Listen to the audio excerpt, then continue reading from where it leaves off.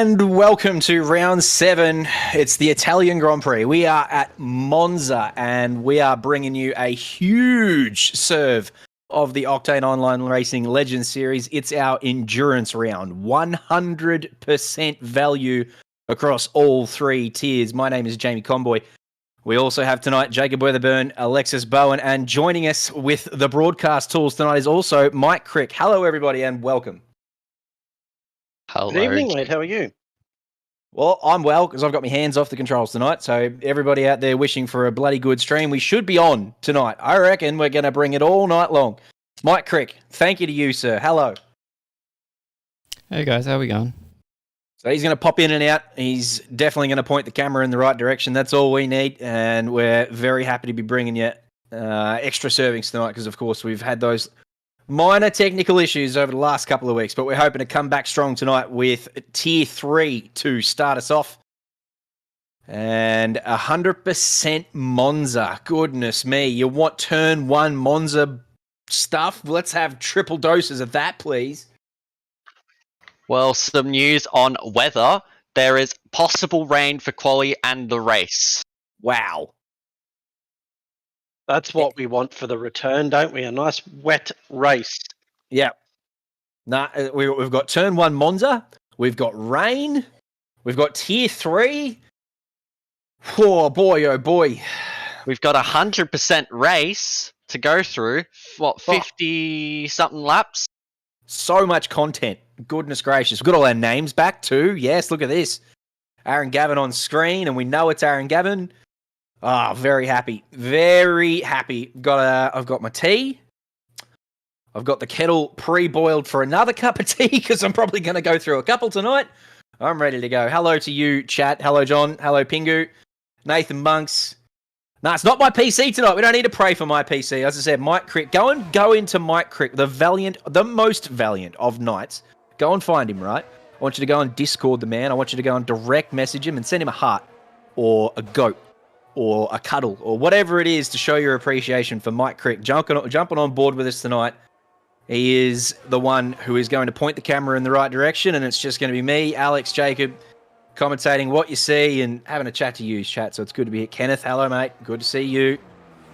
Very, very happy to be online tonight. It's a big relief. Yeah. What are we looking at for lap times around here? I have not seen any of practice this week, so I have no idea what sort of lap times we're looking for from Tier 3. What were they doing in the real life F1s last night? Snuck into the 120s, didn't they? So we're getting close to that tonight, Alex? I think we're going faster than the 120s. Wow. In Tier 3, I reckon the best you could see would probably be, or maybe at most, a low 20, a high 19. And I'll probably be fairly similar for Tier 2, sort of mid to high 19, possibly into the 18s for Tier 1. Goodness gracious, the 18s. Wow. All right. Okay.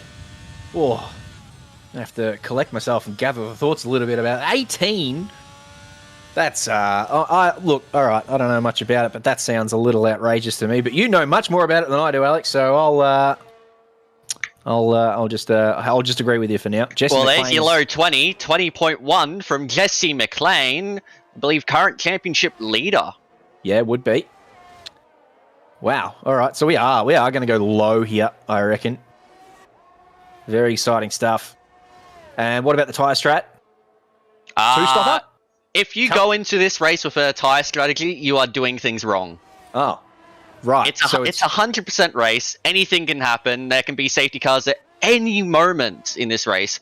Typically, the game wants to suggest to you a medium hard. However, the softs aren't too bad around here, and they can last you a fair while because it's a 100% race.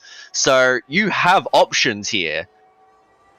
No, good. That's what I want to hear. I want to hear mediums and then followed by hards with the option of softs. That means that the tyre strategy is going to be all over the place. And throw in the fact that it could rain as well.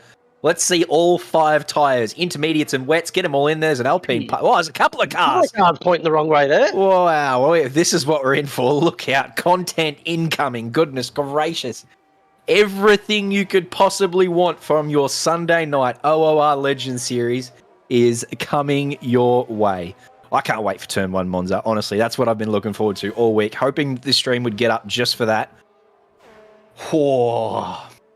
Well, Tier 1, they should sneak through there pretty cleanly, but I think Tier 3 is going to be a cactus fest. well, this track is pretty notorious for having very questionable traction. Like, you have to run extremely low downforce. I think you'll see quite a few actually run 0-0 wings. Wow, what? I thought that was a cheat. Is that to turn your car into a rocket? Pretty much. Bowl's saying the cars can get to 347 k's an hour because of the setups. That's ridiculous. And that's without DRS and stuff? So anyone in the slipstream might be getting a bit more than that, or?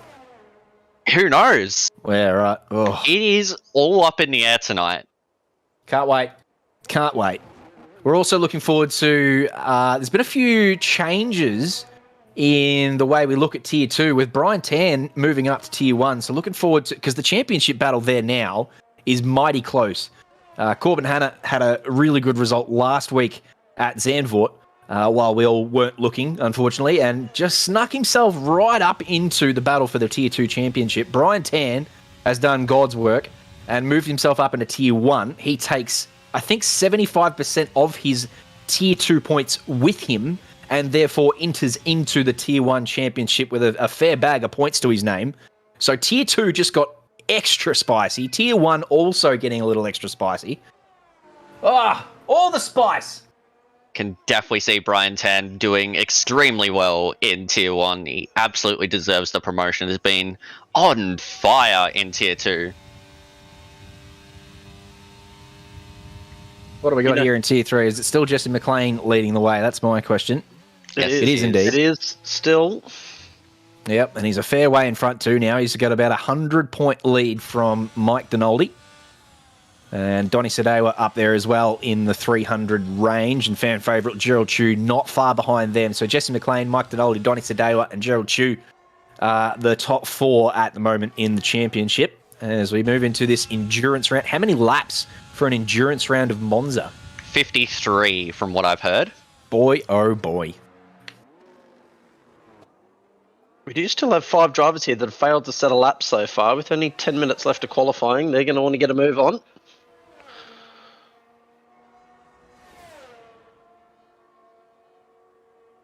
Tom Maloney's had a couple of issues already on his flying laps. We've seen him pointing backwards probably twice so far.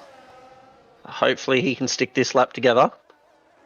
It is very tricky to really get a lap stuck around here just with how the curbs are, the traction around some of these corners. I mean, you will see drivers using very different gearing. Some will use 5th through the Lesmos, others 4th or 6th. It's really just, yeah, lots of different ways of going about this track. Good to see him back too, Ginger Peeves. He took a week off last week just to try and recover himself, and he's back on track joining Jesse McLean in the Williams shed. So I do hope he has a good result tonight, Tom Maloney. But as you said, Alex, before, with the 0-0 wing setup or something close to that low wing setup, we've seen a lot of people having trouble this season with traction, which should be exacerbated by the fact that we've got such low wings. So, yeah, it's going to be interesting to see how they go for 100%. I just can't get over the fact we're doing Monza endurance. It's going to be good. Here we go as Joel Barry gets a bit crossed up there too, coming out of Scary. Catch. It was a nice catch. I think that's a spot we're going to see plenty of death there. That Exodus Ascari has been deadly in the last couple of games, so this one probably even more so. Donny Sade was down there in P13 as well with a 152, so he hasn't put a good lap together yet either. But is anyone going to beat that 120.1? No one's been able to get close to it so far. Tier 3's done this a couple of times in the recent weeks of putting a lap together, and then no one's able to beat it after their first run. Yeah, 8 minutes to go. Track likely to evolve. I reckon but DRS is disabled. It's raining. It's raining. I was just going to That's say why the track's everyone's going to evolve. disappearing. It's not going to evolve anymore. Nope. So that means Donny Sadewa is stuck in P14 with a 152.6. That's The two not rapid, McLarens- Donny. The two McLarens still have not set a lap, but they're not going to get any quicker than that. 152, so unfortunately they're going to be stuck in P15 and 16 as well. You'd be surprised. Oh, Donnie's gone up to P13. Never mind. He's just shut us up, hasn't he? He's got that right at the death. I mean, he had plenty of room to improve, but no, that's still pretty handy doing that on soft tyres in the rain. So nice work, Donnie.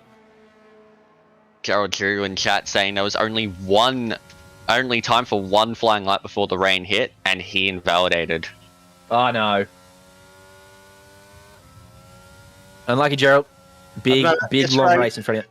Yeah, this race being 100%, it's just going to be about survival. It should be about 90 minutes behind the wheel. So outright pace, I can't imagine, is going to win this race.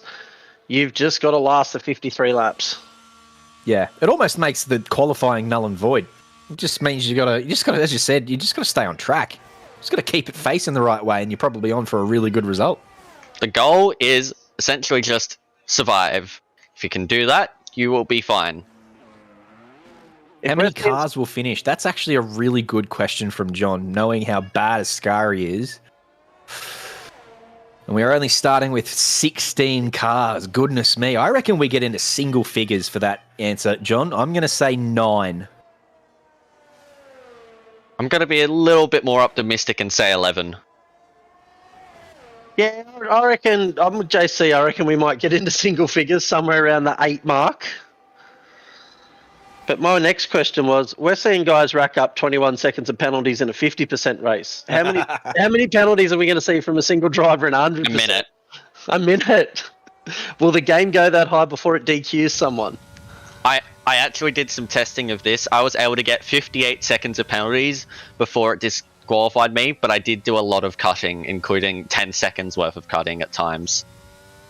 Yeah, I actually don't know what the answer is there, because Mull did some pre-season testing with Franco and I at Hungary, and he got up to, I think he got into triple figures for penalties, and it didn't disqualify him. So I don't know whether it's different per track, or, as you said, Alex, maybe the different sorts of penalties catch the ire of the stewards a little bit more harshly than others, so I'm not sure where that lands. But yeah, there's going to be a stack of penalties. And I feel like we're being I did think we were being a little bit tough on Tier 3, but after the shambles that we had the last couple of weeks, I'm not so sure anymore. So, well, I don't know. It's all about content, and that's what they're bringing us. I don't mind whether they keep it on track or not. Jesse McLean's queuing the rack. He's not going to improve. He's had enough. Yeah, I think a lot of them are starting to now. I'm not sure you're going to see any of the guys go out on track, because no one's going to improve their times from here on, except for maybe Lockie James, who still needs to set a time. I believe he's currently on a lap right now, is Lockie James. Of course, it won't be the quickest lap in the world with these conditions. But he's out for a lap nonetheless. I mean, what this does give these McLaren drivers is it gives them an opportunity to test out the slicks in wet conditions. So the weather forecast is for a dry start to the race, but then almost immediately into rain. But it's only a 22% chance of rain. But if it does rain, it's going to be heavy rain. So the weather, it's just, who knows what we're going to get. So do you run dry setup or wet setup? What would you gamble on? Oh, Dry setup purely for the speed. And then just hang on if it rains? Pretty much all you have to do is just survive. Sure, you could probably risk putting a little bit more stability on it, but if it doesn't rain for that long, then you're in a bit of strife. Yep, Jacob and I both feeling that pain after starting on wets on Thursday night in Indianapolis. I was hoping no one would bring that up, because by the time the formation lap was done, those wet tyres were on fire. Yeah, I did exactly the same thing. The safety car was the worst thing, because it stayed out for 2 laps, and I think my wets hit about 38 PSI. Yep, it got really ugly really quickly. I was praying that the rain hung around for at least the first stint, and it just didn't. It did. It stopped immediately. There's someone dead in the background there. I think that might be Tom Maloney. I don't know if it was an Alpine or a Williams. They all look the same, those blue bloody Formula One cars. But a couple of deaths occurring now as these drivers go out there and put on the show for the crowd. As we said, there's no real chance of anyone improving, so all of this basically just to get a feel for the wet. None of these drivers would have done any wet practice, so it's not a bad shout, just chucking the inters on and going out there and getting your eye in a little bit with 3.5 minutes to go. driver who made the mistake was Aaron Gavin, who's coming into the pits now. Well, I mean, at least we know what it's like to commentate over a practice broadcast now.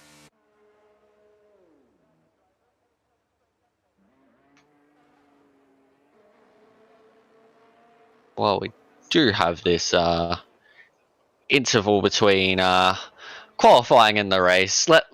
Let's go full on Sky F1. Since we're basically just a practice broadcast at this stage.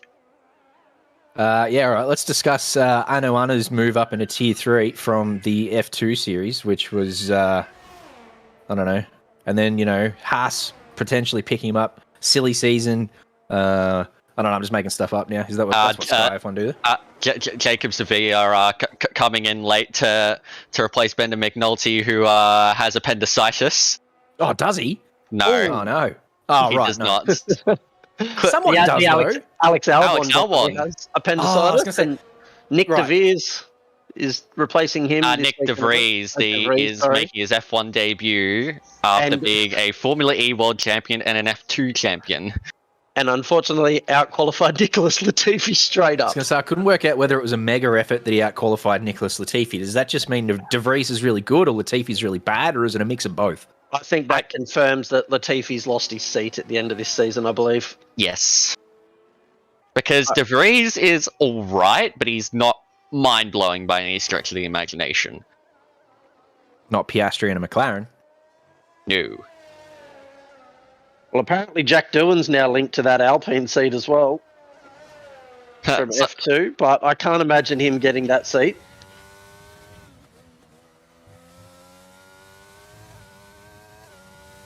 Why is Bender not here? Does he doesn't really have appendicitis.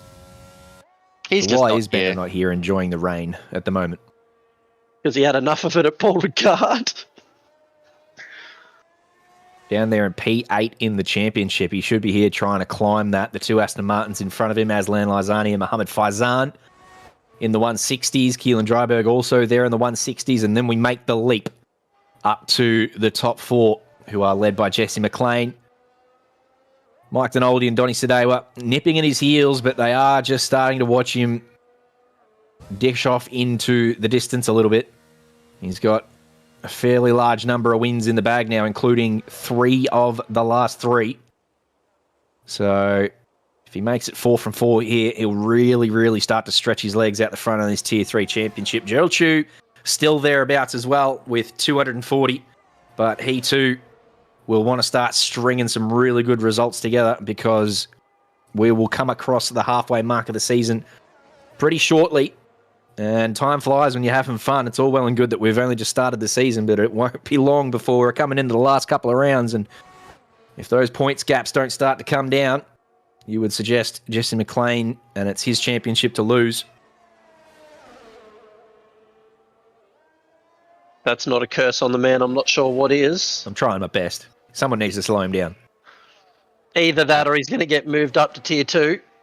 Or he rejoins the track unsafely. I was going to go to the rejoin. And we just boot him out.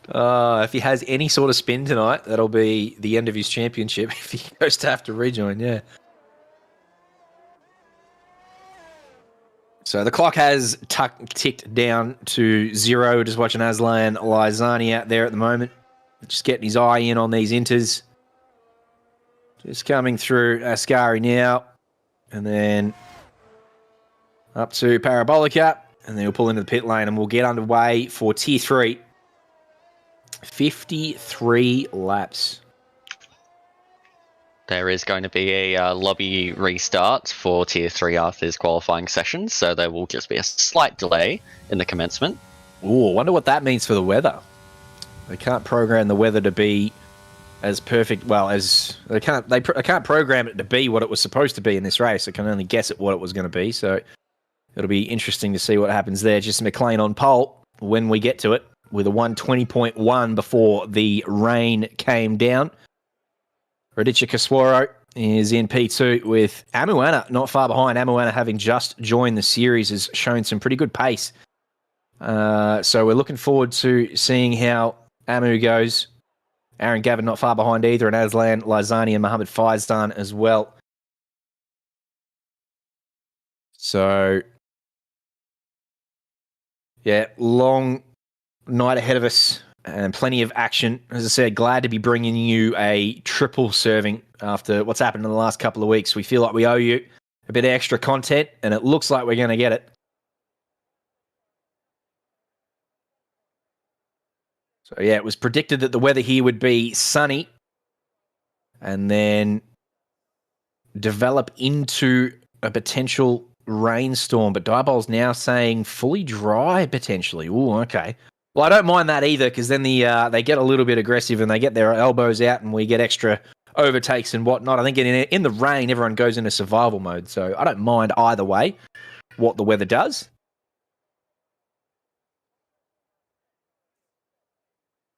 Yeah, a full dry race will mean that there is a lot more aggression and a lot more action, as well as allowing the drivers to really push themselves to the limits.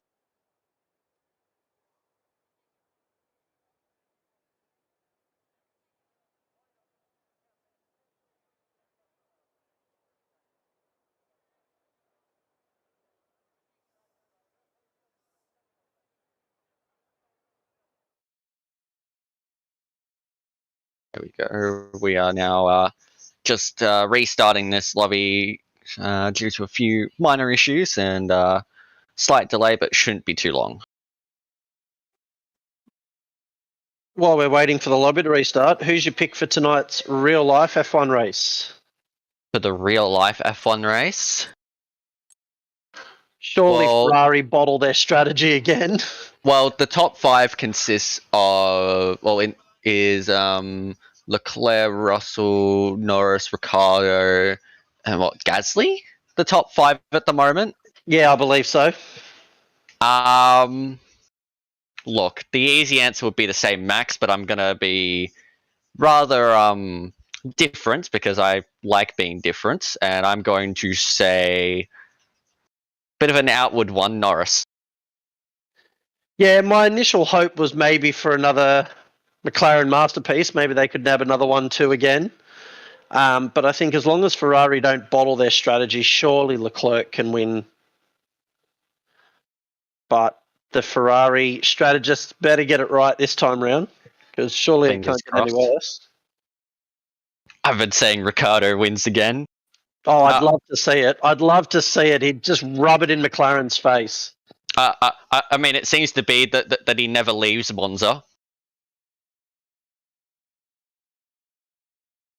It was the sprint round here, though, last season, wasn't it? Yes, it was a sprint round last season.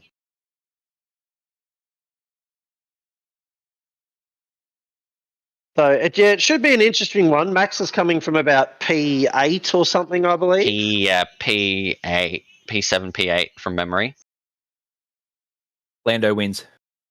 Oh, yeah, P7 because De Vries is starting 8th. Lando wins starting from P3 or something, isn't he? Lando wins it tonight. Yeah, 100%. Yeah, Lando P3. No, Lando P1. He'll win it. He'll win it from P3.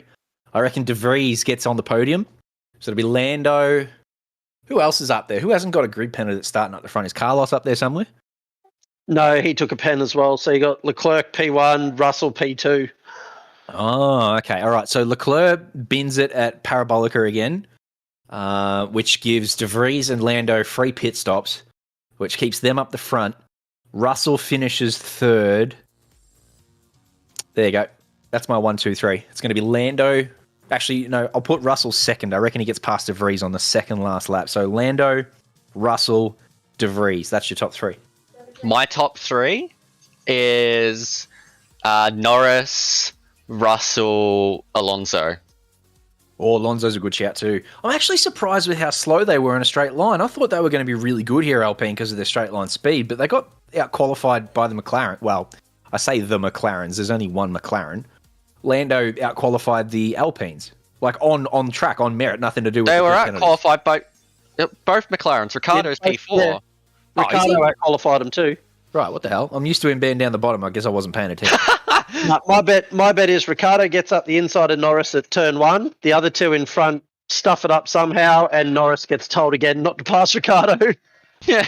Oh.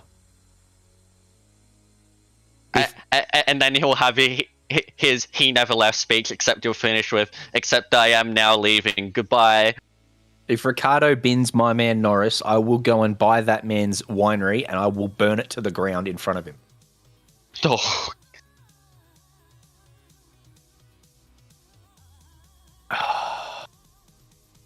So you've been just warned, quietly watching the F3 race in the background. They're currently in a championship fight themselves, and well, if things play out a very, very certain way, the top 4 in the championship could be tied on points. Exactly tied on points at the end of this race, if everything goes according to statistics. I did see your calculations on Twitter, so that's a lot of hard work you've put into the abacus there. What happens if there's a 4-way tie? I guess they do a count back, and whoever's got the most... It goes to count back, and it starts with wins, which it would go to wins because one of the drivers who could tie for 4th, Isaac Hadjar, has 3 wins compared to Maloney and Martens on 2, and then Behrman on 1. So there is a bit at stake, but it has to play out a very specific way, which would include none of those drivers winning. I do love a good close battle up the top, but when it's that close, that's pretty crazy. It is incredible. Probably these guys are close to getting the lobby up and running again. Yeah, Nathan Monks reckons they're not too far away. Sending his prayers to everyone at turn 1, including the marshals, who'll have to get their flag waving arm out. There's a 95% chance of a yellow flag at turn 1. Well, I mean, with how slow the cars have to go through there, the game just thinks, oh yeah, there's been a crash, yellow flag. It's like the Monaco hairpin.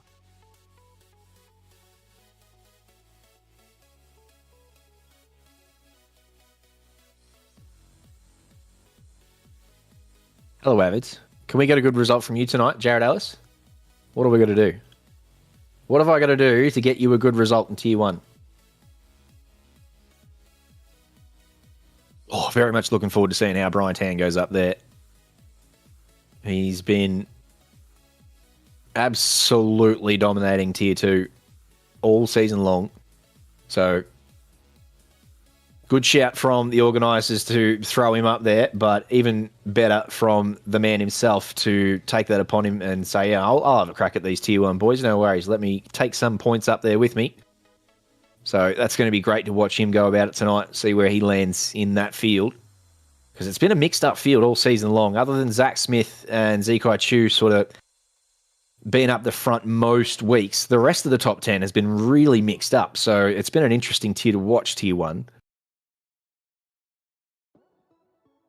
And Tier 2 is going to be I'm actually really looking forward to Tier 2 more than any other tier, just because of how close that battle is at the top now. Once you take Brian Tan out, he's a really strong outlier in terms of how many points he's got. So once you take him out of there, the top 5 or 6 positions now, all really close. Pingu, Diabol's up there at the top, but there's a couple who aren't far behind as well. So 1 second, may just need to get this overlay down, but as the race is about to get underway. Yeah, just finishing the formation lap here. Let's get ready to go. Down to turn 1. Alexis Bowen, take us away. Well, here we go then. We are going to go 1, 2, 3, 4, 5 red lights, and they're being held for a little while, and they are underway.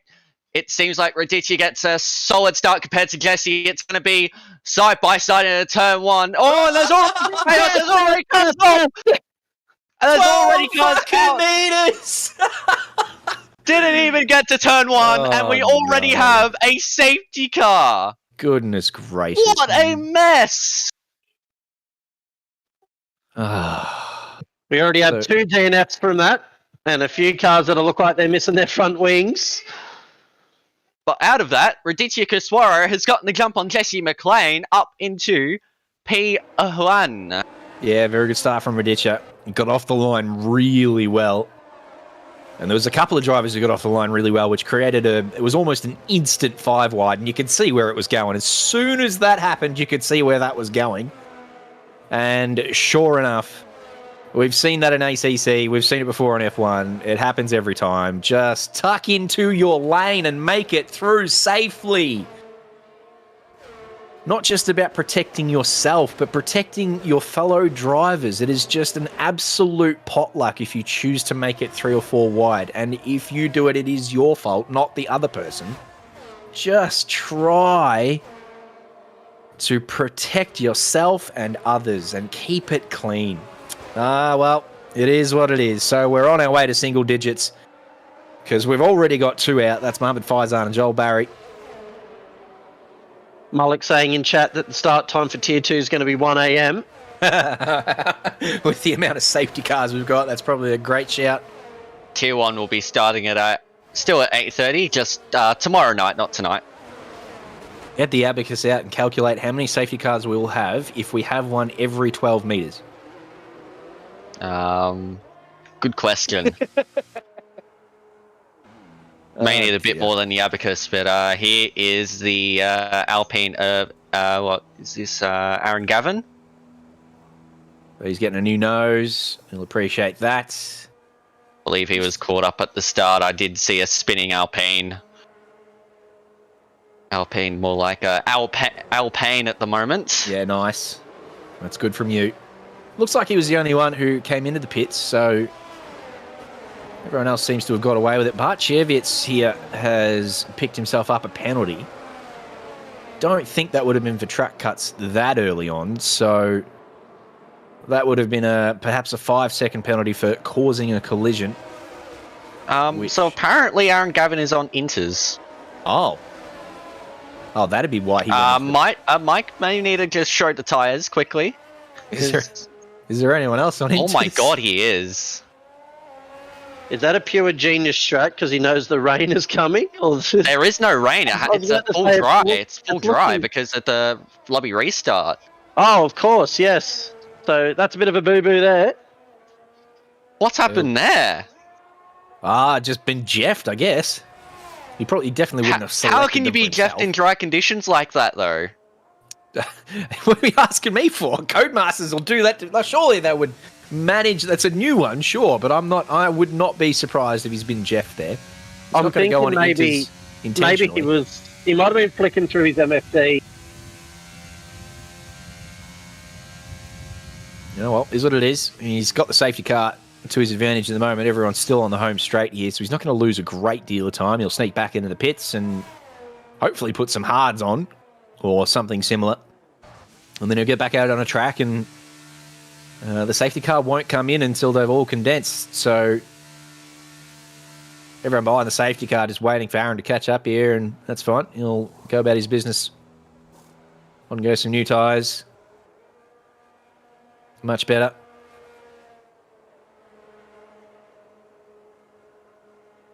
Seem to be a bit better than the inters that he had on before. So do the hards make it the whole way? Are they going to make it 53 laps? Or are they going to be really in trouble by the end? I don't think so.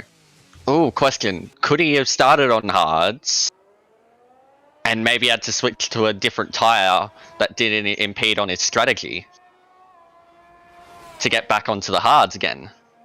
Oh, intentional intermediate tyre change to give him the option of going on to fresh mediums later on that haven't been scrubbed up here in a safety car lap. That's not a bad shout. I mean, it's lost him no time, and he's going to have fresh tyres. So, hindsight, whether or not he meant it or not, if he did, it's huge brain. I think that's a great call from you, Alex. Because now he's got fresh tyres later on. Pingo reckons he's out here playing 4D chess. I was about to say. But hards will only last about 40 laps, so they wouldn't have gone all the way to the end. I mean, you could try, but you wouldn't make it. Although, to be fair, there's probably going to be more safety cars.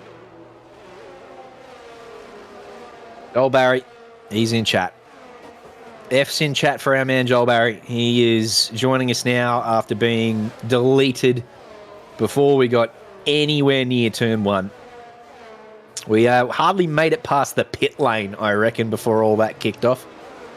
So Mohammed Faizan and Joel Barry, F's in chat for those lads. They are out of this one really early. They get a chance to chuck the kettle on and put their feet up and watch how the rest of this goes. And they get to put some bets on as to whether or not we finish with double figures or single figures in terms of number of drivers. I think we're well on the way to single figures here. If it kicks off like that again. Safety car will come in this lap and we'll get underway in single file this time. I think that'll be the last time I ever call a race start. Surely we can get through turn 1 this time if they're going single file. I think there's a chance we get down to turn 1, but I still think there's a really high chance of drama at turn 1. You've got your slipstreams all the way from Parabolica. Someone's going to get a bit of a slow start. Someone's going to get a really good start. There's going to be, again, it's still going to be chaos, I reckon. It's currently P4. Chaos. Nice. You're on fire tonight, by the way. Really good from you so far, and we're still early on. Having the multitask has upped my awareness a little bit. Trust me, watching F3 and keeping an eye on this is a task in itself. A brain bender. As we get ready to go green again, round 2. Your turn, Jacob. Let's see if we can get through turn 1 this time. As Radici Caswaro leads them round. Got a good mix-up of tyres here. Radici got a bad start. Jesse's already up on the inside of him there. He's had to get out of it. Oh my god. Teko Mwano's having a look around the outside. We're going to go 2-3 wide into turn 1 again. Everyone on the brakes. Looks like everyone's got through there relatively clean this time round. Great job, Tier 3. That's how it's done. That's better. And we move on to the rest of what is now lap 5. Jesse's having a look here. He's got the fresher tyres. He's gone very deep there. He's going to have to give that position back. And he does so. We've got another yellow flag. Couple of drivers with penalties already. Gerald, two around the outside if you don't mind. Yeah, nice, Gerald. That's a good move. Took advantage of the error from Jesse Mclean, who Jacob pointed out would have to address that spot and did so. Jesse looking pretty hot on these tyres, though. The obviously got a low wing setup because in a straight line, this Williams is looking pretty quick. There's a yellow flag back here being waved by Mario. We have another safety car. Oh, we do. Oh, we do too. Safety car number 2. And no one even died. No, that's very odd. No one's DNF'd, yet the safety car's been called again. John pointing out something very key. Jesse with a decent rejoin. He has marked himself for life, that man. He's got a lot of redeeming to do.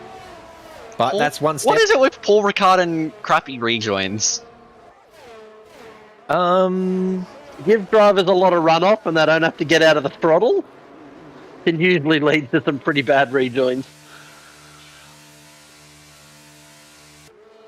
Oh, yeah. Benders. Here we go. Every time I watch Benders, I can't believe he made that decision. But then I saw Jesse's as well, and it's just poor decision making. But you're right. What is it about that extra runoff that gives people the? I don't know. Anyway, I'm not getting into it. What was that safety car for? That was a good question. I reckon Risky and Sevilla came together. Yeah, it looks like they've both had to put new front wings on, or I know Jacob has anyway. But being the only 2 cars that pitted, I dare say they were the cause of the safety car. But it's very odd to see one literally straight after one when no car DNF'd. Might be one of those nights now where Bert Myland is going to do more laps. Yeah, we don't usually see the safety car come out that quickly after another safety car, do we? Very good shout. Oh well, here's what it is. We line up. We'll probably do one more lap under the safety car and then we'll go for take 3. Yeah, we've got to go again. Every time this happens, we get to line up and attempt turn 1 again. wonder if we can have a little look at what tyres everyone's on at the moment. We've got a couple of drivers down there who have done 2 stops, 1 stops. There's some softs that have gone on to those who have done stops. But up the front, there's a large chunk of mediums there behind a soft and a hard. So there is a lot of different tyres out there. Yep, I'll have a go. I'll call this restart. I'll get us through the next couple of laps safely. That's what I do, and I'm sure Tier 3 will join us in delivering a very safe restart here, because that's what they're all about. They are all about safety tonight. You can see that by the amount of safety cars we've had.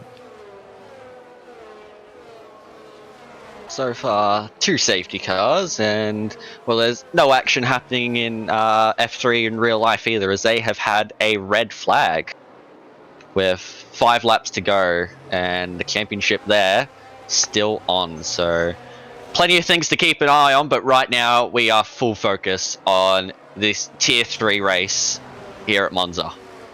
The safety cars led 6 of the 7 laps, I believe, so far. Maybe all 7.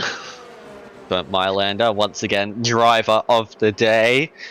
I mean, the safety car is always driver of the day, just doing fantastic things. Even in ACC at Hungary, rolling out of the pits, that is a wonderful sight to see, always. The safety car driver doing wonders there. And there you go, safety car in this lap. So, JC, it's time to get the boogie on. All right, let's go. Easy as you like, Tier 3.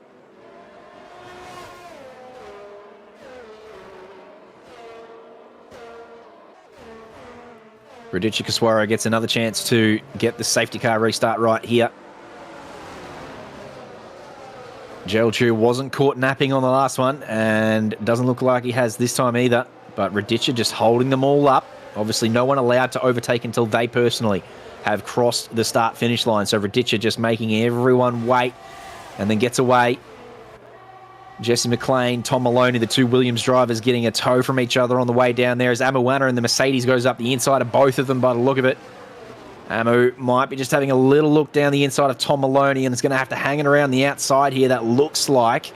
Just going to make that one stick, Amuana. No, Tom hangs on to P4, so nice little battle through turn 1 there. Everyone gets through cleanly. Good stuff. Yeah, nice, clean Radici Caswaro did do nicely in holding everyone up and then making sure had the space and cleared Gerald Chu, who hung on nicely down into turn 1. But you thought it was going to get really messy as everyone was condensed, but they managed to sort it out nicely. So it only takes a couple of restarts for Tier 3 to work out how to get through turn 1. And they managed it. We're now into lap 8. Clean restart there from Tier 3. Of course, we did have that condensed field at the start. I believe Radici was a bit too close to the safety car, and the game stepped in and applied the brakes. Death off to the left-hand side there. Yeah, someone in the wall back there. Sorry to cut you off there, Alex. Out. Aaron Gavin has brought out another safety car. No DNF and our 3rd safety car. So we still haven't got through 1 lap of racing yet. Do they have the safety car on increased? I don't think so. They probably should have the same settings as last week. I'm not sure. Because does a 100% race up the chance of a safety car? Is that a thing, or? No, it should not. It shouldn't. A car there that looked like their pit crew was bringing out intermediate tyres. That is Aaron Gavin who just hit the wall. So I reckon my idea was right. He is actually going onto the inters to get back onto the hards in another pit stop. Because he is definitely putting the inters back on in that stop. Well, that's all 3 of us who have now called a safety car down into, well, the first lap or turn 1 or whatnot. Might have to get Neil Alexander or Frank Frankfurt in here at this rate just to try and get through cleanly for a couple of laps. Is there anyone out there who can call a clean restart? Did you just say Neil Alexander and clean safety car restart in the same sentence? Probably a bad shout, wasn't it? At this rate, we're going to have to refuel the safety car. No, the safety car is equipped to run the full race distance because it pretty much has to. Like, we're pretty much 10 laps in, and we've only had safety cars. So yeah, Gerald Chu has fallen back through the field. Well spotted. Jesse Mclean had an issue after the restart too. Jesse went from P2 down to P7. Has now moved back up to P5 at some stage after a couple of drivers pitted. Gerald Chu, as you said, Jacob, one of those. So Jesse made an error at some point behind Radici Caswaro, which I think we just missed. And he's, fallen back through the field. So Donny Sadewa, Amuana, and Tom Maloney as well up there in P2. They've all jumped Jesse Mclean.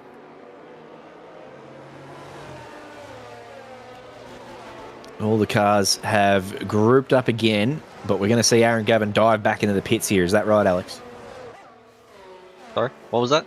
Aaron Gavin's going to dive back into the pits here and get those inters off. He should do, yeah, and he is in. Hello, Bender. What have I missed? Well, you have missed a lot of safety cars. I don't know where we start. But it's been a lot of safety cars. Only one of them has been warranted. We had Alex Bowen absolutely cursed the crap out of the first. When we got off the line, we had a 12 metres moment, and that was totally Alex Bowen's fault. And then we had Jacob call the restart, and there was a safety car on that lap, so Jacob cursed that lap.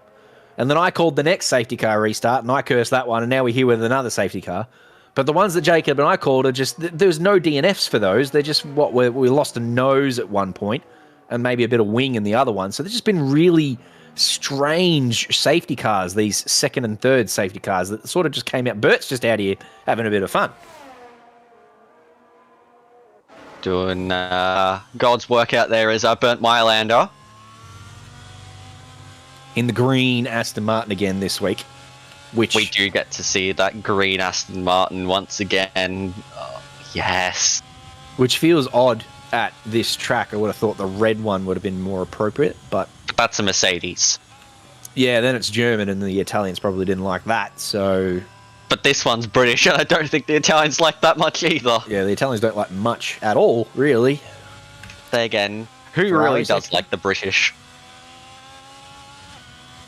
Just a question, not an opinion. Just lobbing that out there. I took it as an opinion. It was very pointed. It's a 50-50 question. Do you like the British or do you not? I love the British for their sport. Safety car is confirmed to be on standard, so this is really just... This is dumb. Just F1 things. Damn you, Codemasters! But we did say it was going to be like this tonight. I'm surprised by the amount of safety cars, but I'm not surprised by the amount of errors. We've seen in the first 6 rounds of this series that traction is at a premium. We've seen a lot of drivers who are usually really high quality make simple errors, just getting too greedy on the throttle. And rather than pointing the finger at them and saying they need to get good, I'd suggest that this game is really, really difficult to get the traction down.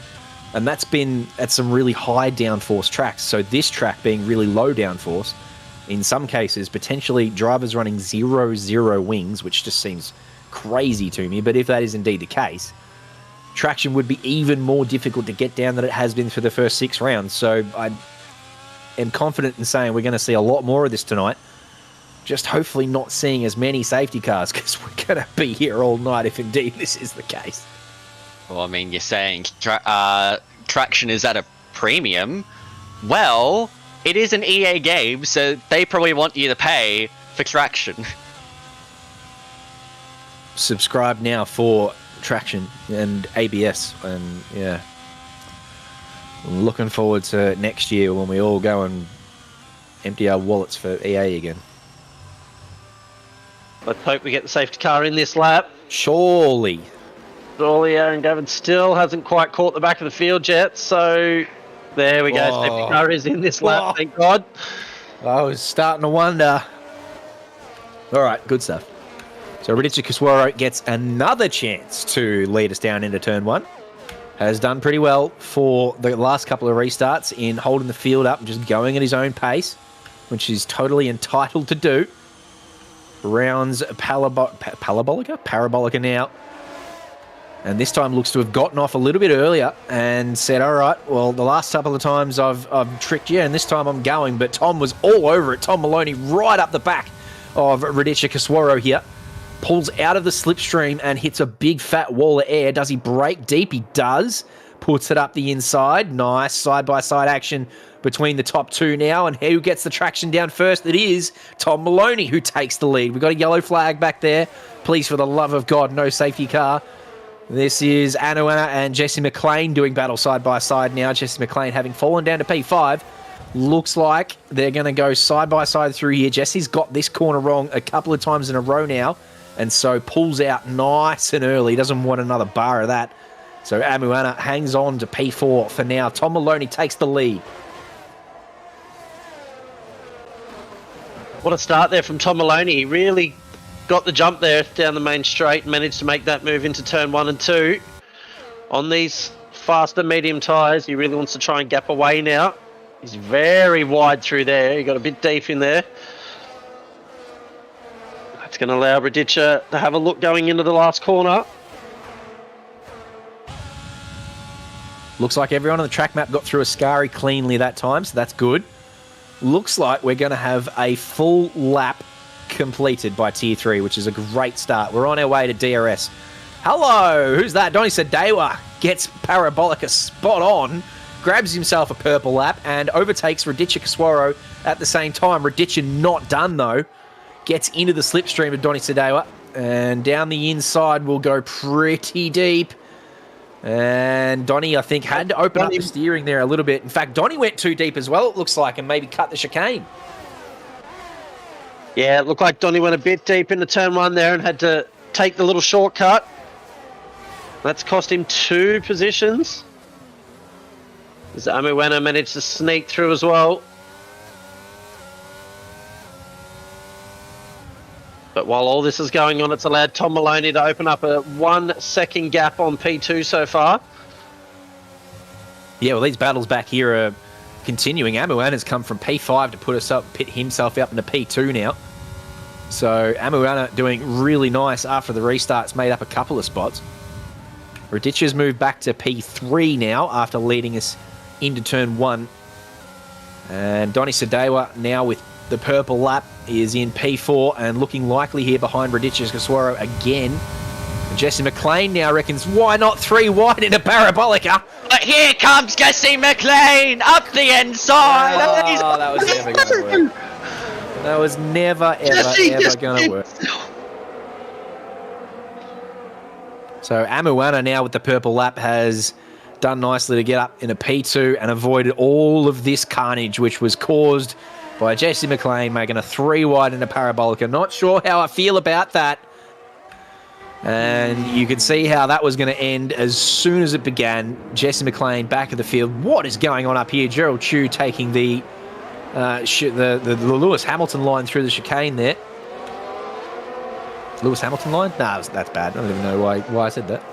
Sorry, Lewis. It's a line. As they try and settle back down again. There's no safety car this time, so we continue on with the green flag.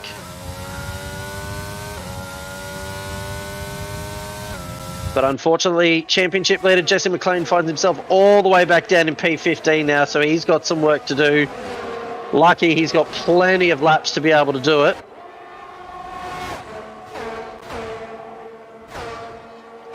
But I'm not sure 3 wide through Parabolica was the right idea.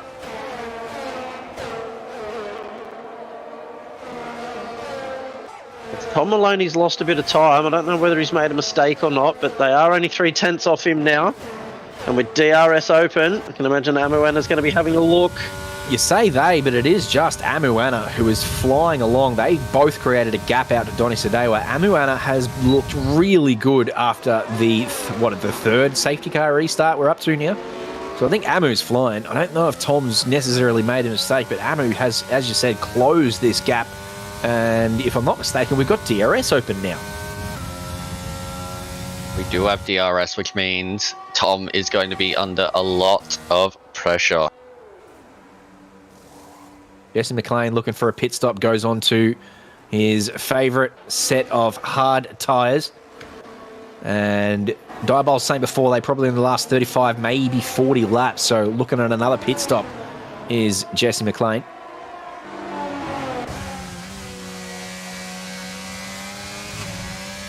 Yeah, if it stays green, if he's able to keep those hards all the way to the end, he'll be laughing, surely, but they won't feel very good. But you're right, out front, it is just Tom Maloney and Amuana. The yellow flying second two, that is lucky games. Unfortunately, just out of Lesmo 2. It's very easy to lose it out of Lesmo 2. It was very similar corners to the Dagners at Suzuka. Amazing that we've had a few spins like that after the safety car that would have prompted a safety car in the first 10 laps, but haven't since our last restart, so that's probably a good thing. We're going to get some green flag running, get some DRS.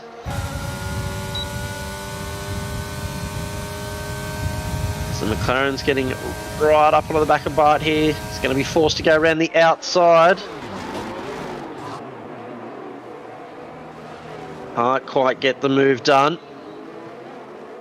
I'm glad to see DRS open now. You see how strong it is, especially down the home straight. So we do have 2 DRS zones here at Monza, but that one down the home straight is especially strong. So we're going to see plenty of overtakes down into turn 1.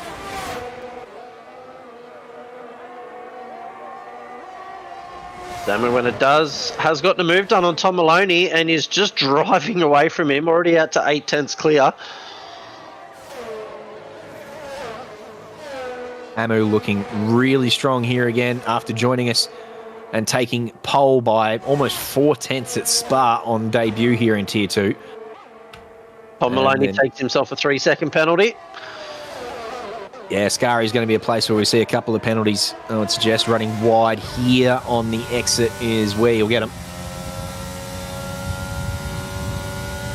Amuana is purple again. Amu is absolutely flying out the front now and has already broken DRS on Tom Maloney. Just flying right now. Is not looking back after getting past Tom Maloney. Just wants to fly off into the distance. Here's the DRS open again for Montreski. Around the outside of Bart Shervitz, who defends the inside, but looks like Mock got that one done well before we got to turn 1. That is Montreski, is it not? In the McLaren? Yes, that is Montreski. Yes, it is. We're starting to see some gaps formed. Donny Sadeh was getting all over the back of Tom Maloney. Then there's 7 seconds back to Keelan Dryberg in P4.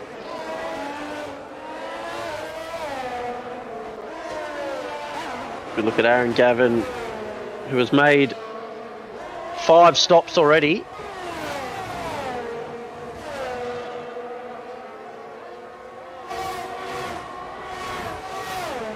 They all sort of settle themselves down in a single file. The occasional DRS zone here.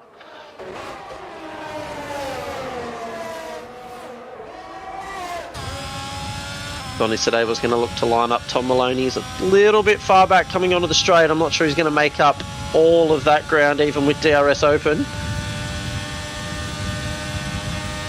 He's going to get very close in the braking zone. And pulled out of it rightfully so.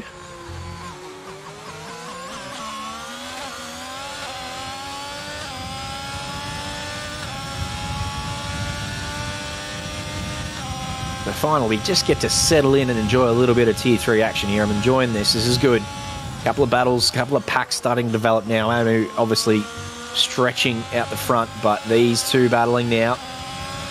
And then a couple more battle packs through the field there. You can see there's a couple of overtakes still occurring, so it's good to see Tier 3 just starting to settle down and enjoy the racing. Bert's gone and put the kettle on, and he's having a bit of a break, so that's good. Able to fill up the safety car nicely now. But, still action out on track. Tom Maloney holding strong against Donny Sadiwa at the moment. But yeah, he's showing signs of struggles. Just running a little wide, mid-corner in a How long do these medium tyres last? Now.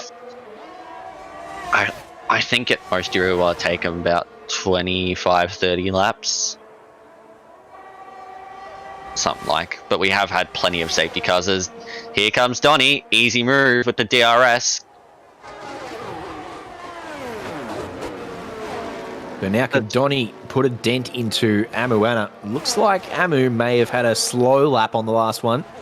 And Donny is just on the edge of that DRS range. Donny's had a couple of poles already and is clearly pretty quick. Currently P3 in the championship, looking for a good result here to close the gap to Jesse Mclean.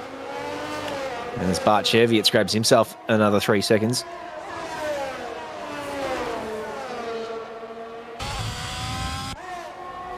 But yeah, Donny is in DRS range as they head into that second DRS zone. So Donny looks like he's going to mount a challenge for the lead. But back here, nice move down the inside from Radici Caswaro. That was on Aslan Lizani.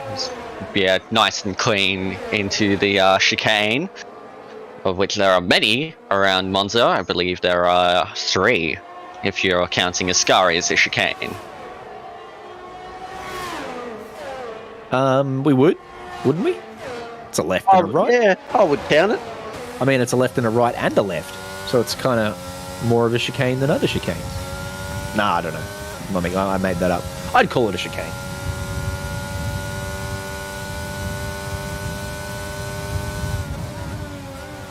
Good risk. He's going to try and get this move done on Bart this time. A lot closer than he was on the previous lap. Should be able to breeze past the Ferrari well before the braking zone. It's not going to be easy though. Bart's trying to hold on. And Bart's still there. Oh, up the inside. Yeah, nah, nicely done by Mokriski. I thought there was going to be a little bit of contact, but Bart aware of the threat from Mock and gets through. There's a McLaren driver. He's spot on, Alex. Didn't make it easy. Bart Chervitz, he defended that as hard as he could, but Mock got it done. Bart's got a lot of ERS too. ERS recovery is pretty good around Monza, so you won't see many issues with that. And with the safety cars, fuel is not an issue because it barely burns off at all. Lockie James has chucked a fresh set of boots on and come out and done a purple lap, so there's a bit of pace down the back of the field there too, but a long way to go for Lockie James. If he's looking to make any dents and get back anywhere near the top 10, he'll have to put a couple of purples in. He's got a fair amount of opportunity to bring it back. There's still more than half this race to go. Aaron Gavin wants to have a look at the Ferrari this time. Bart's going to get DRS on the McLaren in front, so he's going to be looking to make a move of his own into turn 1.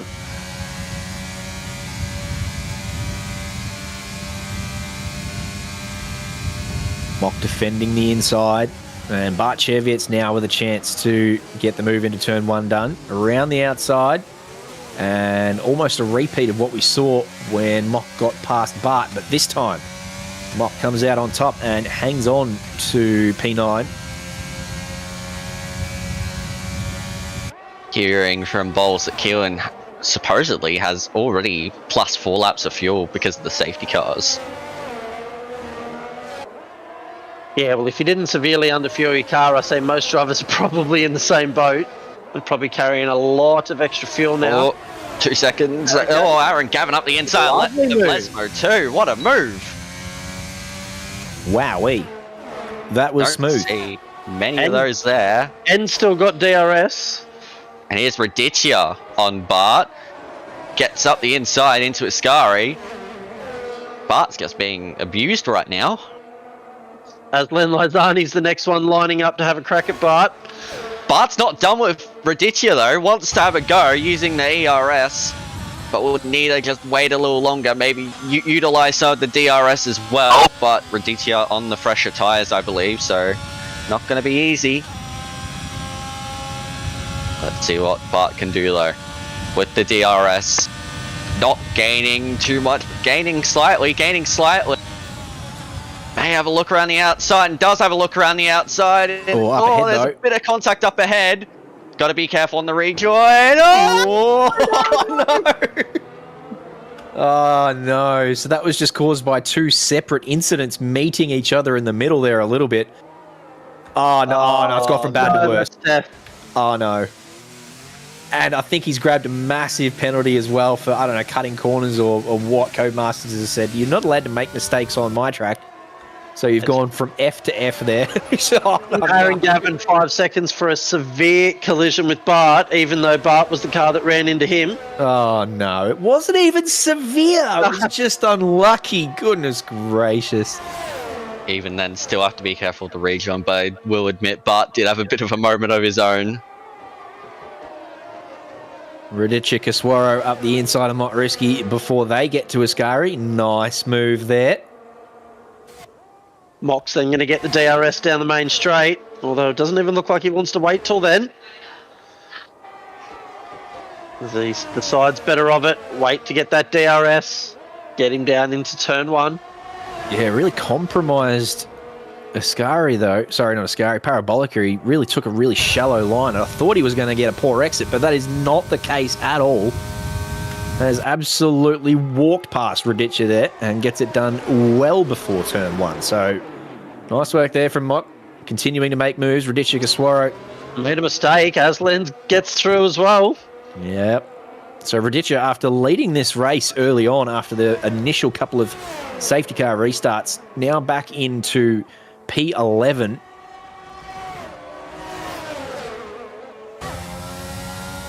But up here, Amuana has had a purple lap a couple of times in a row, but is battling with Donny Sadewa, who's gone into the lead.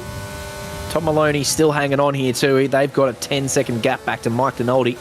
Tom only a second and a half back from these two.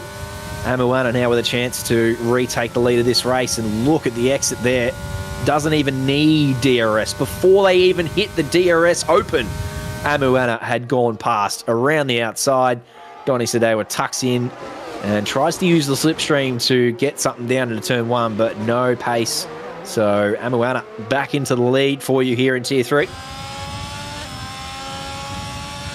Yeah, as easy as you like for Amuana. Doesn't even need the DRS to get past Donny. On lap 24, all these drivers that started on the medium tyres, we might start to see some pit stops soon. I know we had a lot of safety cars at the start, but drivers will be starting to think about the undercuts and trying to work out what their strategies are going to be.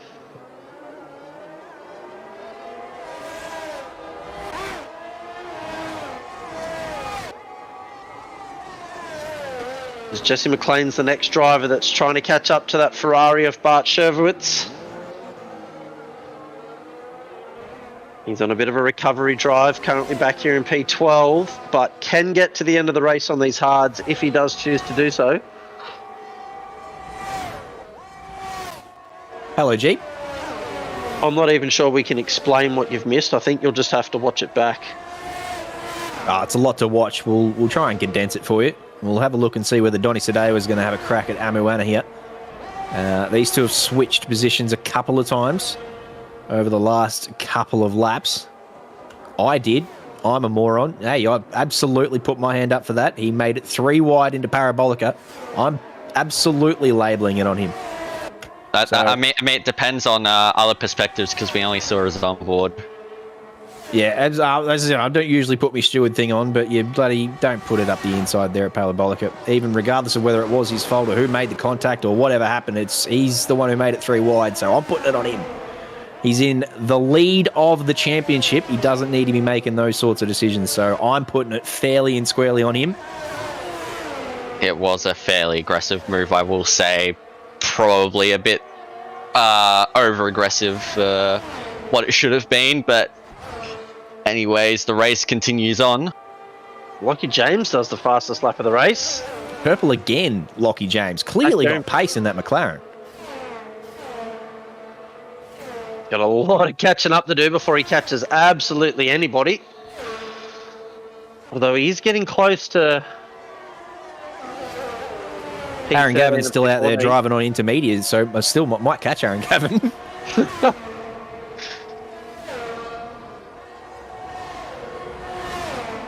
Tom Maloney, I reckon Tom Maloney ducked into the pits back there. So we're going to see a couple of pit stops come through now. different drivers, especially those medium runners, around about the point where they want to come in and chuck the hards on. We're almost at the halfway point, lap 26 now of 53. So a lot of those pit stops that haven't been completed yet, they'll get done pretty shortly. Be interesting to see now. Tom Maloney's made his stop. Do the top 2 pit next lap to cover him off, or are they just going to keep going at it?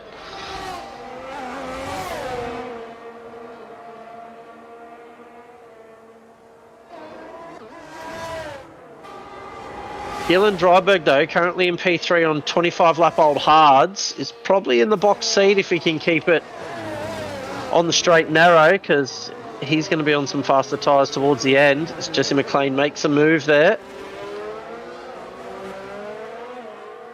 Gets that done. There was a little bit of contact there at turn 1, but they both managed to come out of it unscathed.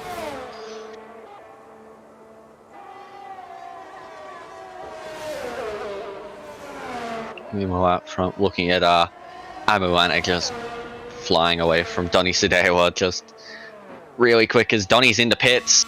Donny has decided to pounce into the pit lane for a fresh set of tyres, presumably hards. Yeah, you're right. Amuana has found a little bit of pace again in the last couple of laps, and they stopped trading positions, and maybe Donny thought, all right, well, now's about the time to get off these skates and go and complete my mandatory.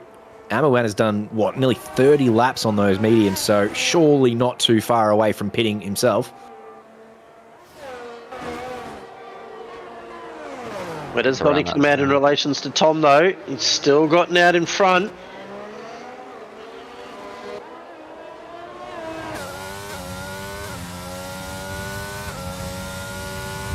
Anything, I think he may have increased that gap to Tom a little bit.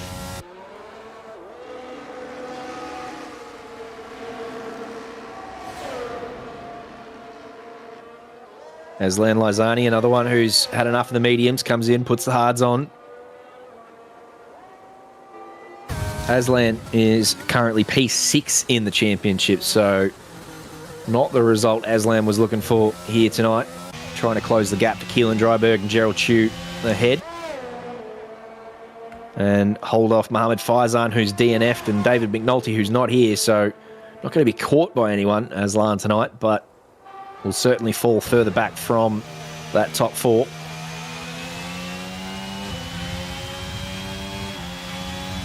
Speaking of top 4, this man is P4 in the championship. Gerald Chu now lining up Keelan Dryberg. He's a long way back, but this DRS is really strong. Look at the suck all the way up. Keelan defends the inside.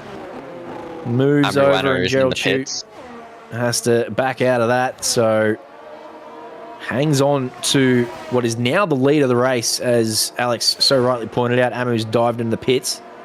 Those tyres are going to be very, very cold, though, so this is Donny's moment to pounce.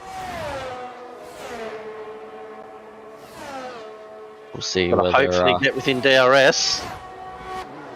Already within DRS is Donny. Just closing in even more. So this undercut may just pay off slightly here for the Ferrari driver.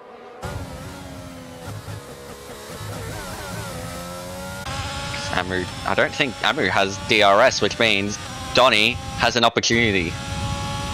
He's not going to want to pass here. He's going to want to get close enough, hang in there to the main straight. A much safer place to look for an overtake.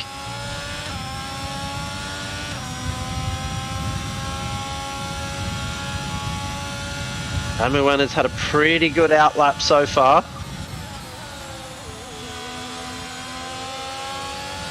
Holding ahead of Donny, and is within DRS. The tyres will be up to temperature now too.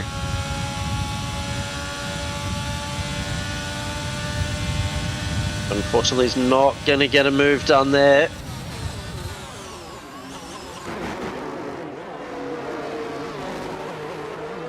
That does close right up. Number one is caught behind Jacob there in P3. The top 3 guys, some of them have pitted already, but I'm assuming they will have to pit again before the end of the race.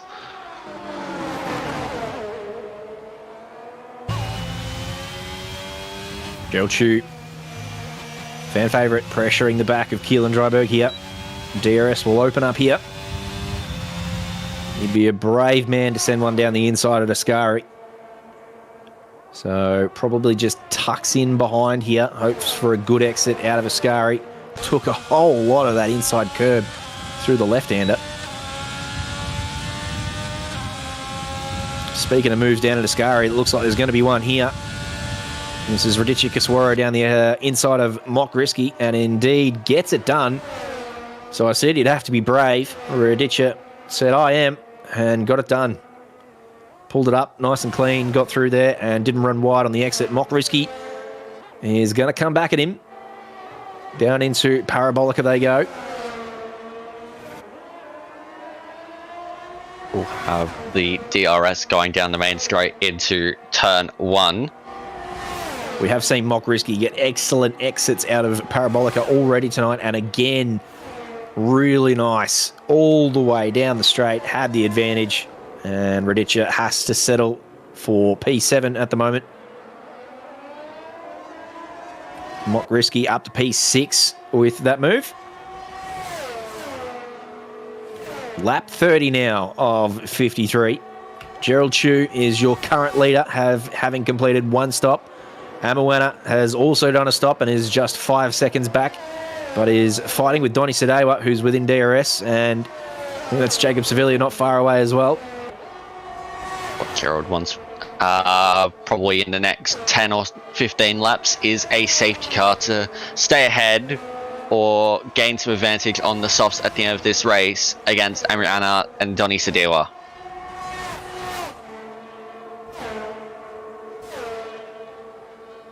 Yeah, late safety car would be really handy for a couple of drivers here.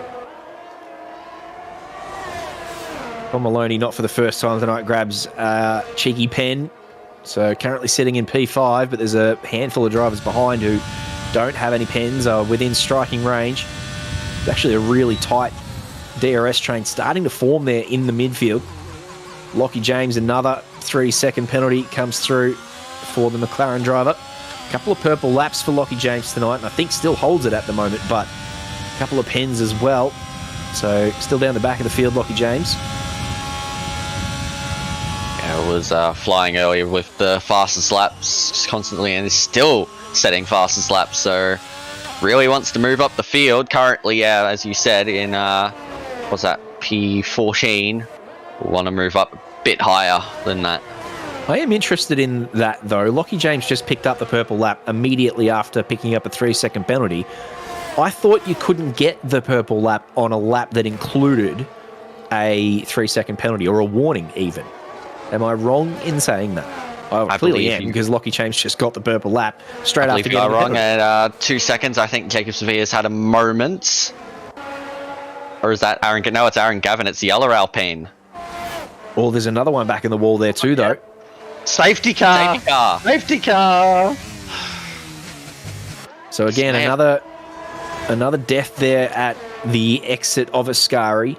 Another one that hasn't caused the DNF, but has been worthy of a safety car. Gerald Chu is in the pit lane, so is taking advantage now. Jacob Sevilla is coming in. Mock Risky is coming in. Mike Dinaldi stays out, but Radicia Kaswaro is in.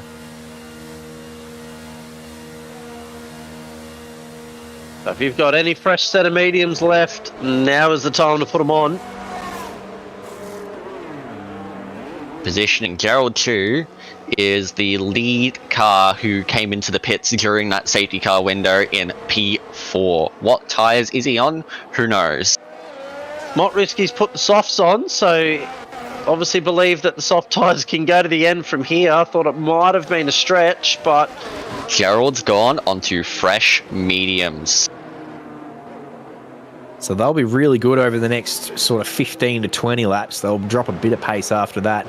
Amawana only done 4 laps on these hards, so I think these front three, they've all done less than 10 laps on those hards. They're going to be looking pretty strong there with track position. Amawana been really quick tonight, so my money on Amu here. With 20 laps to go, of course, still plenty that can happen. Plenty of twists left in Tier 3. But Gerald Chu will think that there's room to move here on these medium tyres. Got the tyre advantage, and that's a whole heap better. Valiant, nice work there. So now, yeah, Gerald Chew on those fresh mediums will think with the tyre advantage, there's some moves to be had here. But Donny Sadeo and Mike Dinaldi, no slouches whatsoever. So an interesting 20 laps we've got in front of us here for the end of Tier 3. It is going to be tight, tight, tight.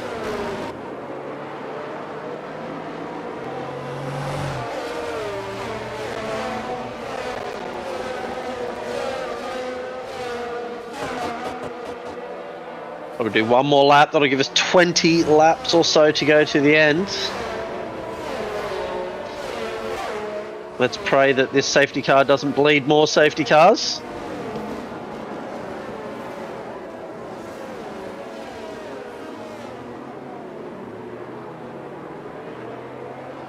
Hats off to Tier 3.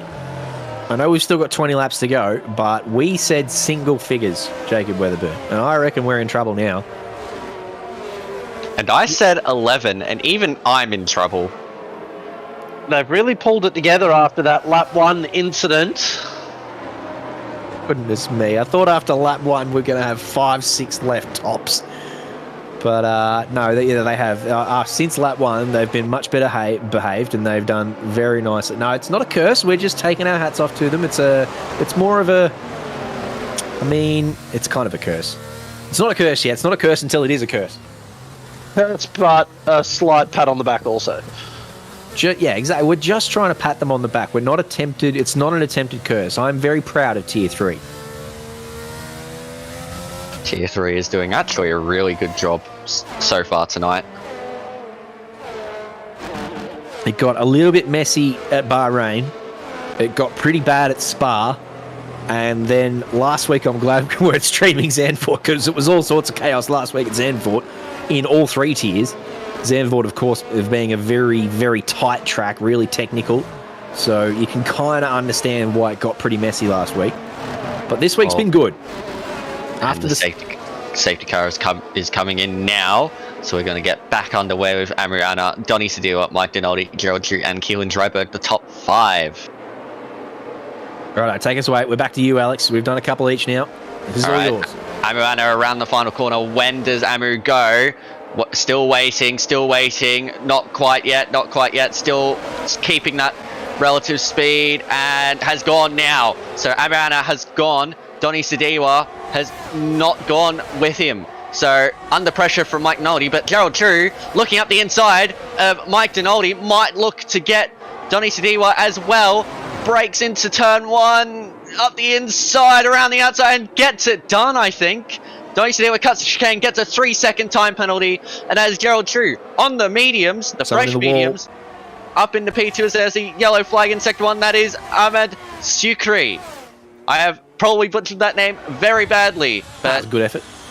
Unfortunate there, just on the exit of the chicane, just gets a bit of an instant as we still have a bit of action going on. Tom Maloney and Lockie James going at it, but Aslan Lazani, Raditya Kiswaro also further back having a go at each other, and I think Aslan won out on that one.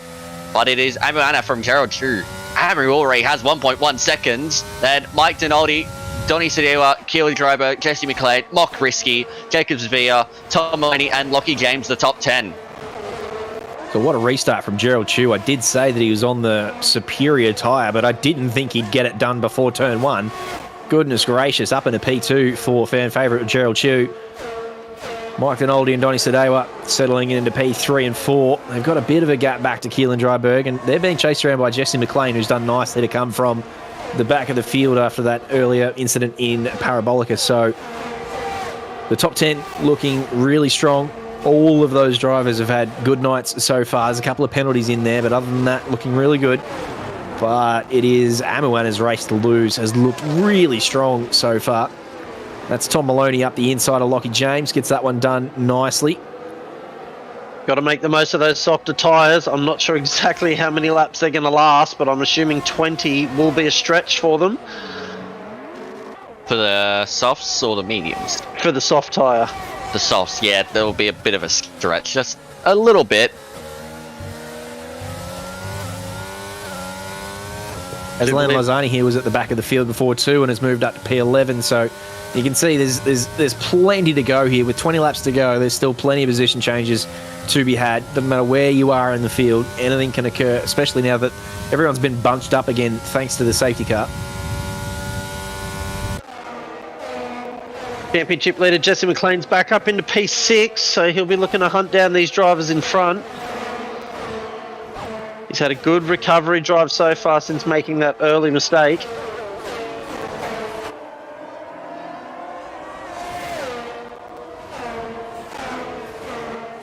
Super restart from Anoana. You can see Amu's used a lot of battery to try and stretch out that DRS gap. Gerald Chu not letting Amu go though, puts in a purple lap as he tries to get back within that DRS zone, but Amu has burnt 60% of battery to try and get out of that, so is just over 1 second clear at the moment. Still got one more lap to go before the DRS opens again. Gerald Chu hanging on for dear life. If Gerald can stay within a second, you would think on those medium tyres he will really start to close the gap and potentially take the lead from Amuana. But we'll need to do that because those medium tyres won't go with maximum pace for the full 20 laps. They'll feel good for the first 5, maybe 8 laps, but once you get past that point, oh boy, you're going to have some fun. Mock here in the McLaren is the other driver that decided to put the softs on during that safety car, currently in P7. And I want to get a move on if he plans on running these tyres to the end of the race. Aslan Lazani picks up a 3-second penalty. Few penalties coming in now. I'm surprised we haven't gotten as many as I thought. It's an easy track to get warnings on, but drivers are managing them nicely. Maybe the heavier fuel load is helping them out. But I believe Gerald Chu is within DRS range of Amuana out front, so we're in for a battle between Amuana, Gerald Chu, and Mike Dinaldi for P1. Yeah, spot on. Mike Dinaldi has closed that gap too, so it really is that top 3 who will be looking to open up the DRS here as we get into the second DRS zone. Of course, they don't get it in the first DRS zone when it reopens. Look at Gerald's ERS though, he's used it all up. Not going to be easy for him. He's going to need to sit behind Amu for a while and just conserve the ERS. Yes, he's lost DRS to Keelan Dryberg in front, so that's going to leave him vulnerable to Mock and Tom Maloney behind him. Super vulnerable, as he's another driver who's used all of his batteries, so much so that he's down to 3% now. In fact, Mock Risky goes through. Bang, up the inside, uses the battery and the DRS advantage to get one done up into Ascari. So up at a P6, Mock Risky. Jesse Mclean falls back to P7 in front of his Williams teammate Tom Maloney. Gerald Chu now, long straight ahead of us with the DRS open. Let's see what happens here. Not going to be close enough to get it done in turn 1, but we'll certainly close this gap right up now and be right underneath Amuana's rear wing. Knock, knock, who's there? It's fan favourite Gerald Chu. Here he is. He's got Mike Dinaldi pressuring him from behind too, so he wants to get this one done ASAP. And then if he can sort of start to stretch his legs on those mediums and hope that Amu, Anna and Mike Dinaldi get into a bit of a battle behind him. As you said, Alex, he'll want to conserve some battery for this last lap, for this last, stint towards the finish. Needs to get this done as soon as possible, Gerald Chu. Well, does he need to get it done as soon as possible?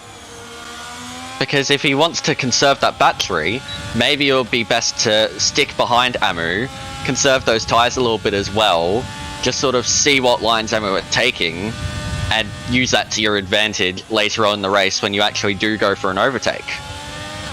With Mike Dinaldi behind him, who is also out of battery as well, sitting in the DRS zone, I don't see Mike being able to get close enough to get past Gerald. So you're probably right. Gerald might just sit here for a couple of laps, try and save the tyres. Mike Dinaldi has a little bit of a moment there, but manages to save it. Nice catch. So this is why you two are tier 1 and I'm tier 4, because I would have burnt everything and gotten in front. And they're like, whoa, DRS is too strong. Why is everyone passing me? That's why you're the best. Oh, I thought he was going to go up the bum of him there. He managed to dive to the left and hang it out around the outside, but he's lucky he did that because he was going down Amoana's exhaust pipe if he didn't get out of there. He's done nicely, Gerald Shute. I would sit there for as long as possible, but he has closed right up on Amoana. As it only matters who leads the final lap, so there's no need to pass now. Well, really, if there's a penalty from Amoana, but nothing from Gerald Drew or Mike Donaldi, really, it doesn't matter who leads the final lap. It matters who finishes the race in P1 on penalties in that situation. That is right, but Mike Donaldi has closed up on the back of Gerald, so if he does get under pressure from Mike, he may want to make an overtake. Amu defending into Ascari. That's bold. Clearly thinks he's under pressure. But, I think Gerald may have just needed to hold back a little bit. We have yellow flying sector 3. Naz Mock risky on the softs. Gone at Ascari. Oh, that's sad for Mock. He's got pace tonight, Mock, and he was up there in the top 10 and defending nicely, but then grabbed a penalty and now has spun at Ascari. Not sure what sort of damage he's carrying, but that's going to put a massive dampener on his race. Back up the front here, Mike Donaldi. All three drivers blinking red lights, so all the battery being used between these three. Gerald Shue continuing to put pressure on Amoana, and Mike Donaldi thought he'd have a little play around the outside there. Gerald closed that door very sharply, which forced... Donnie today we managed to get through there, so he's back up into P3. Further back, I think there was an incident involving multiple drivers, and Lockie James and Aaron Gavin both have 5-second penalties for speeding in the pit lane. Oh, wow. But Radici Kaswara might be in the pit lane as well. Well, probably a few drivers have come together there. Yeah, maybe speeding into the pit lane because they had no front wing left and couldn't get on the anchors. Well, the incident seemed to happen right out of the final corner, so maybe they just assumed that they could just drive right into the pits with no issue. But unfortunately for them, they have the penalty. There we go. That's a four-way battle for P1. Spot on. Jacob was just about to say that. Looks like Amuan has managed to get a little bit of a gap again.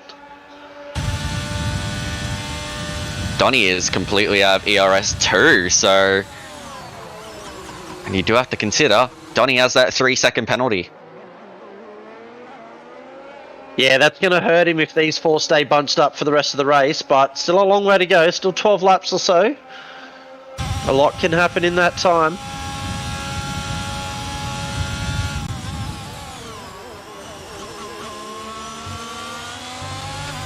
I think Gerald's the only one in this group that's on those mediums, so hopefully those tyres can stay with relatively good pace for him till the end of the race.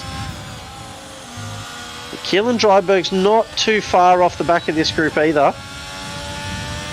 And he is carrying Tom Maloney under his rear wing.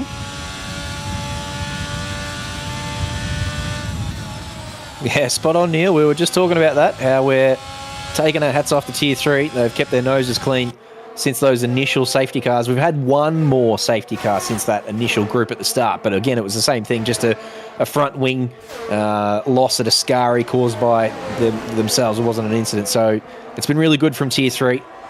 Really pleasing to see, and we're looking forward to these last 12 laps.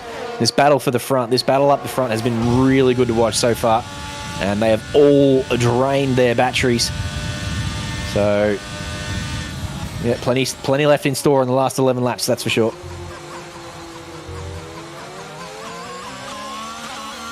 These four up front are doing very well to race nose to tail with each other. A few of them have gone a bit deep into turn one on a few laps, but they've not made any contact with each other yet.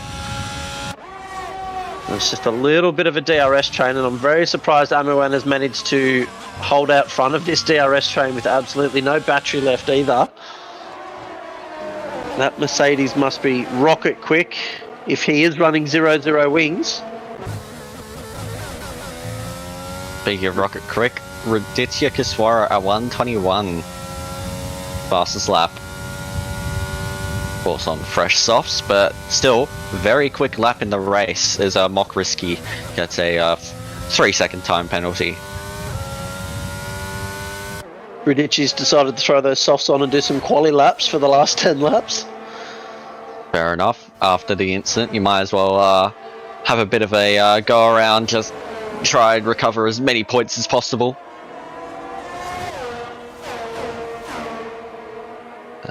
Amuana's stretching away a bit from Gerald Drew. Maybe Gerald's just starting to suffer a little bit on those mediums. Maybe needs to utilize a bit of that battery just to stay in touch even. Or maybe this is the time for Gerald Drew to put the pressure on Amuana. I don't see much of a pace difference between those mediums and hards though, so he's going to have to work for it. The DRS will certainly help. It just has to get better traction through the corners.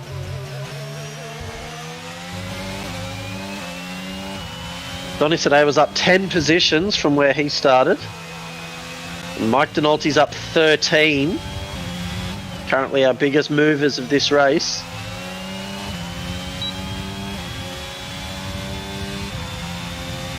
Gerald gets that DRS again. He's still about half a second behind and he's not closing that much considering he's got the DRS.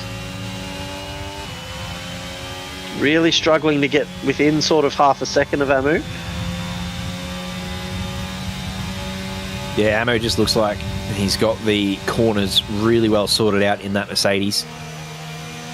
Gerald not making any mistakes, but Amu clearly with just an extra tenth or two of pace in the corners means that, as you said, can't get anywhere near Amu to make any moves in the DRS.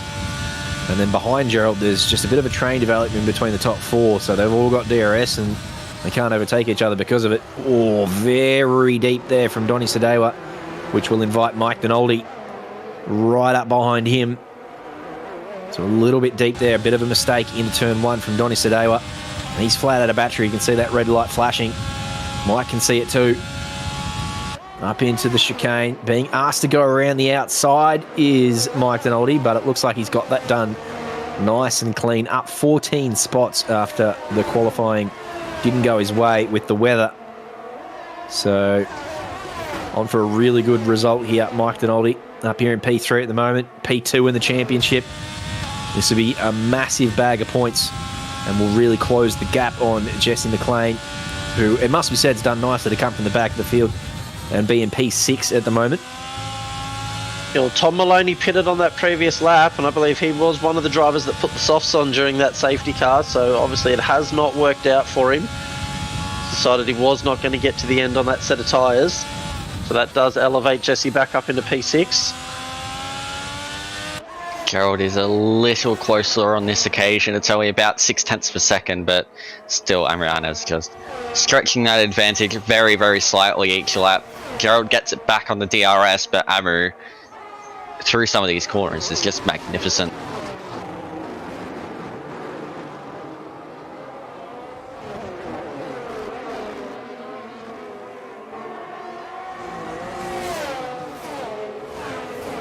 Yeah, I'm surprised how much better traction this Mercedes is getting out of the corners compared to the cars behind.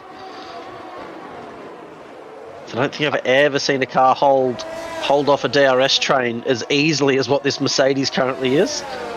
It is Monza, and well, based on last year's IRL race, with Ricardo holding on to P1 over a long DRS train, it's definitely something you can do with enough finesse.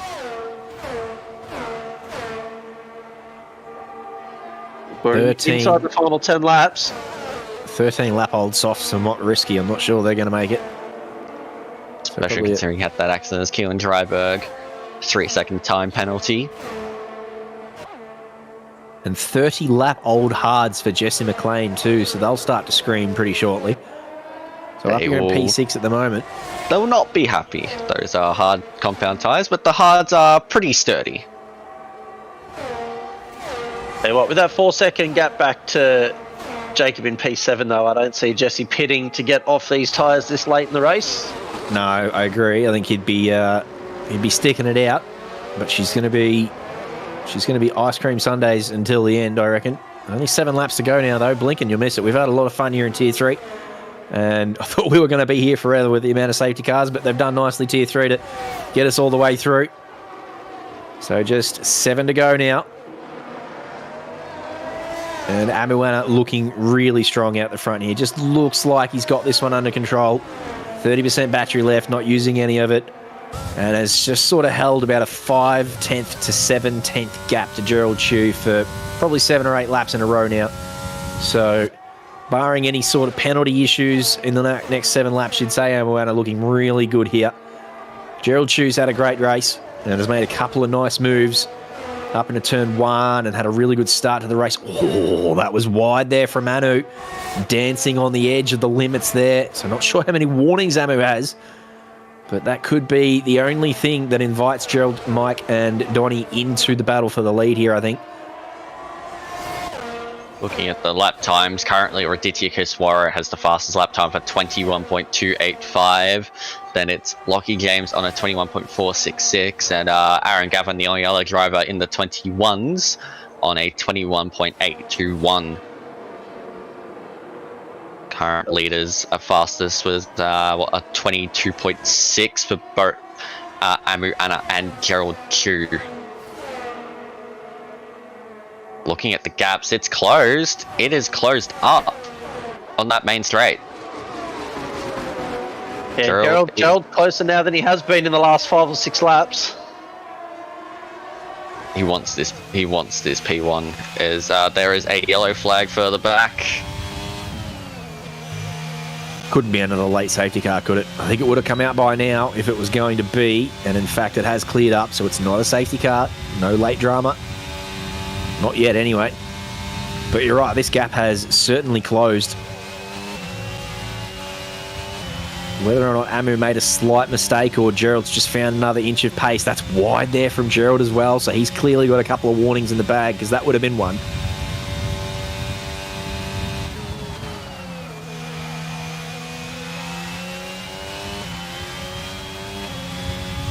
Going to try and get into that slipstream with the DRS.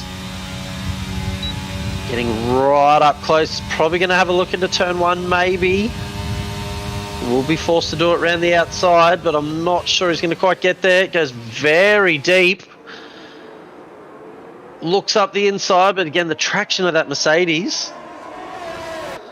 Mike Donalty's closing right up onto the back of Gerald Chew now.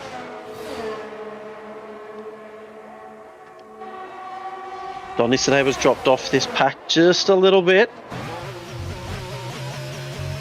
But Gerald is going to look for that lead now.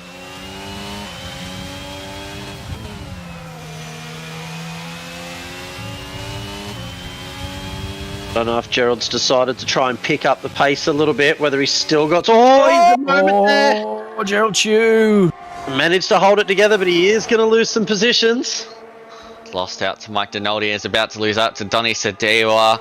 Can he hold around the outside? Yes, he can. So now, can Mike Donaldi form an attack?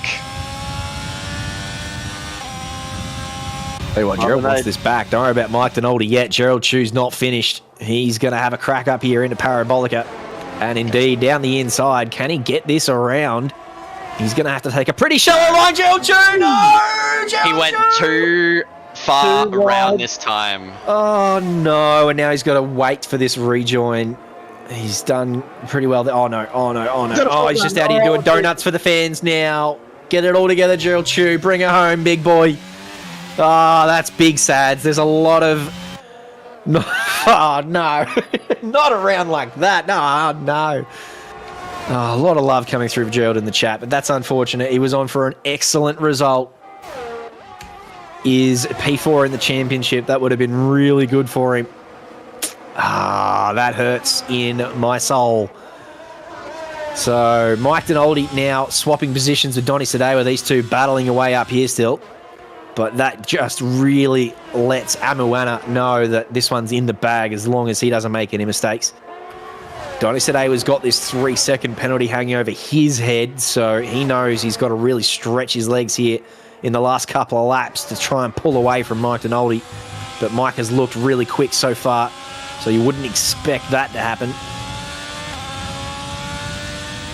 just really gutting there for Gerald. Just maybe pushing the tyres beyond what they were what they could do, and he's paid the ultimate price in the end, falling from possible podium to, well, edge of the top 10 really. Sadness. Mike Donalty, I don't know whether Mike Donalty looks like he's going to want P2 on track. Only a couple of laps to go, depending on how many warnings he has. I'd be quite comfortable just sitting behind Donny there.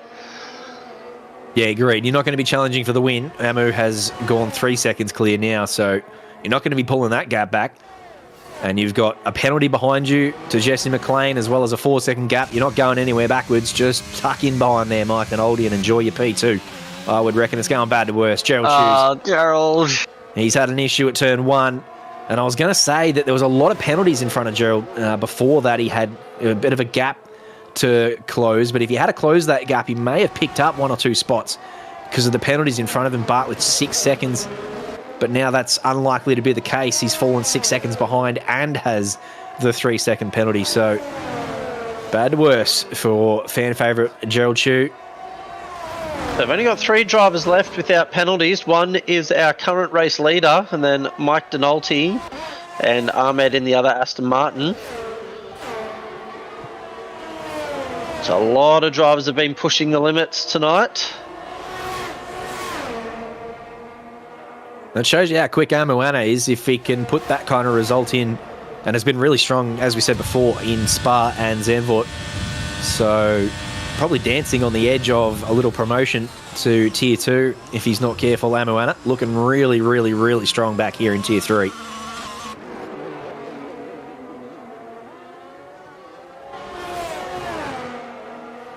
Got the fastest lap last week at Zandvoort in the Williams and finished in P2 behind Jesse Mclean. And it must be said, just filling in last week with Jesse Mclean. Oh, who's this up in it? It's Gerald Shue and Mock Risky and Tom Maloney. Tom Maloney's going to have a crack here and try and get a double overtake done. Already got Mock Risky now lining up Gerald Shue. I mean, Tom is on the fresh sauce. Gerald on maybe just very lightly used mediums. Yeah, they'd still be trying to return to temperature too, those mediums. He's been burning those up over the last couple of laps, poor old Gerald. Meanwhile, somewhere, Jesse Mclean has gotten past Keelan Dryberg, so Jesse is now up into P4.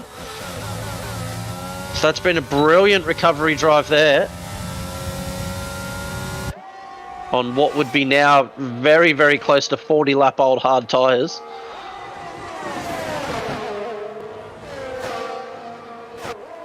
Yeah, I don't know. Maybe I'm too harsh on him. Am I too harsh on him? I think it's because I love him so much. I treat him like a brother. But I just feel like if he hadn't ascended up the inside there and made it 3 wide to Parabolica, what could have been? Would he been up there challenging for the win here? Well, I think to get himself back into P4, I think that is an absolutely fantastic drive regardless. Agreed. He'll be very happy with that recovery. Yeah, it's a good clean recovery there from Jesse, of course. Probably not what he wanted on the start, but we continue. An ultimate lap. Bam, bingo list. Yep. Whoa, Bart Cheviot's getting sideways out of there. Managed to hang on to that one. That brings Jacob Sevilla right into proceedings here. Jacob already has P6 because of the 3-second penalty difference to Bart Cheviot's in front of him, so doesn't need to do anything too silly, but will enjoy just watching Bart Cheviot's skate around a little bit in front of him. He'll know that he's got him in his clutches. Will be very interesting to see how all those penalties shake out. There's a massive group of them. There's a couple of 3s and 6s and whatnot, and the gaps are all out, and some exceed 6 seconds and some don't. So it'll be interesting to watch the Codemasters abacus come into play there at the end. But the final lap is underway. Amoana leads us. Donny Sadewa about 2.5 seconds behind and is under pressure from Mike Donalty behind. But again, Mike Donalty doesn't need to do anything too special here. He's just got to hang within 3 seconds. Aaron Gavin's around in Sector 3 again. So he has not been agreeing with Ascari tonight. He's had a few incidents through there. Been quick, but just not clean this race. But anyways, back to the front. Amuana, what a race. Just been so fast and consistent all throughout. Even with the attack from Gerald Chu, took that and said, you know what? Stuffy, I'm going to take the win. Yep, has fended off all comers tonight and has done so without any penalties and avoided all the carnage. So around Parabolica now for the final time, has exhausted every ounce of battery and has done it perfectly. Amoana in the Mercedes wins the 100% endurance race at Monza tonight in Tier 3. Congratulations, Amu. That's a great result. Mike Denoldi picks up P2. Donny Sadewa came over the line second, but loses out due to penalties and falls to P3. Jesse Mclean, as we've already discussed, a really good recovery drive up there into P4 for the championship leader. Keelan Dryberg will be happy with P5. Jacob Sevilla, Bart Chervietz, who's that? That's Gerald Chu showing his disappointment as he crosses the line. He hasn't crossed the line. Oh, no. I'm not sure whether that was intentional or not. That'll get looked at, I'm sure, Gerald Chu. I have a feeling what he was trying to do was DNF and then cross the line, but he DNF'd too early. So he's lost himself all those positions now. I'm sure that will be looked at. He is parked across the straight there. I hope no one gets an extra penalty here too, by the way, for sneaking across, trying to avoid Gerald Chu there. But anyway, yeah, I'm sure that'll be looked at. I hope that wasn't intentional, Gerald, because that ain't it, if indeed that is the case. But anyway, benefit of the doubt. Mike Denoldi is the Codemasters driver of the day. Well deserved, considering he didn't quite get the qualifying lap in the weather there. Didn't get one in the dry, and then during the wet, obviously couldn't improve on the dry runners. So to come from the back of the field is a really good result for Mike Denoldi. But your winner tonight, Amuana, in the Mercedes. Really good result for Amu. Has stormed onto the scene here in Tier 3. Had a really impressive showing at Spa, taking pole by a significant margin. And then was really strong last week in Zandvoort too. Finishing well clear of anyone else and right behind Jesse Mclean. And tonight takes the win. Gives Mike Denoldi a bit of a spray there. Mike Denoldi gives it right back to him.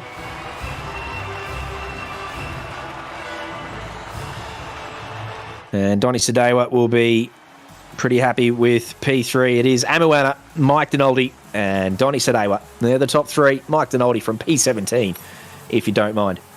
Jesse Mclean started on pole. Had a few incidences throughout, but fell to the back of the field and recovered to P4. So a great drive from Jesse Mclean. He will still lead the championship after this one, but the gap will be closed. Mike Denoldi finishing in P2 will be happy to close that gap a little bit. Keelan Dryberg, Jacob Sevilla, Bart Chervietz, Tom Maloney, Mock Mariski, and Ahmad Skuri are the top 10. Joel Barry and Mohammed Faizan unfortunately making it no more than 12 metres tonight. They exited really, really early on. Whether or not that was their fault or not, we didn't get to see much of it. Unfortunately, it happened back in the midfield, but that'll be looked at. And Gerald Chu at the back of the finishing field, having an unfortunate time of it, considering how well he was looking towards the end of that race. So that is Tier 3 done and dusted. Well, that was quite clean, considering. Yeah. That's what I was going to say.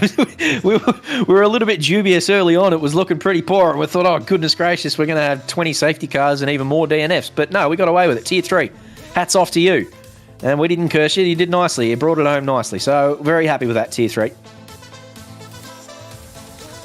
Alexis Bowen, thank you to you, darling. Good luck in Tier 1. Thank you. It is a pleasure as always. And good luck for the next race in Tier 2. Yep, we will return for Tier 2. We'll probably throw a bit of music on now. We might queue up a few clips and maybe ask some questions of chat before we get Tier 2 started. for a little bit of time. But for now, we implore you to go and grab yourselves a drink and stretch your legs. And then we will return for Tier 2.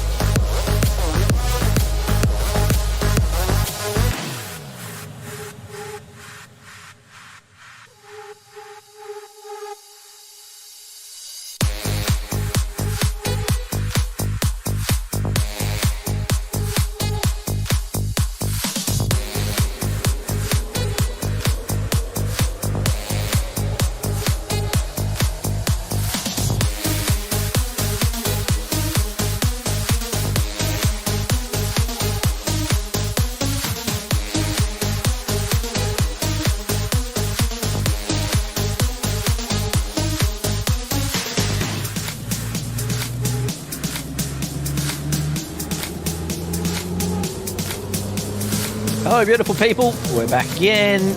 Tier 2. This is the one. This is the tier I've been looking forward to all week long. I'm so happy we get to bring this to you tonight. Again, go and jump into Mike Crick's DMs and send him a GIF. A hug GIF. A heart GIF. A goat GIF. Whatever it is. What sort of GIF you like. Show your appreciation to the most valiant of knights. Mike Crick is on the controls tonight as my PC continues to struggle on. But I'm so glad we get to bring you Tier 2 tonight. I love Brian Tan to bits, but he's clearly just going to destroy Tier 2 if we allow him to stay here. So we've shipped him up to Tier 1, which brings this championship way closer than it would have been if he had hung around. So again, all our love to Brian Tan. We're looking forward to seeing how he goes in Tier 1. But tonight, we get to bring you Tier 2 with a championship battle on the line. And I know we've got plenty of rounds left, but it is super close up the top here. Corbin Hannah currently leads the way. Pingu is in P1 now. And Ben Curtis, Diabol's not far behind. He's broken. He's 14 points behind. That's not far at all. And then Suma's only 3 points behind that after winning in Zandvoort last week. Suma got the chocolates. So he's P3. And then Nick Randall not far away either. And then Momo not far away either. It is so tight up the top of this Tier 2 championship now. So this is going to be absolutely incredible. And very happy to be joined now by our friend and yours, Justin Tate. Hello to you, good sir. Howdy, everyone. Howdy, Jamie. Howdy, Jacob. So Triple J back at it again tonight. And yeah, as I said, Tier 2 looking really spicy. So let's get qualifying underway. Not sure if you caught Tier 3, Justin, but there was a couple of safety cars at the start and we made it down to the exit of the pit lane before we had our first 2 DNFs. Oh, no. Yeah. Wasn't any Codemaster shenanigans, or was it just Monza things? No, just straight up Tier 3 Monza things. It became 4 wide really, really quickly. And then they thought, you know what, let's make it 5 wide instead. And that went about as well as you thought it would. Yep. So we thought really early on we're going to have a long, long night of safety cars here. But they cleaned it up really well, Tier 3, it must be said. And they completed the rest of the race without any further DNFs. So it was a really good race to watch. We're looking forward to the same sort of thing here in Tier 2. Ethan Small looks to be the first driver on a lap here. I was going to say, Monza, in just about any racing game, that turn 1 can be mighty dreadful. It's you tend to get run into relatively easily, unfortunately. It's hard to judge the braking when there's 20 cars in front of you. Here we go. 20.3 from Nick Randall to start things off. And his teammate Ethan Small not far behind, less than a 2/10 gap between the two Haas fellas. So it is tight up the top. What was pole, Jacob? Remind me, for Tier 3? 20.1 was our pole time from Jesse in Tier 3. So I do expect to see some drivers into the 19s at least here. And that time was set in the first 8 minutes before it started raining. So the track didn't get a chance to evolve. So I think you're right. I think we're well and truly on for a handful of mid-19 here from the Tier 2 fellas.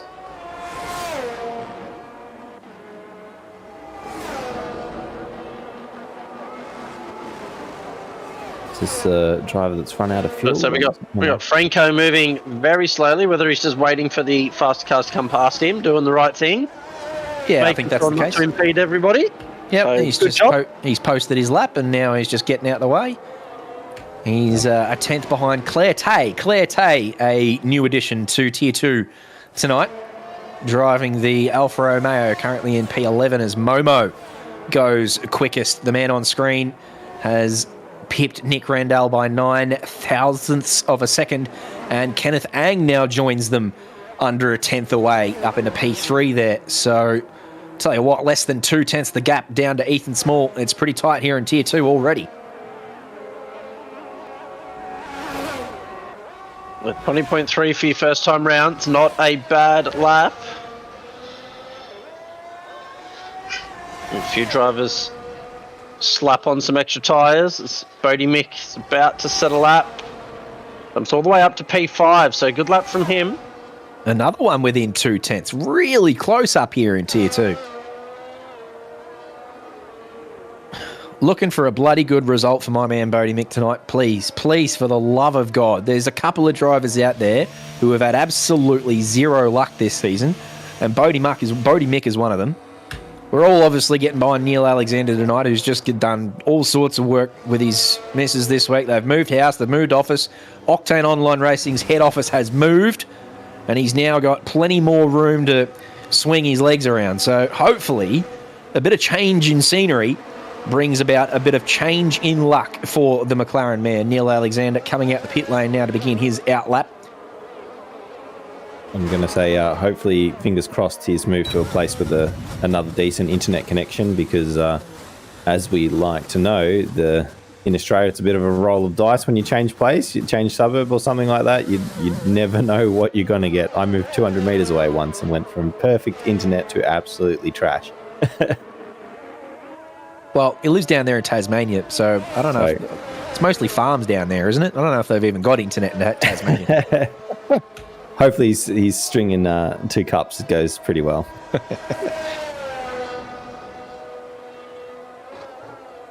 Yeah. Hello, Craig Dale. Good to see you, gorgeous friend. I wasn't cursing. No, I wasn't trying to curse. Hey, I was disappointed. I'm the first person to say I was disappointed with you sending it up the inside and making it 3 wide at Parabolica.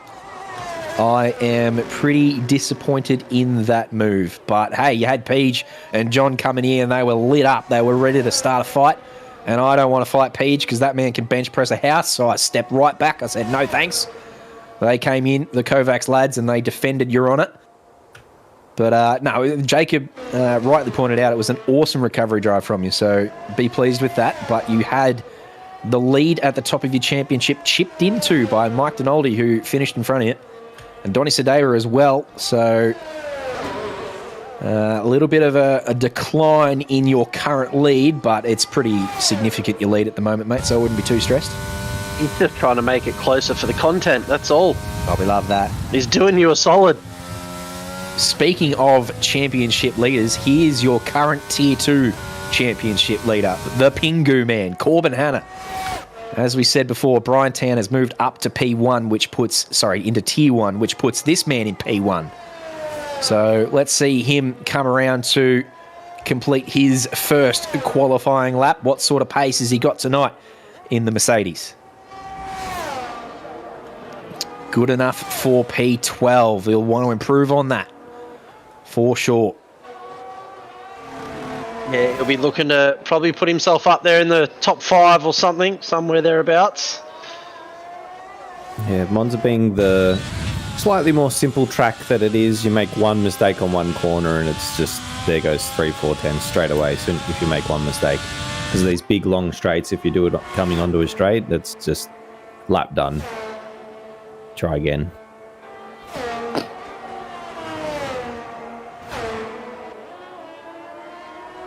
Marco rounding the final corner here. He's looking to get himself up there into the top 10. Doesn't go anywhere, stays there in P16. Yeah, 1.2 seconds off the pace so far for Jeremiah. So another driver who'll want to improve. A banker is a banker, though. At least you're on the board. Do we have any teammates doing drafts? This is a very powerful drafting track.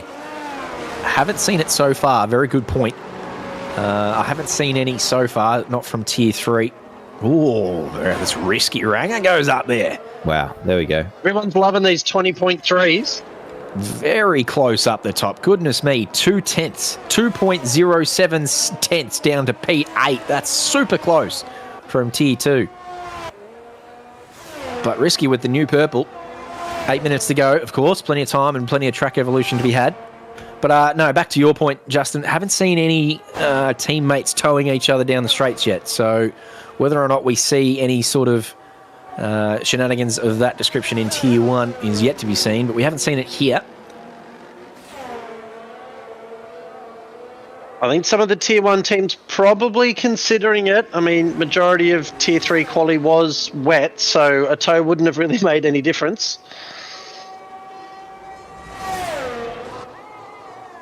Are we playing with the settings that you can change your car if you set it up for the wet and qualifying? Or are we playing that you have to run the setup? Nah, Parc Fermé is on. Parc Fermé on, so setups are locked once you head out for your first lap in quali. I think you can adjust a few small things, like you can move the front wing one or two clicks up or down, something like that. And there's a few pressures and that sort of stuff. Yeah, there's a few little things you can change, but basically she's a set setup. Momo has replied to Risky Ranger and improves to a 20.1. So starting to knock on the roof of the 19s now. That track evolution's kicking in, I think. Everyone's getting a bit quicker now. Franco's up there in P4 in the McLaren. We'll see what Neil Alexander can do on this lap. As Bevis Lau posts a 20.1 as well. Half a second to P14. Love you, Tier 2. Absolutely love your work. 6 minutes to go. This is a great qualifying session already. Looking forward to seeing how this develops. Hello to you, Matt Powell. Tier 3 was interesting.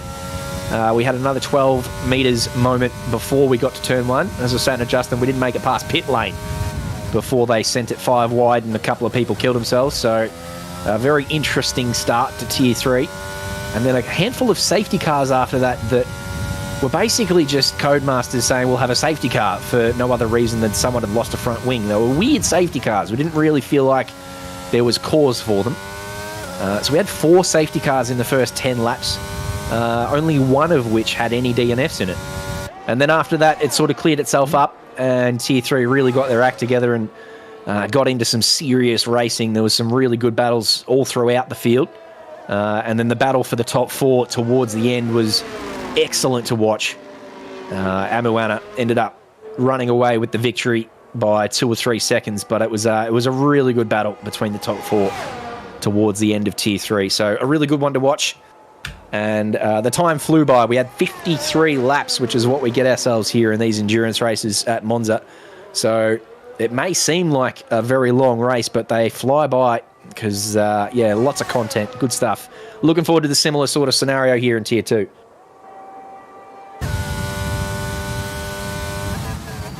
And we're getting it so far with the top 4 only separated by 0.165, so it's still anybody's game for pole position.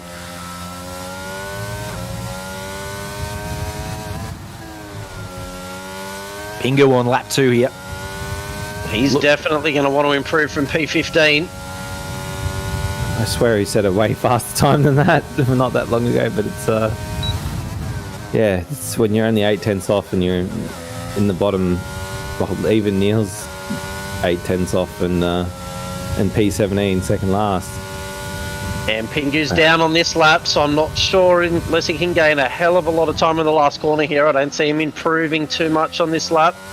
A lot of understeer. Yeah, he sent it into Parabolica there. Didn't get anywhere near the apex. And as you said, Justin, had a bit of understeer, so he's given up on that one. He's got time for one more. But it's a very interesting qualifying in terms of the championship. It is, as KS so rightly points out, championship leader Pingu is currently in P15. But then in P2 in the championship is Ben Curtis, and he's in P10s. That's not much better.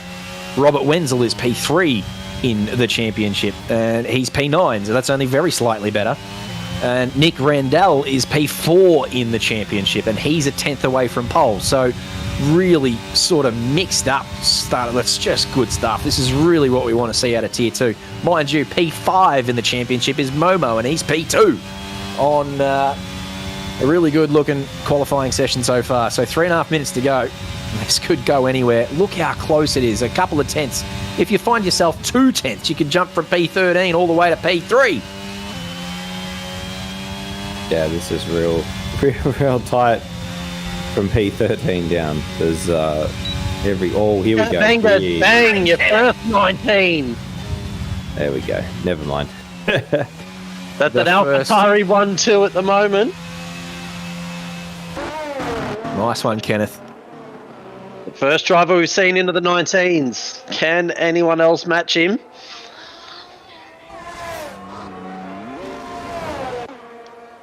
That's a hell of a lap he's put on the board there. Who do we have coming round on a lap now? Is that one of the Red Bulls on the lap, or I'd ask them? Here we go. Robert Wenzel.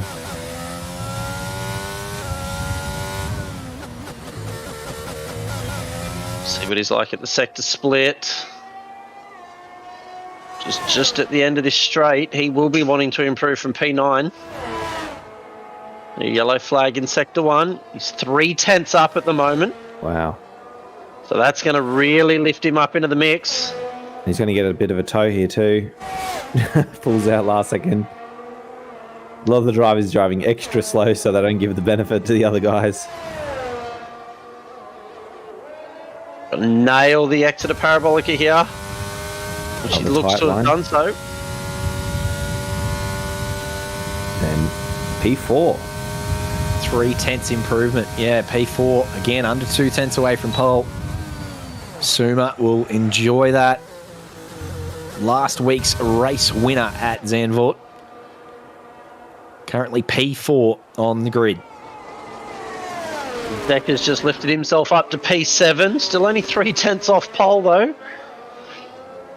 As Nick Randell's had a moment, that's his qualifying done. Ooh. That is a DNF for him.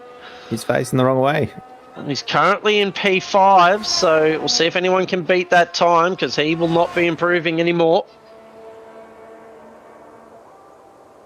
Unless this is an outlap for Risky Ranger, he's not going to improve either because he was nearly visiting the crowd out there at the exit of Ascari. So there must be enough time for him to cross the line. He's got no battery left though, so I would say that's him done. he was he move 2/10 up? quicker on that lap. I think he did. improved. Yeah. So I can't believe that considering how wide he was at Ascari. Another car off the track. Jeez. Yep, a few drivers Yeah, are wow. putting it up now. Oh, yeah, a few 3 DNFs. What's going on? Yeah, some of those could be just a case of I'm not improving, so I will leave the session. Not sure whether that is the case for all three, but there's a potential for it. There's only 20 seconds to go in qualifying now, so if you're not close to the start-finish line, we have a rogue wheel sitting in the middle of the track there. Nick Randell's wheels just chilling out back there. Oh, I've had another spin. It looks like there's a Ferrari around there at the exit of Ascari. It's Momo, so that won't be any improvement there from him. I'm not sure anyone else is going to jump into the 19s. Bang! Straight as soon as you said that. Wow. Nice. Very quick. Neil Alexander doesn't improve on his time, so he's going to start down there in P17. But Bevislau, those AlphaTaris are looking quick tonight for 19.7. They've locked out the front row unless anyone can split them. I'm not sure who's left on a lap.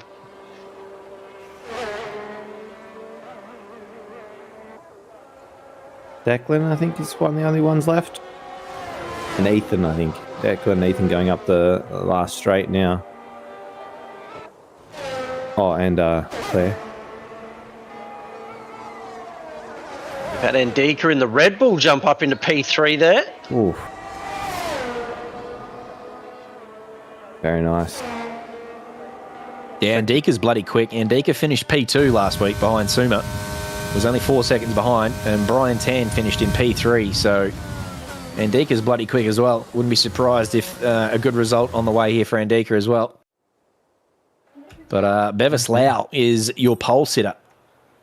So how about that? 1:19.787 from Bevis, and it is, as you said, an AlphaTauri 1-2. They'll enjoy that in that garage, and the home crowd pretty happy with that. Ndika Rifki P3, Momo P4, Suma, Risky Ranger, Nick Randell, Claire Tay on debut up there in P8. That's pretty handy. Michael Gray and Decker's rounding out the top 10. And then a few drivers down the back of the field there, potentially not getting the practice in that this track deserves. But, of course, we saw in Tier 3, it doesn't matter where you start. You can make up heaps of spots in a 53-lap race. So strap yourselves in, Tier 2. Let's see if we can make it down to Turn 1. What were the strategies in Tier 3? One stops? mediums to hards, or was it 2 stops? We saw a lot of soft tyres only because we saw a lot of safety cars. So Right. the ideal strategy is probably medium to hard. The medium's capable of getting 30, but probably only quick for 15 to 20. The hard's capable of getting to 40, but probably only quick for 30 to 35. Jesse Mclean had a bit of an issue and ran 33 lap hards, was it, Jacob, all the way to the end. So they're certainly capable, the hards, of making the distance. But yeah, medium hard, I would suggest, if there's literally 0 dramas, is your best bet. But yeah, I don't see there being 0 dramas based on what we saw in Tier 3.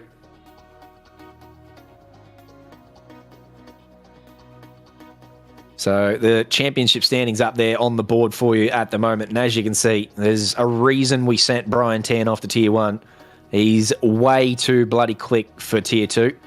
So consider him your championship winner. I reckon we give him that championship sort of, I don't know, what sort of award do you give a man who we've just booted up the Tier 1 because he's too fast?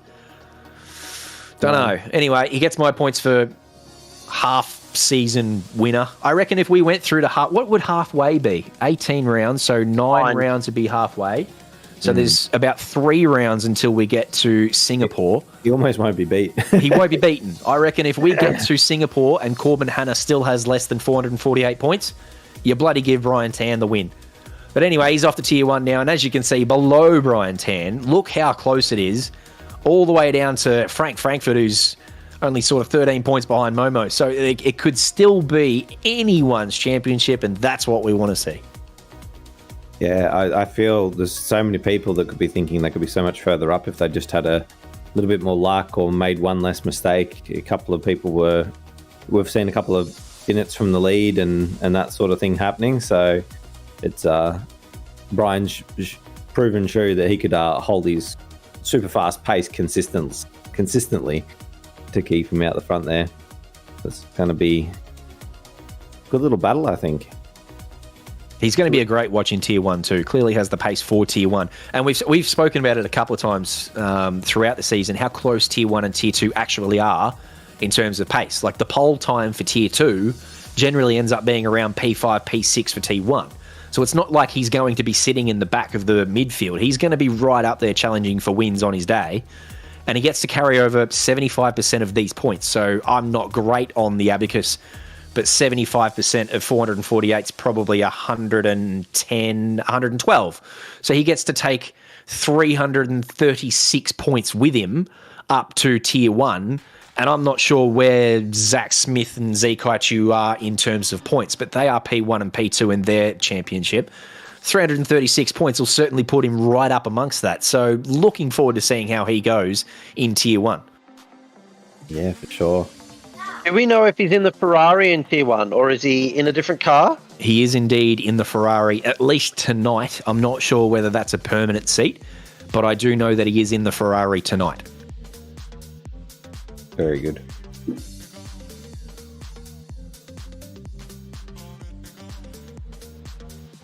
Do you think we're seeing some pretty similar setups out there too? Do you think everyone's running super low wing and going for jets in a straight, or do you think there's some people with some varied setups out there? I think that most people were saying 0-0 wings is the way to go around here. So if Brian Tan carries over 330 odd points from Tier 2 to Tier 1, that places him in P3 in the Tier 1 championship. Oh, he's right amongst it. The great man's in chat too. Give him your applause. As I said, we've booked you in here as the Tier 2 half-season championship winner. I don't know what sort of award we give you for that. I don't think there's any award for that, but you've got our love for it. Because we were just saying Singapore's round 9, and if by the end of round 9 no one's caught you on 448 points, we're giving it to you, mate. Tier 2 champion. So have that. The leader of Tier 1 is Zekai Chu on 418 points. And Brian Tan's 330 something will pop him into P3, about 60 points clear of P4.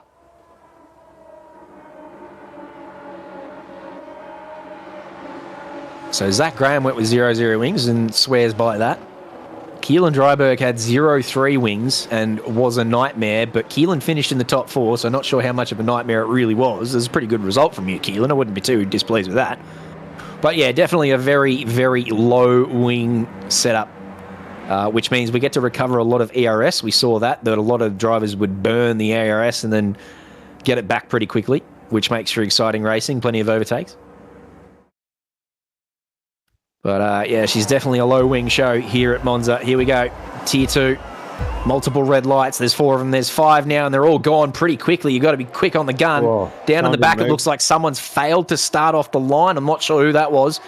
But both AlphaTauris got away pretty nicely. In fact, a Red Bull there, I think that's Andika Rifki, is up into P2 and challenging for P1 around the outside.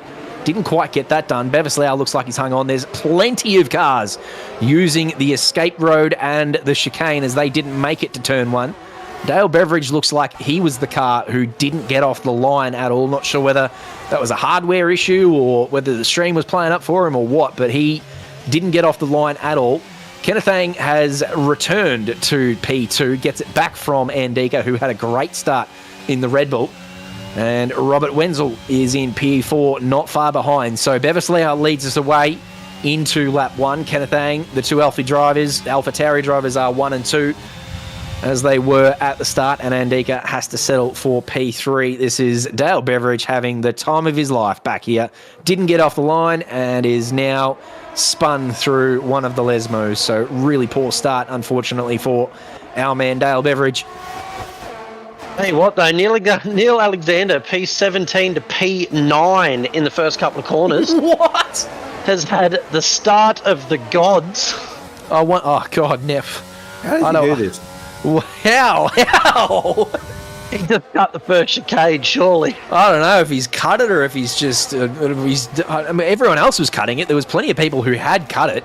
So maybe he managed to find a way through turn 1 and 2 cleanly without cutting it and just got all those positions from the drivers who had to either redress or lost a bunch of their pace because they had to go through all the bollards and whatnot. Not sure. Dale Beveridge, goodness me, bad to worse. Come on, man. It's bloody lap 2 and that man's had a prick of a start. 5 seconds for speeding in the pit lane for our man Bevs. Goodness gracious. That is shocking luck for our man Dale Beveridge. But he gets to complete his mandatory nice and early. I guess is one very small positive. I don't know. Trying my best here, Dale. He's now DNF, so I think he may have DNF'd himself in pit lane. Oh, shit. Oh, Whether no. he's decided enough was enough after that first lap or not, because I'm not sure how else you DNF in pit lane unless you do it yourself. He might have a technical fault, I'd say. Yeah, hopefully it's a hardware issue or something that he couldn't resolve, because obviously with a 100% endurance race, it's 53 laps. You would think you'd probably stick it out if you could. So, is his parked car on the exit of turn 2 going to draw a safety car? Oh, no. Surely not. Come on, Cody's. Pull him off the road. Oh, his car's still moving. It's very, very slow, though. These guys are well behind it at the moment. Depends on when he gets out. Bevislau with a 24.5 to start us off tonight with the purple. So his car's DRS. sitting there on the inside of turn 3. Okay, It's gone, thank just Christ. disappeared, thank God. All right, so we get away with that. This Claire making is... a move on Neil, because Neil was in front. Neil actually got past Claire, and they're all the oh no! Oh, the Mercedes and Corbin Claire Hannah getting had to take some evasive action there. a bit mixed up there. Neil Alexander, the benefactor, moves up to P8. But back here, this is a gaggle of cars back here that includes Deckers, Claire. Corbin's in there as well, championship leader. Ben Curtis is also involved here in these 5 cars, so plenty happening here. Unfortunately, Ethan Small had a spin there on the entrance into turn 1. Was parked just off the edge, waited for everyone to go by before he could take off. They just need to get them all into a rhythm. There's still 50 laps to go, so there's no need to force a move or anything now. No, it's been pretty clean though for Tier 2. They've started off really nicely. There's been side-by-side battling and a few incidences that could have developed it, but it's been good safe driving so far. They've done nicely, Tier 2. It's been a really good clean start, Tier 2. It's been really nice. No safety cars. It's so hard. Robert Wenzel is now the fastest man on the track. He's up in the P3, having overtaken Andika. He goes purple and is only 2/10 behind the front Alpha Tauris. This is Deckers and Risky Ranger battling down here. No, sorry, it's Deckers and the McLaren of Neil Alexander. The two big fellas in the... Oh, Deckers gets him around the outside too. Nice. Oh, no! Qualified. What? For receiving multiple penalties? How? He did not have any penalties. He didn't have a single penalty. What have we just witnessed? What has happened? The game disqualified him for multiple penalties, but he had no penalties. What? Well, you can't get that reversed on Tuesday night. The stewards there's nothing that the stewards can do about that. Franco is going to get in chat, and he is going to be livid. What? I can't wait to find out what has happened there. I think we've just been masters of coded. Oh. Yeah, and there's a few cars around. Ethan Smalls having a moment at the turn one. Claire Tay back there as well. Tay's around as well. So Claire Tay on debut here tonight in Tier 2 has got it going again and looks to have most of that front wing in place. Maybe an end plate missing. Using a bit of grass down towards Ascari. I realise Neil has softs on, so that might be a bit of where his pace is coming from. But even then, it doesn't matter what fucking tyre you're on. Getting up 9 spots in the first bloody 4 corners is a pretty bloody good effort. It helps. It might get you an extra 2 or 3. For sure. The rest with his big brain. Suma flying along here. We saw purple laps come through for Bevis Lau and then Kenneth Ang and then Suma. So all three up the front here really starting to pull away. And Suma will be hoping that these two Alpha Tauri drivers in front start to do battle. In fact, they do. Kenneth Ang down the inside takes the lead, takes all sorts of sausage, though, in compromising his corner, and that allows Suma to go bang! So Kenneth Ang got one done down the inside on Bevis Lau, but actually had to compromise his corner and take all sorts of sausage. That cost him, and he moves back to P3 and is now under pressure from Andika Rifki. Bevis Lau is in the lead of the race again, but Suma goes bang and picks up P2. Oh, someone's having a look? No. Andika, sorry. Having a bit of a sniff, just throwing the nose, but not fully committing, using the battery down the straight a bit. Sucking up right nice and close. Definitely want to get a look into the DRS straight here, into turn 1. Kenneth has a moment snap. there. Oh, he's drowned. No, he has gone round. He didn't manage to save it. For a moment there, I thought he was going to hang on to it. So the same corner where we saw Charles Leclerc fly into the wall and cause a red flag, and it's also the same corner where our man Gerald Chu had his race fall to pieces in Tier 3. Oh, there's a little moment there as well. Robert Wenzel takes the lead of the race. Bit of a wiggle on the power, though. The AlphaTauri's out liking that last corner. 2 in 2 races now. Whoa. Oh, what's happening back there? Goodness me, there's the battle for P9. It looks like there's cars all over the place. So I'd say a couple of cars got it wrong coming out of turn 2, and a couple of other cars joined the party, and now there's just a huge gaggle of cars between P9 and P13. Andika has had a rotten couple of laps here. He was up there in the battle for P2 at one point, and now finds himself at the back of this pack in P13. So really poor stuff from Andika over the last couple of laps. He's obviously had an error there somewhere. Hello, Mrs. Tully. I was going to say maybe getting caught up in Kenneth's off. That's about what I can think happened, because both of them were right near each other. Yeah, it probably got balked by the fact that Kenneth whiplashed. Oh no, and he's round again. Once your Please, no one hit him. Once your tyres get hot, it's so hard to keep the car straight for the next lap or so. It's Kenneth is proving. We all know he's well experienced and knows the game, but man, when those tyres get hot, they just become like ice skates, and he's trying to keep up with everyone. And Mullet grabs himself the first penalty of this evening. he did say he was going to grab himself. Oh, Bevis with 5 seconds for corner cutting. Cut, then. That's not multiple warnings. That is a huge cut. So I don't know whether he went through the bollards too quickly, maybe. No, I'd say he's probably just broken too deep into turn 1 and he's cut the left-hander turn 2 there. But if you gain an advantage, you'll get slapped with 5 seconds straight away. Ooh. So I'd say the game's thought that he may have cut it a little too quickly. You can serve 5-second penalties, correct? Yeah, you will. Yep, when you pit stop, you'll serve but that. not the 3 ones, though. So, yeah. There's no serving a DSQ, though, Franco. What the bloody hell happened? We're going to need to see a clip of that. The great man's in chat, and he's letting us know that this game is esports ready. I think that's facetious. He's a bit upset. I want to know what happened.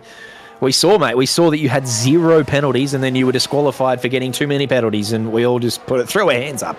Couldn't believe it. Not sure what happened. But gets done straight back by Risky. Sorry to cut you off there, JC. No, you're right. It was a good move from Risky.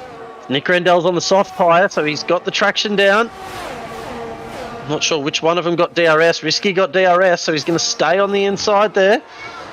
And Momo's right on the back of him, looking for a sniff. Nick goes very deep into turn 1. Risky gets it done. And now Momo wants a piece of him as well. Yeah, nice patient work there from Risky around the outside. As you said, Nick Rendell a little too deep into turn 1, but Risky had to be there to take advantage, and he was. And nice move. Tops too, as well, actually. It's interesting. Deckers and Momo potentially coming together there. Pretty weird spot for Momo to lose the rear end without any help, so I don't know whether he got a little touch from Deckers. It looked like there was a bit of a gap there. Maybe just locked the rears, but yeah, it did look like that little touch that sometimes happens. Maybe a little bit of net code, something like that. But a few of these front runners are on the soft tyres, so I'm not sure how they'd be feeling after 8 laps. Nick Rendell deep again there into Ascari, missing his brake marker, so not quite getting it right over the last couple of laps, Nick Rendell. We have someone around. The Red Bull. Risky Risky is around on the exit of Ascari. There he is there, just rejoining now. Both Mercedes make it through. And it looks like the Aston Martin will get through as well. Sorry, the Alpha, what is it, an Alpine? There's too many bloody blue cars, goodness gracious. Ben Curtis gets through. Now both Red Bulls here joining chorus together. And it's Andika who will get the benefit of the slipstream from his teammate, Risky. But back up the front here, Nick Rendell looking to get this position back from Deckers, who's had a great start to this race. And for goodness sake, he's deserved it. He's had a couple of rotten turn 1s this season as well. So really good start from Deckers, up in a P3 now. A net P2 with the 5 seconds to Bevis Lau. But he's wearing Nick Rendell like a glove here. He's all over him. Nick Rendell. Saw Deckers get a little bit crossed up there coming out of the first chicane. And then through the 2 Lesmos here, he looked pretty clean. So the DRS open for Nick Rendell, but probably not strong enough to get him through down into Ascari. As Michael Gray picks himself up a penalty as well. Probably pretty common thing on this track. There's lots of little spots you want to run as close to as possible to the edge of the track. So all it takes is a couple of times going a little bit too much or being a bit close to a car in front and understeering wide. Yeah, there was only 2 drivers in Tier 3 who didn't get any penalties whatsoever. Wow. And there was a pretty significant handful of drivers who got multiple penalties. So you're right, Justin, there's plenty to come. Neil said the same thing himself. He's not had a lot of practice, and he said this is going to be a penalty simulator for himself. So he was the first person to pick up 3 seconds tonight. Looks to be the only 3 seconds he's got so far, but Michael Gray now joins him with a pen. Wow, we've got. I just realised Ben Curtis is running the hard, so I was thinking we might see him come through the field, and I was a bit surprised why we hadn't. But running the hards makes a little bit of sense as he's going wheel to wheel with Ndika here. Very tight little battle. He's trying to just not lose as much time as possible, I'd say, with these hards. He just wants to hang around, stay in the window of them, because, like you said, they'll be good for a good 30 laps at least, I'd say. And let's see if we can carry them towards the end. We've got a yellow flag in Sector 2.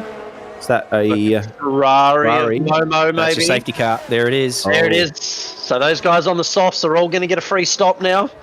Wow, so this is another one of those safety cars that hasn't come from a DNF. Momo is going to be able to carry on here. But, yeah, the race directors have said, all right, well, this car's parked across the road. We better get a safety car out here.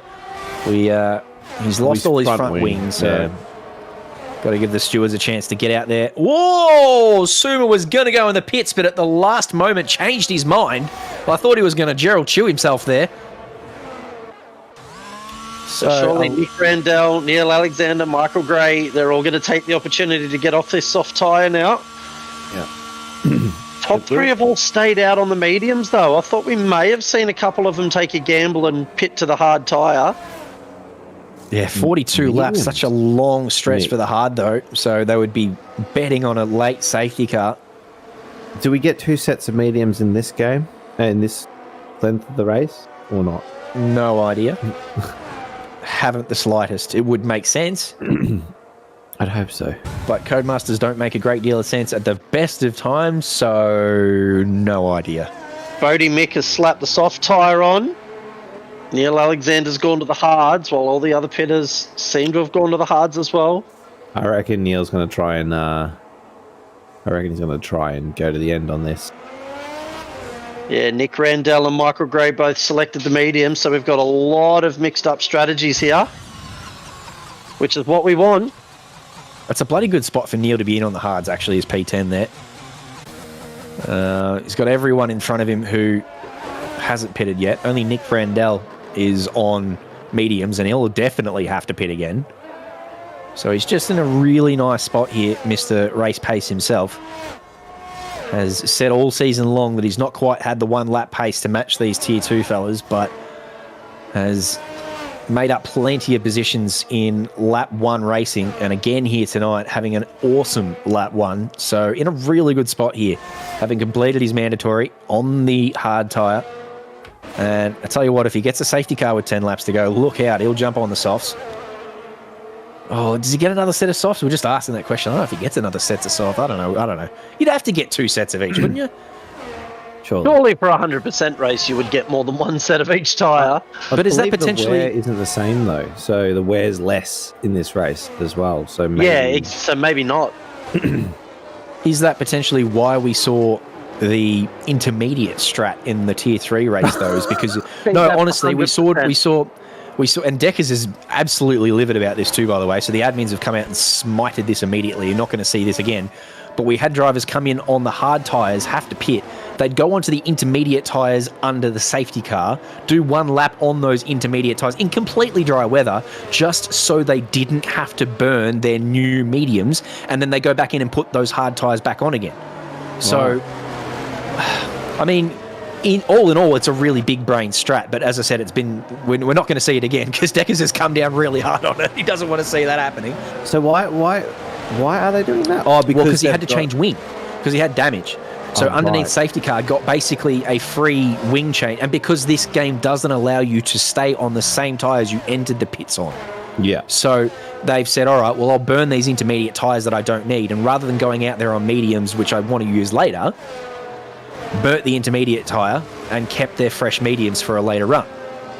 Okay. But, I mean, as I said, I think it's a big brain move. I think it almost should be allowed because it's not their fault that A, the game doesn't allow you to keep your original tyres on, and B, doesn't give you 2 sets of bloody tyres in a 100% endurance race. It is also slower. Like, he's going in a round lap, it is also slower. Like, what if he chucked his softs on to do it? I think it was the fact that by him pitting 2 or 3 times under the same safety car, it was delaying when the safety car was coming in. Yep. So it was adding lap upon lap to the safety car every time he kept pitting. So it was just meaning less green flag running as well.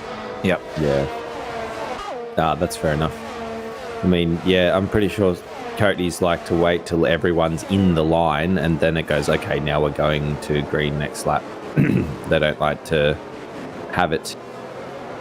We still haven't seen the safety car bug that I had in like the first week of the game, which was a virtual safety car and safety car at the same time, so you weren't allowed to catch the safety car, so therefore the safety car never ended.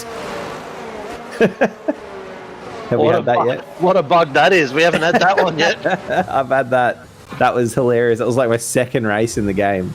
That question was posed in chat during Tier 3. How long could you extend the safety car if people continued to pit lap after lap under the safety car? Could you extend it infinitely?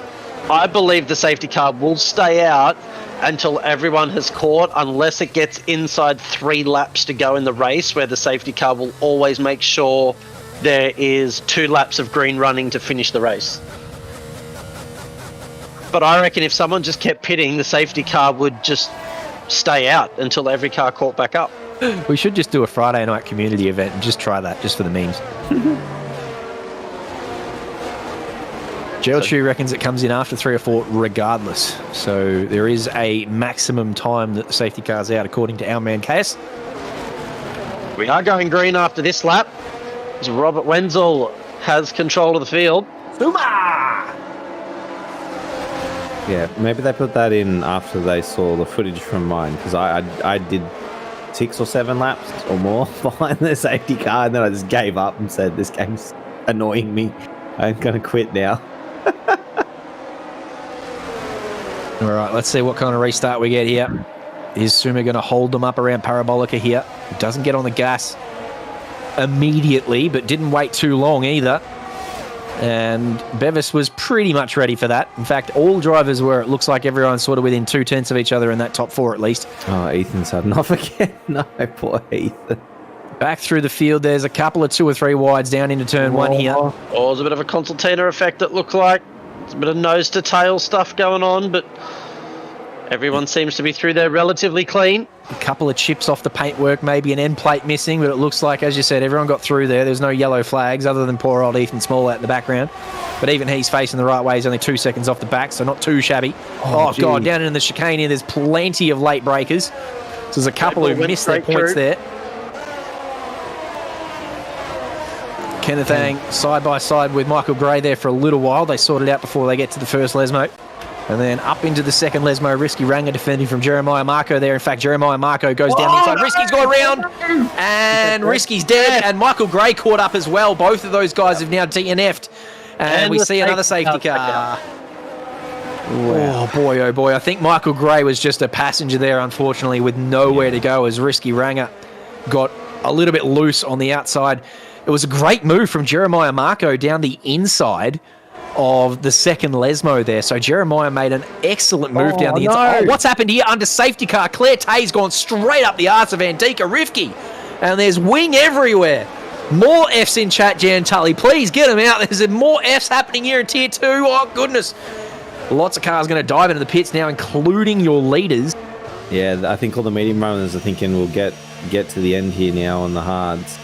So this is going to put Neil in prime position, actually, because he's only done half a lap under green racing with these tyres, so they're still going to be very fresh. All of these Fs in chat are for you, Michael Gray. The bear among men is in chat, and he's quite upset. As we said, mate, it looks like you were just a passenger there with nowhere to go. It all kicked off in front of you. Risky Ranga spun across the road, and it looks like you just went smacked into him. You had such a run too. I know why you kept your boot into it, but man, it was the camera angle we had was absolutely perfect too for it. It just we saw him spit sideways, and then it swapped to the end of the straight, and bang, the T-bone happened.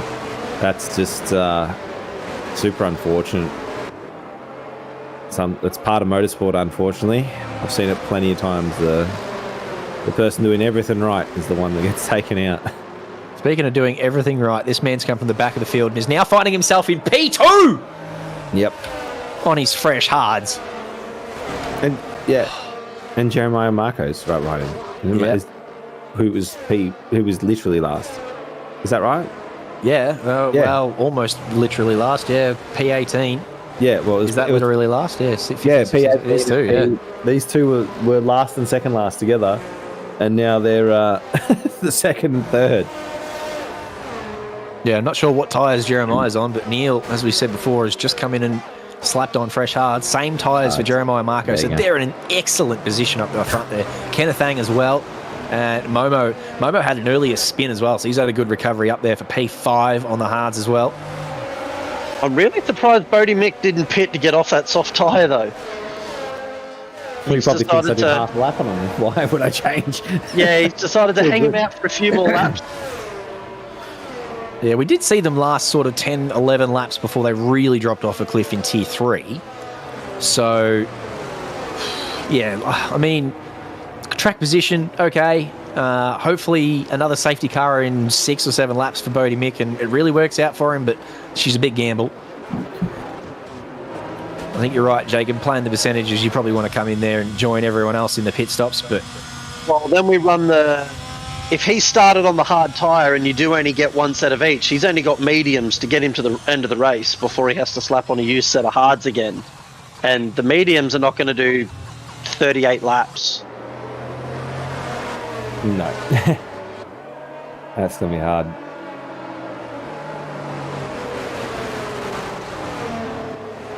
Again, though, a lot of these laps are on a safety car, so maybe he can get 15 out of the softs.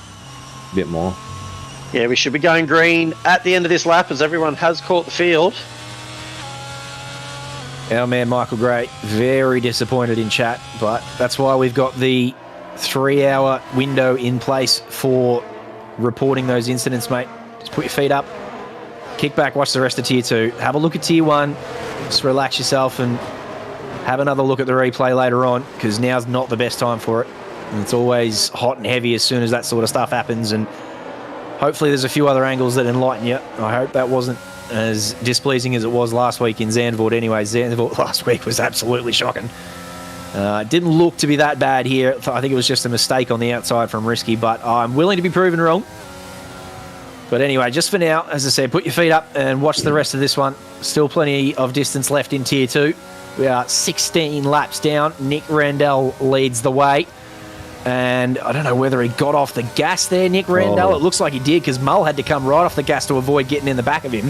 I think he got too close to the safety car before the safety car had crossed the pit entry line. But anyway, Neil's going to have a look down into turn 1 now. Side by side, I would expect Neil's going to get Deep the on move the done. brakes. Nick Randell went very deep there, and he's managed to keep the position. Oh, it looks like Jeremiah Marco had an incident there. Not sure whether that was just a spin or maybe got into the back of Neil. But Jeremiah Marco has indeed spun to the back of the field. Unlucky for Jeremiah. That gives P3 up to Ethan Small. Kenneth's at the back too. Kenneth's coming into grief too. Big time. Look like Joe. Oh, And again, the safety car restart causing problems for Tier 2. That looked like Ben Curtis is around. He got, touch from behind. We'll be not happy with that.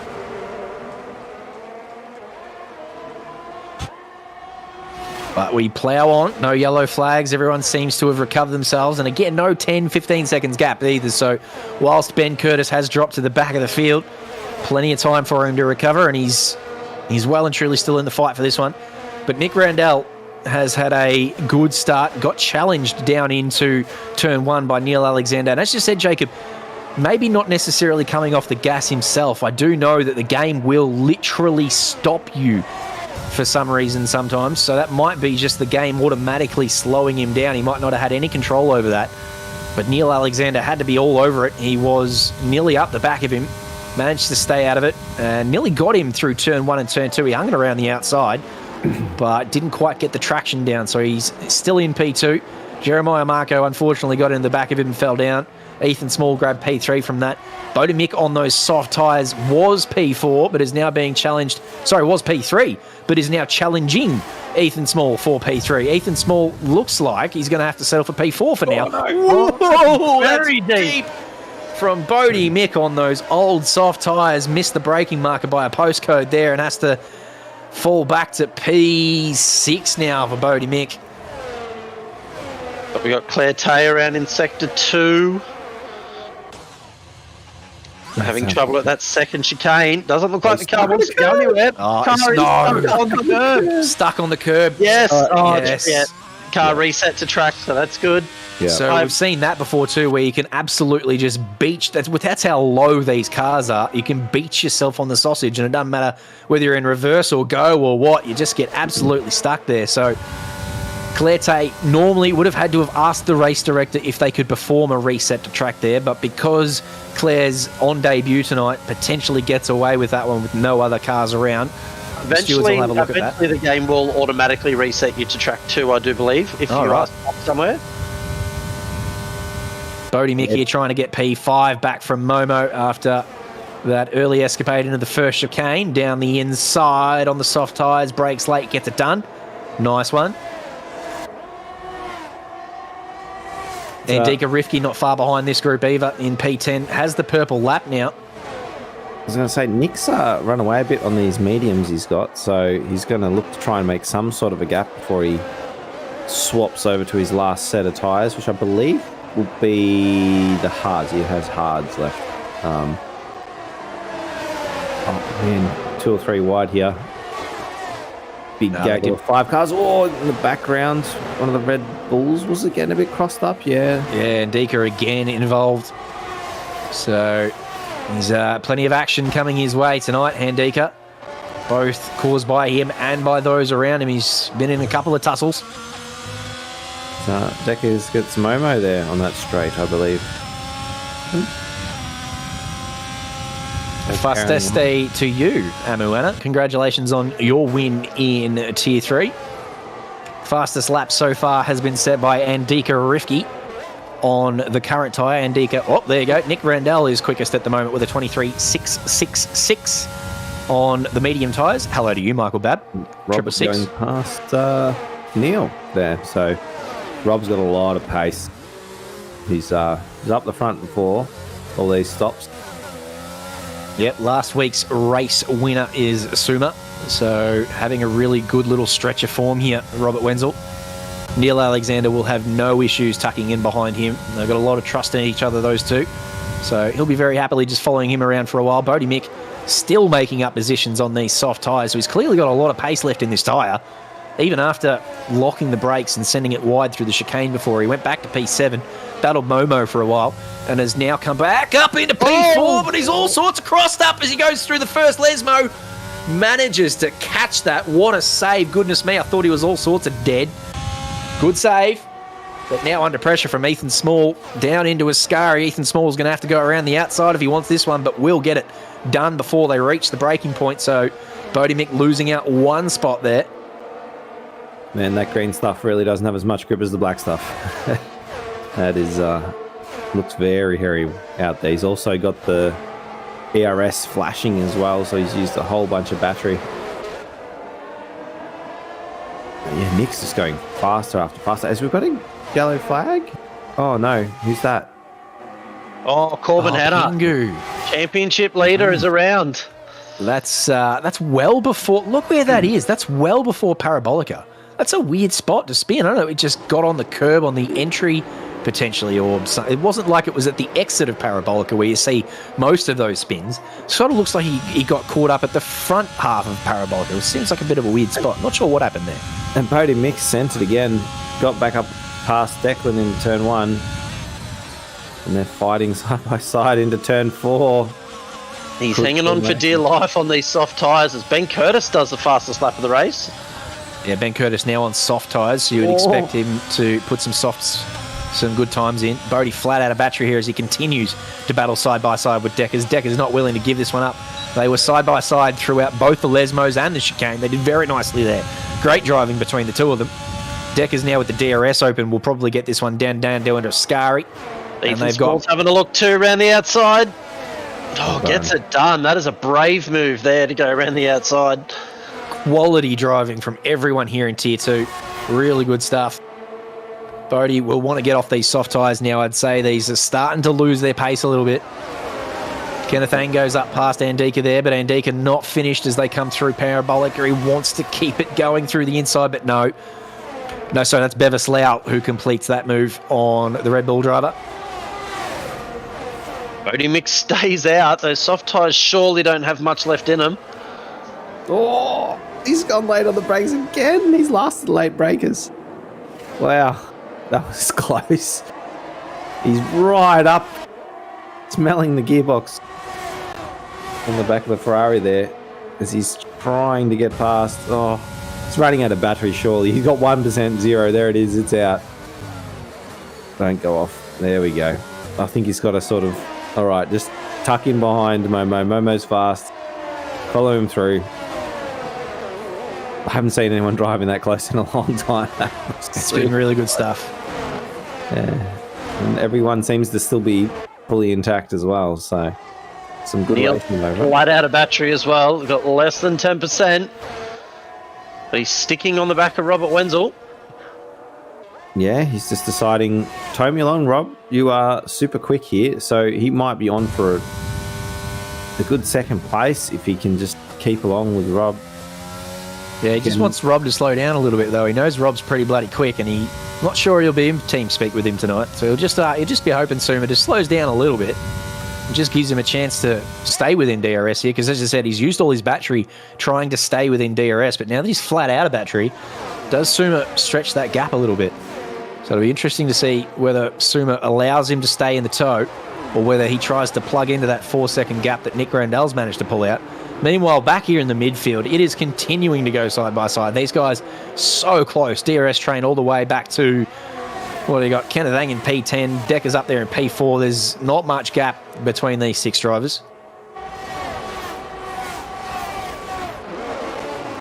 Yeah, we've seen just about everyone in this pack lead this pack at some point as well. So a lot of swapping happening. And no one willing to really give up. They're all fighting over every single position too. So, well, Bodie Mick's still hanging in there on those soft tyres. I think the DRS is helping him sort of just stay in the train, which will pay off for him later on if he's going to put those fresh mediums on the car. He is praying to 4-pound baby Jesus that he gets a safety car shortly, though, because he is really struggling on those tyres now. As he goes well outside the limits there at the exit of Ascari, and his battery's flashing. He is praying for a safety car. But it's not going to be this time around. He's got to come in and get those softs off shortly. I reckon he's going to do one more lap here. oh, we've got a pass up in front and also here. So 2 battles happening at the exact same time as Momo goes around the outside of Ethan. Looks like Indika's getting that move done on Bodie Mick as well. Oh, Bodie doesn't give up though, does he? No, still managed to hold the position. Oh, well done. Yeah, when you get a right-left, it's if you can hold it, you got the inside for the next corner, and it's the left-hander is much tighter than the right-hander. So, oh man, this is I can't believe these guys haven't run into each other. Done such a good job. As Bodie goes past Bevis there, says thank you very much. Yeah, Bevis obviously had a bit of an issue. Bodie is going to DNF himself if he does not get off these soft tyres soon. Goodness me, that man is really struggling with the rear end of that car now. But he managed to get one done on Bevis Lau, who made a bit of an error coming into the chicane, and now he's under all sorts of pressure. Oh, no! Oh, dead, and Deka's gone. We saw that coming from a mile away. And Deka's been in the wars a couple of times tonight and has again been involved in a huge collision there with Kenneth Ang, who manages to get away with his life, but not his front wing. But again, Ndika just, it looks like he moved across on Kenneth there as they came down towards the chicane. Again, not putting my steward's hat on there. I can't remember exactly what happened. I'm just going to pretend like I didn't see that, but dead. DNF, Ndika, Ricky, gone. Kenneth Ang will have to come into the pits, and Bodie Mick gets his safety car. Goodness gracious, thank Christ for that, because I thought he was going to be the DNF. He was starting to really struggle on those soft tyres, so he gets to change his boots. He slaps on the hard tyres. He comes out in P10. That's not a bad result. Nick Randall from the lead of the race has also come into the pits and is now in P7 on fresh hards. Could anyone carry mediums to the end from here, you think? Yeah, I'd say you could. They'd be like Bodie Mick type softs when you get to the end, but you definitely get them there. Man, that's I wonder if anyone's got a fresh set. I'm trying to think of who might actually have a fresh set. Any of the guys that ran softs, people like Neil Alexander and that, who ran softs at the start. And even though you're in such a good position, why would you want to give up all those spots just to put fresh mediums on? The way it's going, you can almost guarantee we're going to get another safety car at some point. Yeah, save them for the end, I guess. Yeah, that late safety car will be perfect for all those hard runners who are on 15 lap old, 16 lap on hards now from the previous safety car. Neil, one of those. Momo, one of those as well. So safety car number 3, and we're not even halfway through the race. Dare we have any more? I mean, I said we were going to have stacks of them in Tier 3, and they proved us wrong. So I'm not willing to put any money on it. But it's not quite halfway yet. And you're right, we've already got, 5 DNFs and 3 safety cars. We're well on our way. And the thing is, here in Tier 2, the battling has been more intense than it has in Tier 3. I think in Tier 3, we saw plenty of overtakes, but they were mostly down into Turn 1 type DRS overtakes. Here in Tier 2, she's side by side through the Lesmos. She's jumping chickens through the chicanes. It's all happening. So, yeah, I think you're right. There's a good chance we see another 1 or 2 safety cars before the end of this one. Nick actually is in quite a good spot here. Using those mediums has kind of worked out for him because he's going to have 10 or 15 lap newer hards, and he's going to be only in 7th place. So maybe that's going to give him a little bit extra pace in that last bit of the race. Do you think Ethan Small's going to make it? I guess so many laps have been under safety car. He's had about 10 laps behind the safety car, so maybe those hards are going to last the whole race with 22 laps done on them already. Wait, that means he put them on lap 4. Yeah, I'm not sure they're going to go another 20-something laps. I think you'll find Ethan Small will have to pit again before the end of the race. If he manages to make those hard tyres last, I'd be very surprised. Kenneth Ang's the surprising one for me. He's gone on to soft tyres. He obviously had the issue with Andika, so I'm not sure whether he had a lot of time to jump on the MFD and get the tyres he wanted, or whether he's actually chosen to go onto these softs. I tell you what, the other thing that I've noticed is Kenneth's potentially gone onto the softs here with perhaps some rain expected towards the last half of this race. Have you noticed how grey the weather has gotten in the last 5 to 10 minutes? The clouds have really come over here. So I don't know whether he's got information that we don't. If we are potentially getting a little bit of rain incoming, Keelan Dryberg saying rain inbound. I don't know if he's got information that we don't have, but I'm just starting to notice the clouds and I'm getting a little bit moist. Ooh. I just realised Ben Curtis out the back there is on the mediums, and he's done a very fast time. He's about a second faster in the fastest lap as the flags go green and lights go green. Into turn 1. Neil doesn't get the best start. Is the road looking a bit scuffed to you guys, or am I just seeing things through the restream? Nah, it's looking pretty normal, right? I don't know. I don't know. It's Codemasters, could be anything. It does look a bit more developed than it did at the start of the race, but I thought that was a normal thing. We start to see brake markers and lock brakes type stuff. That I think that's a normal thing. But the front two have gotten away from the midfield. The midfield having all sorts of issues back there. There's Kenneth Ang grabs himself 3 seconds. There's position swapping everywhere. There's a yellow flag. Nick Randell around, I think. He had a moment. Wow. So Ben Curtis has made himself 5 positions in the first half of this lap as well. Oh, whoa! That was a car in the air. Who was that? We have just seen Bevis Lau. Bevis Lau Airlines take flight. Car? This is just a virtual safety car, Okay, and now it's a full safety car. Never mind. Full safety car. Bevis Lau's decided to fly into the fence. So that's really disappointing for Bevis after his pole lap. Was it pole? He was on pole, wasn't he? Bevis Lau, yeah, it was the 2 AlphaTauris up the front. Bevis Lau was the front of those 2, and Kenneth Ang joined him up there. So he clearly had the pace here at Monza tonight, but bang, there he goes. Bevis Lau Airlines taking off. He's dead as well. Oh. There's another one. Yeah, he just dropped it on the curb exactly the same as we saw, was it Risky Rangadoo? And luckily there wasn't someone on the inside to collect, but unfortunately for him, the wall's still there. So he ploughed into the wall at full speed. That is DNF number 6. So we've lost. Record for most DNFs and least finishes is we're well away from that. I'll give you the tip. I can remember at least 2 races where we finished with 6 or 7 races. So we're still a long way away from that.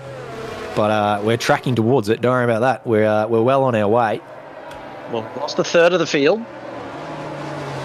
So fingers crossed we don't lose too many more. There's still 25 odd laps to go. Bevis, he's in chat. Unlucky, mate. We were just saying you got the pole lap. Your pace is clearly there tonight. And apparently just got a little bit of a shove through turn 4. So, unfortunate, mate. We were rooting for you tonight, that's for sure. Both AlphaTauris on the front row looking like a really strong haul of points for you two, but it's not come to be. The 6th DNF of the night, Beverslau. And, yeah, potentially a few more on the cards if it continues in this vein of form. I don't think anyone pitted then. It's sort of like you're running out of options now. You've had so many chances to change tyres. Yeah, well, you've seen this many safety cars so far. You'd almost be certain at this point that there's another 2 or 3 coming. Is it coming in? No, it's not. It's got the lights on. Righto, I'm going round again. He's out there just doing laps of fun now. He said, you guys can't keep it going straight, so I'll show you how it's done. Let's do one more lap. Have to admit, in real life, I get pretty excited when I see the safety car come out because it sounds better than than the F1s, I reckon. That Aston has a very nice note to it. Yeah, you're not wrong. Marco decides to put the softs on. That's potential to get these to the end. I don't know. At least There's no way they're doing 24 laps. Not in any sort of good pace range anyway. You saw Bodie Mick slipping and sliding all over the place after 13 laps, so yeah, they'd be in all sorts of trouble. But probably a good shout. It's a free pit stop for Jeremiah. He will catch up before this safety car comes in. And as we've already discussed, there could potentially be rain on the way. So sneak in a couple of really nice laps on those softs. Yeah, maybe Jeff's saying rain in 15 minutes or something. So that might be the shot. And B, if there's been that many safety cars so far, why not gamble on another one? And yeah, anyway, we'll see. Actually, it's not Jeff anymore, is it? Nah, Jeff's been boned. It's not Jeff anymore. No more Jeff. We all complain about Jeff, but we kind of miss him, don't we? I think that is the meme at the moment. Yep, everyone gets to choose. I think there's a couple of different choices you've got now as to who your Jeff is. Not sure. I haven't done career mode, but yeah, it's no longer Jeff. But it's still, if they put the wrong tyres on, you're still getting Jeffed, in my opinion. Oh, yes. It'll always be getting Jeffed. Because it's so close to getting effed. And I just think it rolls off the tongue beautifully. That's fake, Jeff. All right, here we go. Robert. Let's have another crack. Away. Oh, he's gone, I think. Has he gone? He has, yep. Yeah. Neil was ready for him this time. Who's going into the pits there, Deckers has decided to pit. That is a bold move, Cotton. I'm not even sure how that's going to play out. I'm not sure what that's about. Anyway, Neil and Suma had a really good restart. Suma got away nicely. Neil was ready for him like a cat. Ethan Small has cut the chicane back there and picked up 3 seconds for his troubles. But these two, I'll tell you what, Neil's going to have a crack at him. He's obviously got the run out of the chicane. And up into the lead of the race goes Neil Alexander. So last week's race winner at Zandvoort, Robert Wenzel, has been overtaken by Neil Alexander, who's come from the back of the field tonight. Mr. Race Pace himself now leads the way. Backwards in the mid-pack, Claire Tay's up in a P3 now. She's had plenty of issues already tonight, but is currently P3. I say she, I probably shouldn't identify gender already. It's 2022, I get away with it. Claire, let us know what gender. I'm going to have to figure that out during the week. I'm calling you a she for now. Ethan Small currently in P4 and Kenneth Ang right behind. But this pack here includes Ben Curtis, Bodie Mick, Corbin Hannah. They're all amongst it. And indeed, Kenneth Ang gets it done through Ascari of all places. That's a nice move there on Claire Tate. I reckon it's going to rain. It's looking murky, isn't it? It's looking more and more deadly every lap. What tyres did Deckers put on? Deckers put Inters on, so it must be going to rain. He's decided to go for the bold strat early. I don't know. Like, even before it starts raining, like, those tyres are going to be cooking by the time it starts raining. It's going to be very, very slow for the first, and that's even if it does rain.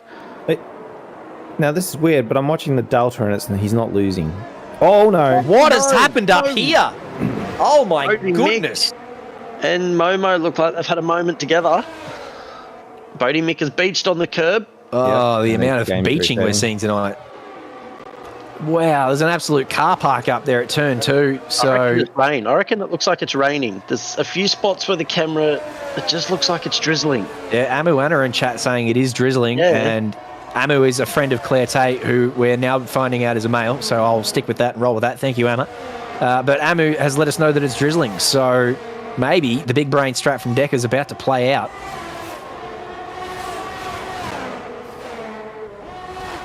But the last thing Deckers wants now is another safety car here, because then he's really lost out.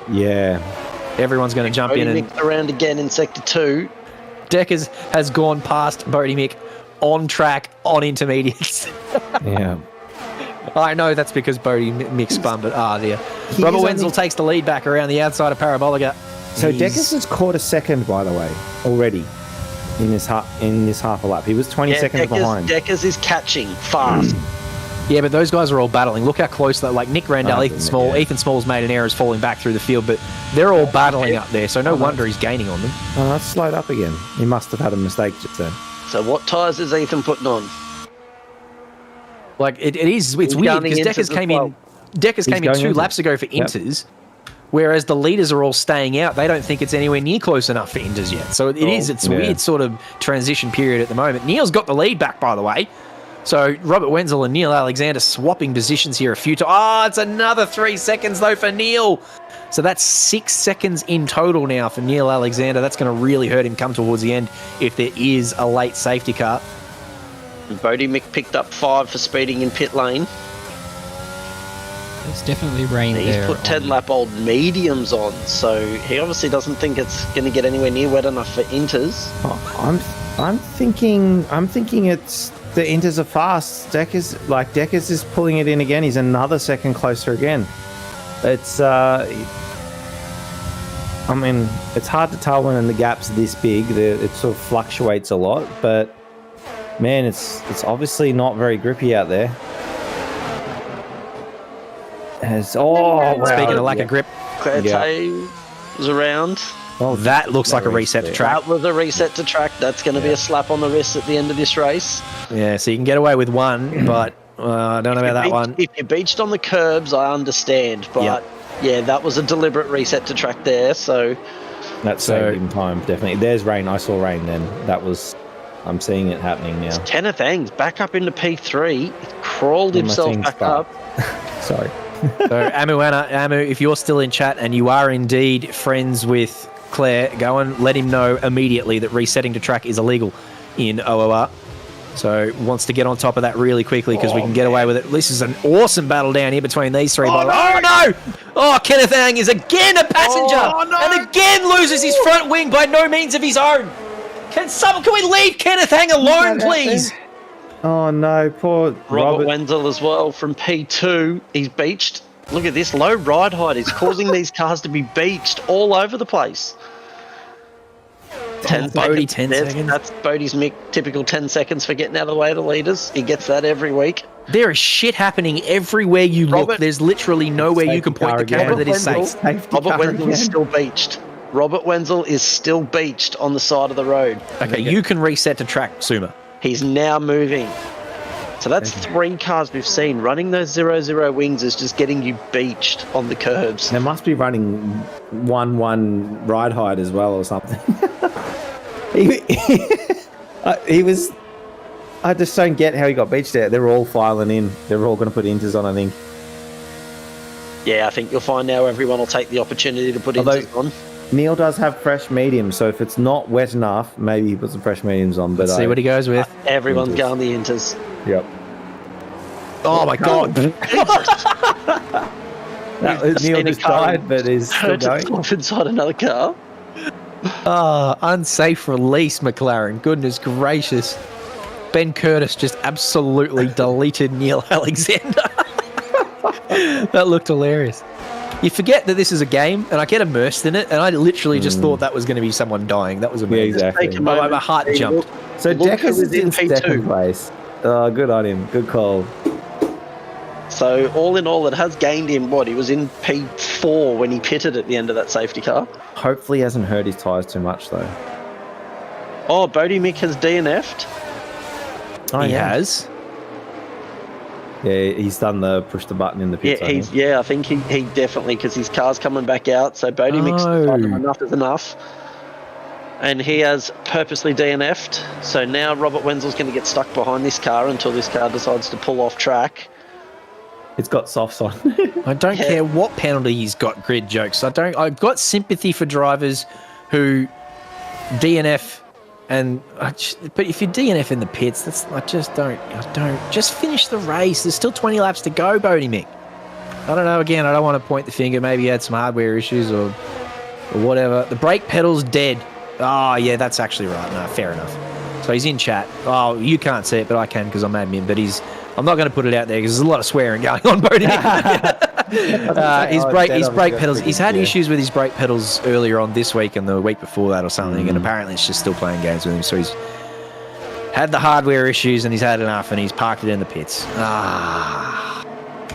That's why I just stick to the old Logitech, mate. You just plug it in and it works. What gear are you running, Bodie Mick? What pedals have you got? Are they Logitech or are they Fanatec or what's going on? Why aren't they working properly? We've got to get that sorted out.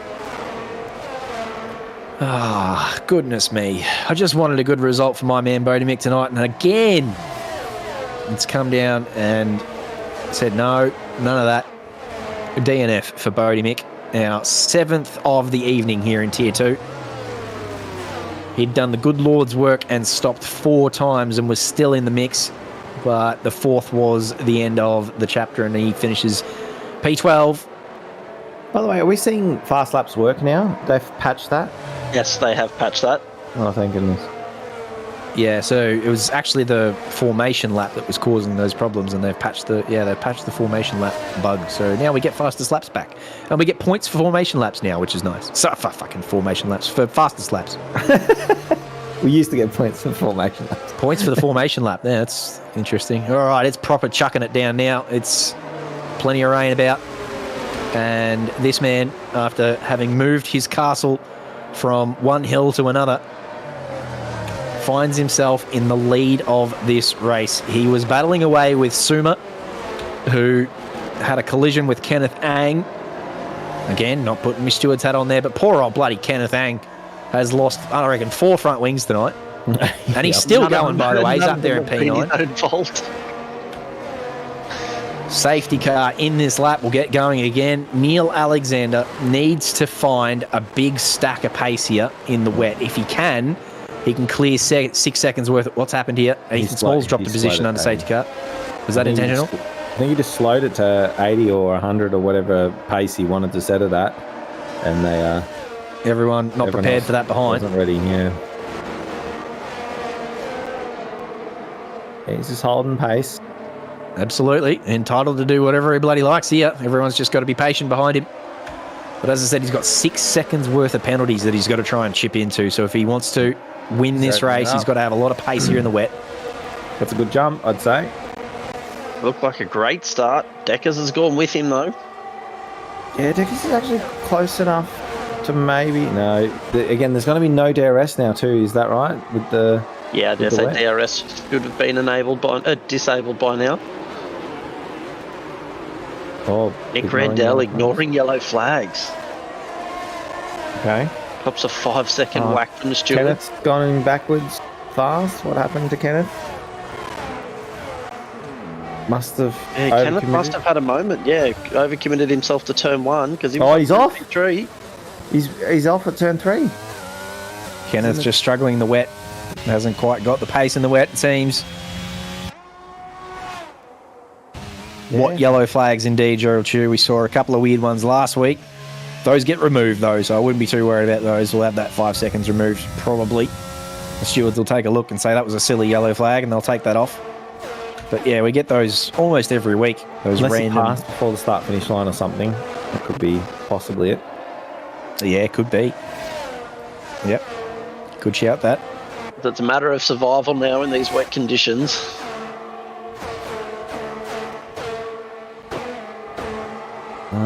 Yeah, we're going to probably see different people with different pace now because, being wet, there's some drivers that just absolutely thrive in the rain. So I don't know if anyone does any wet weather practice or not, but we'll soon find out. Had Jeremiah run very wide and going extremely slowly, possibly in the pits. So he looks like he's DNF'd himself. Another DNF in the pits. Well, so that's our 3rd driver tonight that I believe has called a quits in pit lane. Spit that one out 3 times quickly. Yeah. So if that's the case, I think a few drivers might be getting some words too from Deckers this week. Yeah, that's a paddling. DNFing in the pits is a paddling, unless you've got specific. Good. We're both stumbling over words. This is good. We're doing really well.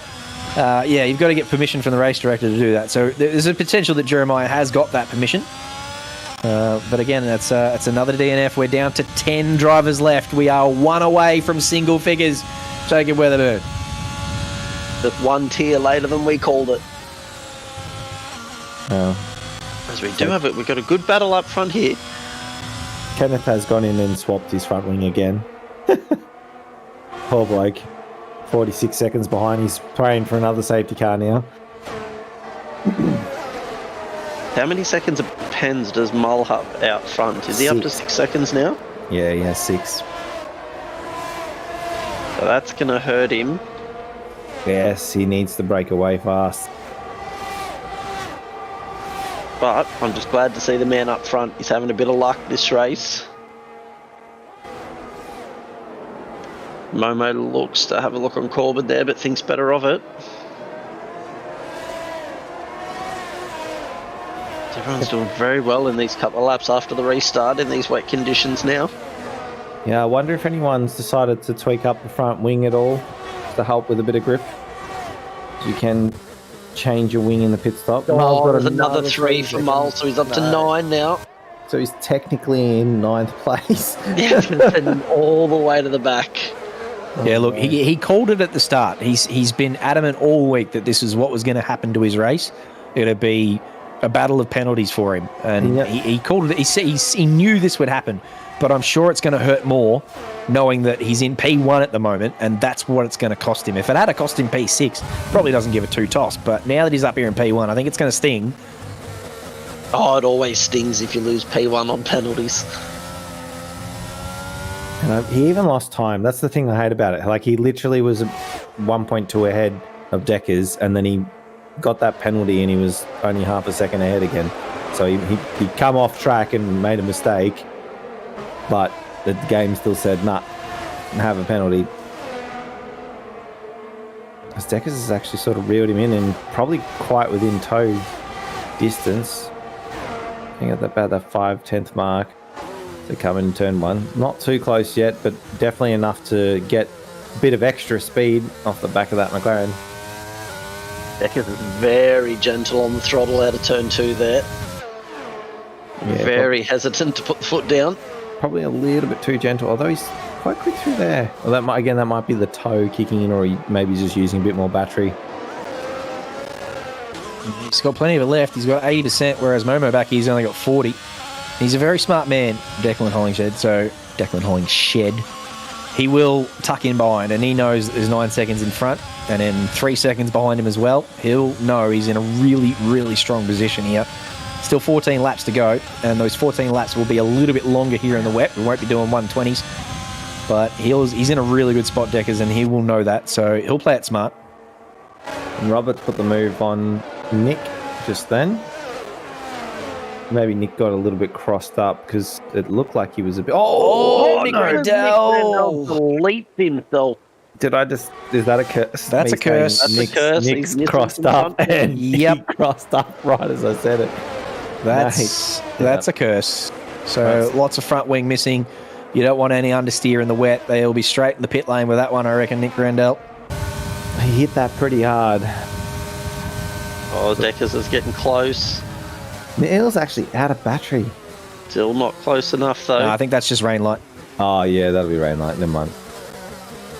I was surprised. I'm like, he gets such good power down out of there, though. Wow. Absolutely. Just walked away from Deckers there on exit. Probably a little bit of setup difference too, though. Again, Mull, having not practiced this week, might have gone for a bit of safety in the setup and just wanted to get traction down. And that might be really playing into his hands here in the wet.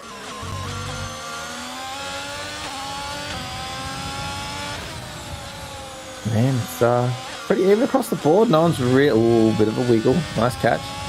Momo just pushing the limits there. Then just get a little bit slippery on the under acceleration there. Looks like it's getting more slippery out there every time we go around too. Yeah. I wonder if there's a late wet tyre that comes out here. The rain has definitely increased over the last 2 to 3 laps. 13 laps to go.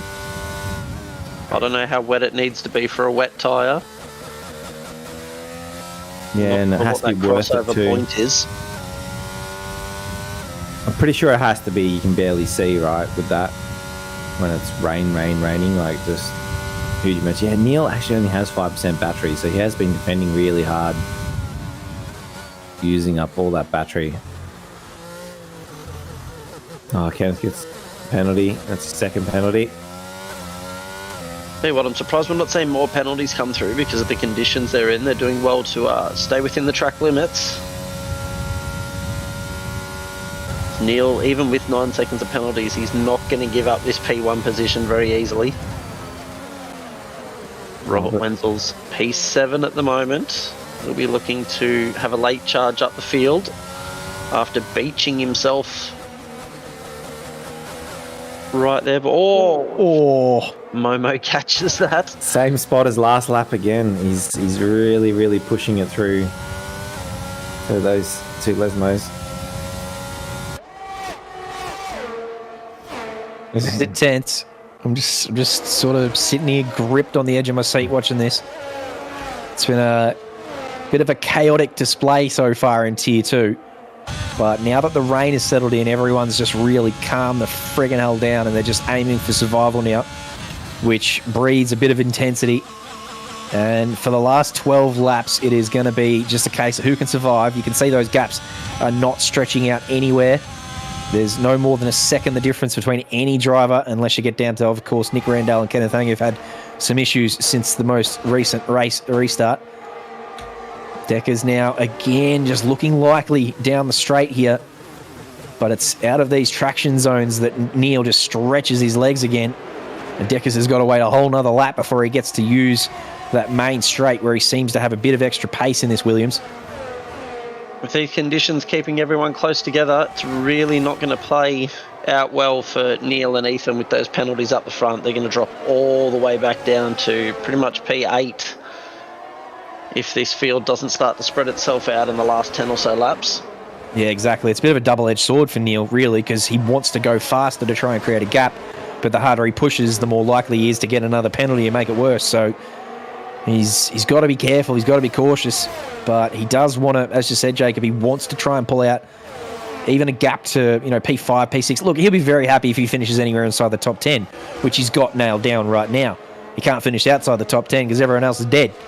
But I'm sure he'll still want to be on for a really good result here, and he'll know that those 9 seconds are going to cost him. But his... dead. Speaking of death. Momo, not dead, but lost front wing. Safety car. Oh, again. Momo's second safety car. That's the last thing that Neil wanted.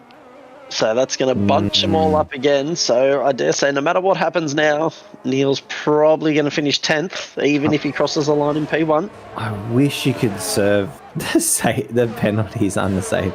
Like, I just wish you could serve these penalties in pits. That'd be great. At least then you'd have a chance. Do you know what I mean? Because you could pass 3 or 4 or 5 cars, but there's just nothing you can do if it finishes right under a safety car or right next to a safety car. Firelord saying safety car number 6. Are we really up to number 6 this race? Yeah, it wouldn't be far away. Oh, wow.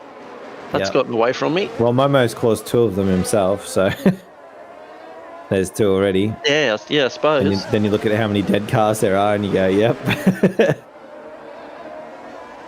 I know I point this out every week, but Ben Curtis drives in virtual reality. And I can't tell you how much extra difficulty that brings with it. Yes, you can see the apex a little bit more, but he was in chat here with T3 before, and he was saying that it's impossible to see the apexes on this track just because they're such right-angled corners. And he's saying it's much more difficult, this track, than any other track he's raced in VR. Oh, come on, Momo. Keep it going straight, for goodness sake. He's got the tyre on. Has he? Oh, does too. Soft tyre on him. Christ almighty, Momo. He is going to crawl his way around this lap. Kenneth Ang's behind him, and he's not going to be able to pass him. So Kenneth's got to be very careful not to run into him here. You're telling me you don't have 2 sets of inters that you can put on? Well, you will, but again, when you pit under safe, like when you pit, you have to get off the inters. You can't swap to another inter. Well, he would have had to swap to wets. You can't swap to the same tyre you are currently running. Even if you've got 2 sets of them. I believe so. What a joke. Or you might be able to, but he probably hasn't looked at his MFD.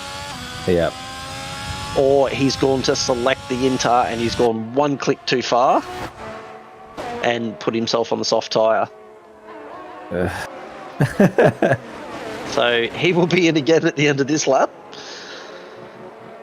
Jared's saying he can swap from inters to hinders. I hope that's the case, because if you can't, that's a bloody joke. That is a dead set joke if you can't. But Jared would have done it before, so if he says you can, I'd say you can. That's just maybe a mistake on Momo, or he's been jeffed. We've spoken about Neil already and how good his race has been from the back of the field. Deckers has had a really good race too. It's really good to see Deckers having a good one after his first couple of rounds. He just got deleted at turn 1. But Ben Curtis and Corbin Hannah have taken turns at the back of the field during this race. So the fact that they're up there in P4 and P5 speaks to their high quality. P4, P5 will mean they will finish P2 and P3 if they currently stay where they are. Kenneth came in again. Why did Kenneth come in? Maybe just out of sympathy for Momo. He's put fresh inters on as well. Okay. He's made 5 stops. So you can do inters because he had inters on and he's just put another set on. So he figured I'm last place, might as well put the freshies on, right? Well, that's it. He might have a little more grip than most of the guys in front of him. This race has just been insane. They've got to catch the safety car yet for that to pay off. If they don't get the safety car and it comes in, they're still going to be half a lap behind. It has, Justin. It's been quality content. It has been really good to watch. Tier 3 was pretty entertaining. This has been really good. This has been on edge of your seat stuff. I don't expect to see this in real life tonight. So you're going to have 4 full-length Monza races to watch if you go through all 4 of them. Tier 3, Tier 2, Tier 1, and then, of course, the real one tonight with Lando Norris going to take the victory there. I don't think you're going to see this type of entertainment tonight. Although I'm willing to stand corrected considering how mixed up that grid is. You've got De Vries inside the top 10. You've got a lot of the front runners down the back. Leclerc up the front. Leclerc can't lose from there, surely. In front of his home crowd, he's got Verstappen nowhere near him, Hamilton nowhere near him, Sainz, they're all nowhere near him. His closest real competitor is George Russell. If Leclerc doesn't win tonight on his home deck, and God forbid if he DNFs, he will never hear the end of it. If someone messes up their strategy again, they need to be sacked. It's the amount of times that team has made a dodgy pit strategy call this season and cost themselves the victory. Ferrari strats coming out in chat. No, look, if it's Ferrari's fault, then I can forgive him, right? But if he bins it, like if he kills himself in Ascari like he did last year or the year before or whatever it was, or if he just doesn't have if he finds a way to lose it himself in front of his home crowd, which again, he's done plenty of times before. He's made plenty of errors before. Yes, there's been plenty of faults at the feet of Ferrari, but he has made plenty of errors himself as well. In front of the Tifosi, he will not hear the end of it, as I said, especially because there's no one anywhere near him that's competitive other than George Russell. It's a big night for him. I used to really rate Charles Leclerc, but he's had a really off season. He should be better off than he has been, and he's made too many errors. And as I said, I know that Ferrari have made a lot of those errors for him. But he's under a lot of pressure tonight, I would suggest. I'll be watching him closely. But yeah, Lando Norris takes the win tonight.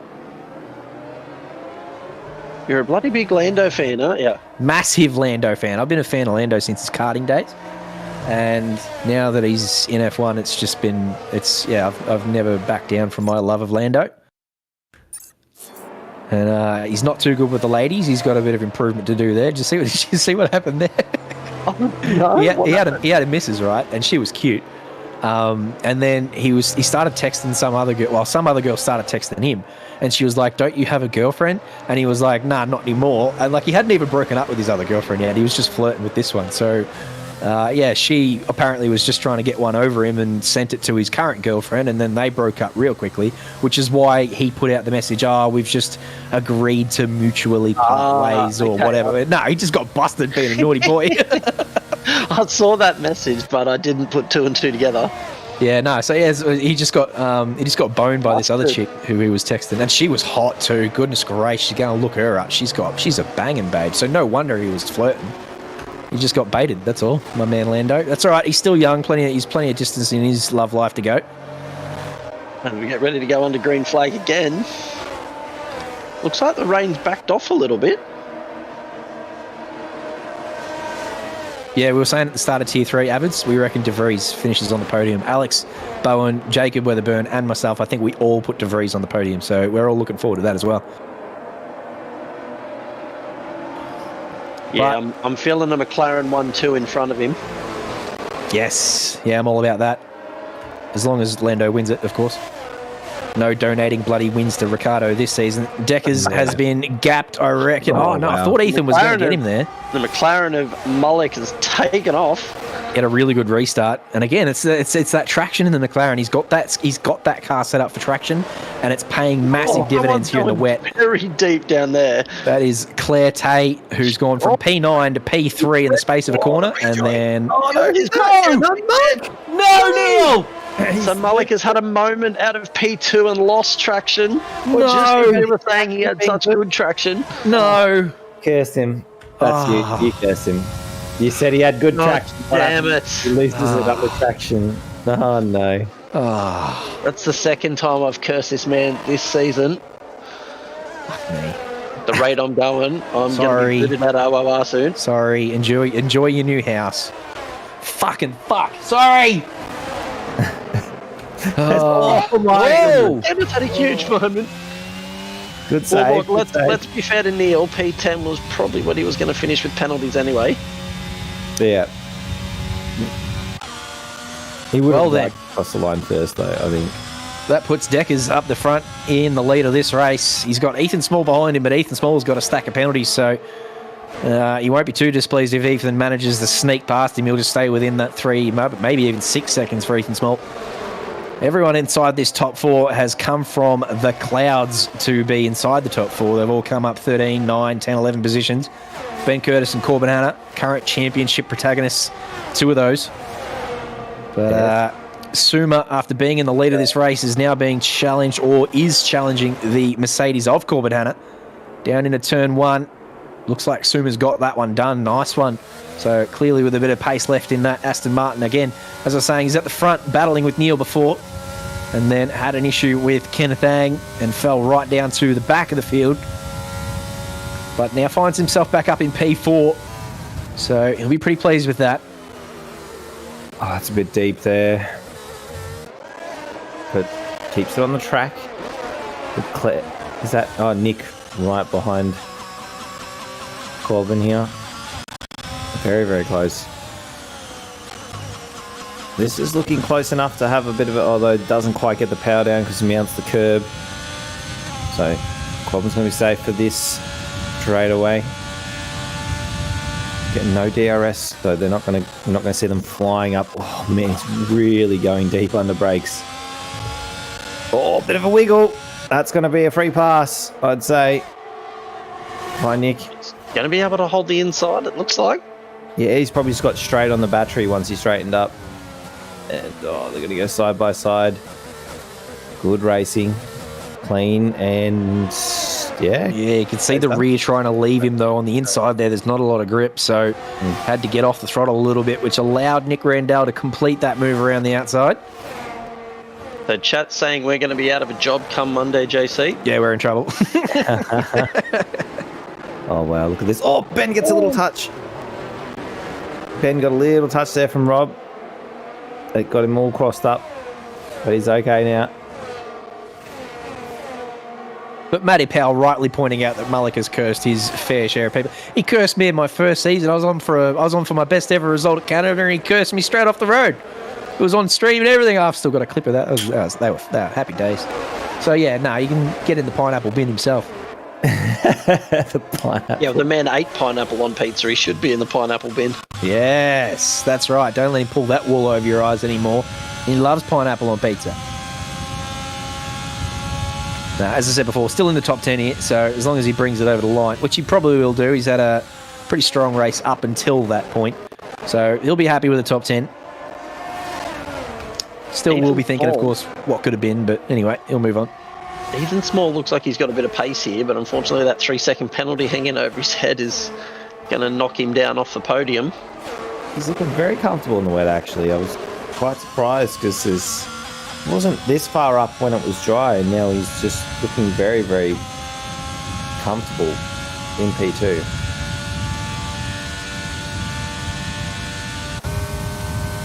So he pulls out to show his nose. Tell you what, Ben Curtis finishes P2 racing in VR after he was in chat earlier saying how terrible this track is in VR. I no longer believe another word that man says. You just follow the car in front. So, was that someone led you exiting stage left? There is a yellow flag back there. Yeah, Claire, unfortunately, out here doing laps for whatever crowd remains that haven't ducked for cover. Looks like the rain's eased off a little bit now, but the track's still very wet. So with 3 laps to go, we're unlikely to see any more pit stops for wet tyres, but we're going to see a really good battle towards the end here between Ben Curtis, Robert Wenzel and Declan. Ethan, unfortunately, with that 3-second penalty, will drop back, but how far will he drop back? He's gone really deep there too, Ethan Small, up ahead here into the chicane. Managed to hang on to it. Plante's around again in Sector 3. No, the yellow flag was someone else, though. I reckon it was... Anyway, it cleared up really quickly, whoever it was. Yeah. He's going to get stuck on the inside. He's going to make it work, though. Nice. We were just saying there's no traction on the inside. He proves us wrong. Robert's got a bit of a mission on, though, after that. Getting put back down to last place. Getting beached. Yeah, but he's come from being beached on the side of the track to look at that. provisional P2 at the moment. He's really pushing hard. He wants this win. He's absolutely flying. The fact that he's come from the back of the field and that he can see Deckers just up ahead of him, he'll still think anything can happen in these last 3 laps. They want to get past Ethan Small here pretty quickly, but he doesn't want to get too greedy on the throttle. Oh, you say like that. Oh, I'm just not going to talk anymore. I'm not cursing any more of my friends. I know. We've had this. We've all, as we state things that's happening. Wow. And tough conditions. He's got a bit of a gap back to Momo behind him, so he's still provisional P3. I'm glad Deckers drives in VR so he didn't have to look at that bloody helmet all day. That's hideous, whatever he's done there. Suma getting Ascari all wrong and has dropped right off the back of the battle for the lead and into the clutches of Ben Curtis, who's now only half a second behind. Neil Alexander still trying to make up a handful of positions here and goes past Kenneth Ang on track. Kenneth has 6 seconds of his own and has been in the wars tonight, so if Neil can gap him by 3 seconds, he will hang on to that P8. They are 15 seconds up the road from Claire, so not going to be pulling in any further gaps there unless he grabs himself another penalty. He's right on for P8 here. He's got to get 3 seconds in the last 2 laps on Kenneth Ang. Ben Curtis has made his way past Robert Wenzel. Yes. Gapped him quite quickly, so I don't know if Suma's made a mistake into turn 1 there, because he's in the clutch of Momo now. Yeah, very likely, I'd say. May have run deep into turn 1. As Momo goes through, they did. Oh, there was a little touch there on exit. It's hard to do in the dry. It's even harder in the wet. It really is hard to not have a little moment. So this is the battle for the end of the podium for P3, but they have fallen out of 3 seconds on Ethan Small, so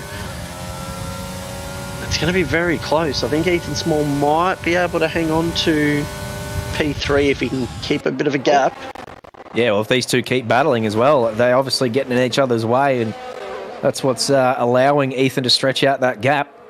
And in fact, he's already 1.5 seconds clear of Ben Curtis, so he's got pace, Ethan Small. So with a lap to go, if Ben Curtis makes any sort of mistake, Ethan might even hang on to P2. Well, at the moment, I think Ethan does hang on to P3. Suma has a bit of a moment there. Although they're catching, I think potentially they're going really fast. Momo and Robert. Neil Alexander about to get past Corbin Hannah too by the look of it. And there's 3 wide back there. Kenneth Ang involved as well. With a piece of it. Up in a turn 1, boys. Just keep it calm with a lap to go. We're on the last lap. Goodness me. He sent it from a mile back and he got it done. Makes the apex. Neil Alexander takes a big chunk out of this last lap and says bang, goes up in a P7 on track. Says stuff your penalties up your bum. I'm finishing this with P7. Let's go. Wow, we're on the last lap. Just keep it calm. Nah, stuff that. Let's go. All right. So at the moment, Ethan Small does have a big enough gap on P4 to hold on to P3. Just by 3/10. Yeah, by 3/10. He's just got enough in it. And Robert's kind of here, but not quite. Not close enough for this straight. Has to have a killer last. The last 2 corners here. Man, it's really close down to... But it does look like it's Decker's night tonight. He's only got 1 more corner to navigate. Look how close this is. It's like dead even now. It's on 3 seconds. Is Ethan going to be able to do it? It's going to be close, but it's going to be this man, Declan. Well deserved, Mr. Hollingshed. You grab P1 at the endurance race. Let's see how this battle goes. Ethan Small, Momo grabs P3! 0.024. Wow, E. That is as close as it gets. Grid Jokes rightly pointing out the man who is the backbone of OOR's F1 series grabs the win. He is absolutely killing it running your OOR Legends series and gets what he deserves tonight. Declan Hollingshead is the winner here at Tier 2's Monza Endurance Race. Well bloody deserved. Nice work, Deggers. Jeremiah Marco is the Codemasters driver of the day. That's an interesting decision. Where did Jeremiah finish? Jeremiah DNF'd. I'm pretty sure Jeremiah DNF'd. But because he come from last, he got driver of the day. That's an interesting decision from Codemasters. Let's give driver of the day to the bloke that didn't even finish the race. What? I'm not trying to shit on Jeremiah at all. Like, I'm no disrespect, but goodness me, that's a weird one from Cody's. Anyway, it is what it is. There you go, the Tifosi down there. That's a nice little touch there. I don't think I've ever seen that before. We've got the proper Italian podium up here. This is how they go about it. So Decker's very happy. The Williams team very happy with their man. And yeah, then the Tifosi down there on the track getting a good old spray. I like that. That's a good little touch. About time Codemaster's got something right. Poor old Decker's old race director got 2 sprays there from his man. Decker's P1. Nice work from P10 on the grid. Started off in the dry, finished off in the wet. Great pace. Ben Curtis will be very happy with P2 after falling to the back of the field and creeping his way back up in VR. Also grabs the purple lap, so a nice little chunk of points there for Ben Curtis, who's currently P2 in the championship. P1 in the championship is Corbin Hannah, and he finished P7, so that gap will tighten. If not, have Ben Curtis overtake him. Momo grabbed the podium by the very barest of bees doodles at the very end there. Suma, what could have been P5 tonight. Nick Randall, Kenneth Ang, Neil Alexander, Claire Tay, all inside the top 10. Can't be too displeased with that. But it was a very interesting night in Tier 2. Goodness me, that is as content-full as it gets. Don't forget poor old Frank Frankfurt, by the way, who got disqualified for God knows whatever bloody reason. How the hell did that happen? We still haven't seen a clip of that. The game is saying there that he had 27 seconds worth of penalties. When he had zero penalties when he got disqualified. Anyway. Not sure. Goodness me. All right, well, we're not far away from Tier 1. Thank you to the rain and the safety cars for stretching that one out for us. We are no more than 4 minutes away from Tier 1, so we'll chuck a few little tunes on for you lovely people. You've got a small chance to go and stretch your legs And we'll catch you back here in the next 5 for Tier 1. Ready to go.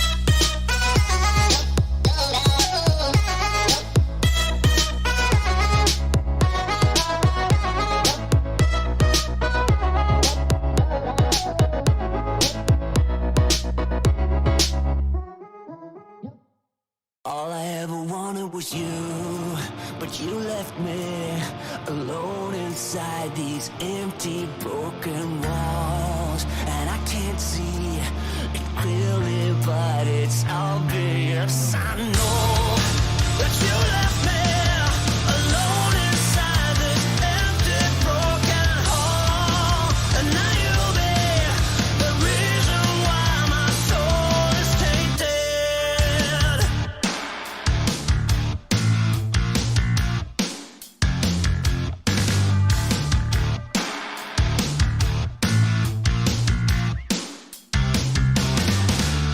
Somebody help me, 'cause I'm feeling trapped and I don't know what to do. There's no one to save me from this hurt I feel deep within my bones. Did you ever think of me and see the things I did? Sold my soul and everything, I was to the lowest bid. Crawled into your poison dome, yet every single time you got into my mind, you got into my mind. But all I ever wanted was you. But you left me alone inside these empty, broken walls. And I can't see it clearly, but it's obvious. I know that you left me alone inside this empty, broken hall. And now you'll be the reason why my soul is tainted. So how can I fix this? 'Cause I need to stop the aching in my head. My heart is breaking. Yeah, I'm tired of being stuck in the past. Did you ever think of me and see the things I did? Sold my soul and everything, I was to the lowest bid. Crawled into your poison dome, yet every single time you got into my mind, you got into my mind. But all I ever wanted was you. But you left me alone inside these empty, broken walls.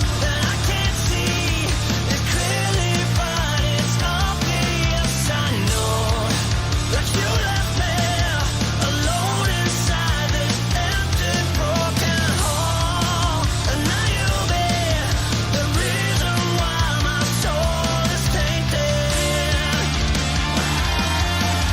The reason why my soul is tainted. You're the reason why my soul is tainted. You're the reason why my soul is tainted.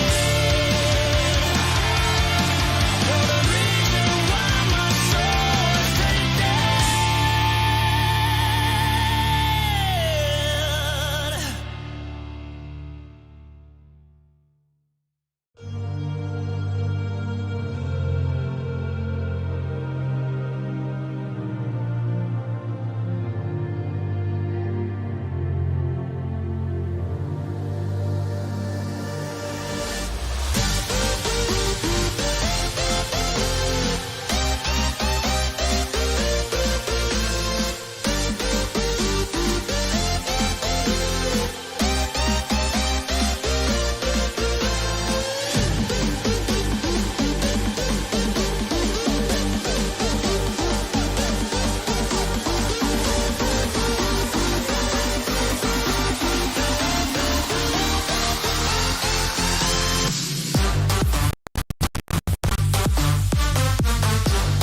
Alrighty, welcome back, everyone. We're up to Tier 1. We've had the craziest race I've seen in a long time in Tier 2. We've got Jacob and Jamie with me. I'm Justin. The Triple J's are here. And we've got Mike with the broadcast tonight, stepping in, coming in clutch after Jamie's PC is still on the fritz. And we're here at Monaco, which... Monza. Oh, Monza, sorry, my bad. I mean, I wish it was. I wish it was Monaco. No, it's Monza. No, I don't know. The other M1. The other M1. In my brain, 100% race at Monaco. That'd be something. Oh yeah, we'd get more than 10 DNS in a race probably. Oh, here we go. As qualifying is starting to get underway. No, we still only have seen 2 drivers all night dip into the 19s. So I'll be interested to see what Tier 1 can do when it comes to their sort of pace. Yeah, we did the both. It was both AlphaTauris, wasn't it? And it was, yeah, correct. And was it Ben that went? He did it by quite a bit too. He did a 19.7, if I remember right. So yeah. Bevis Lau did a 19.7 and Kenneth did a 19.9, if I remember correctly. Yeah, I think he did 2 as well. He did one right at the end, and it was almost exactly the same time. So yeah, some really quick pace out of those boys there. So there's some clear blue sky in qualifying here for Tier 1, so I'll be expecting a few 19s from these guys. Yeah. It's very tight at the front here, usually. Yeah, looks like we have Momo stepping up, filling in for Tier 1 again. Oh, that's good. These guys come around to start their flying laps. Hopefully he won't cause 2 safety cars in this race. Yeah. So Alex Bowen is the first car off and flying. There we go. Did you say Momo's doing another one? Yes, 2. He is. He's in this one. Goodness me, the man can't get enough. 2 100% races. That's a big night when each race is about 90 minutes. I'm exhausted. I've only casted one. That's insane. Both championship protagonists on track. Yes, Zekai Chu, Zachary Smith, both here.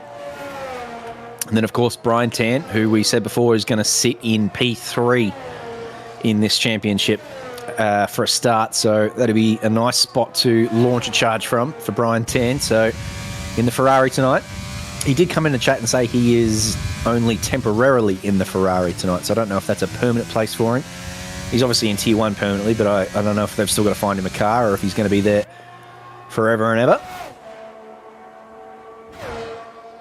We've got a Haas around. Looks like Jared Ellis has binned it on his first flyer, but he's still in. As long as he's not dead. No, not Jared Ellis. Must be that one. Did it a while on Grid Jokes. Just had a moment. 19.7 from Alex Bowen straight up. So there's our 19. Wow. And Jeremiah goes straight off the bat. 20 flat. There's an 8 from Jaden Chai. 19.8. Yeah, this is going to be quick, I think. So we're going low 19s for these guys, I can imagine then. So, yeah. You said high 18s, didn't you? That was your bet before. It might have been Alex who said that. Alex Bowen said that we might get a high 18. Yeah, he did that 19.7 himself on his outlap, like on his first lap. So 19.5 from Zekai Chu straight up. That is so quick. Yeah, so we're not Chu's mucking around here. 2/10 quicker than her, so she's got work to do if she wants to find an 18, but she's got work to do too if she wants to battle with Zekai Chu up the top. That's a great lap as a banker. Right, this is definitely Tier 1. Wow. So Malik saying in chat, most laps led, he's taking that as a win.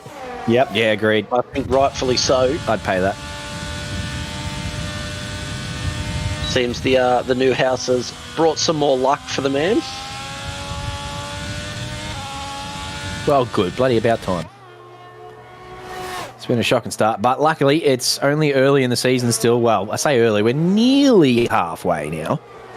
So time won't be young forever.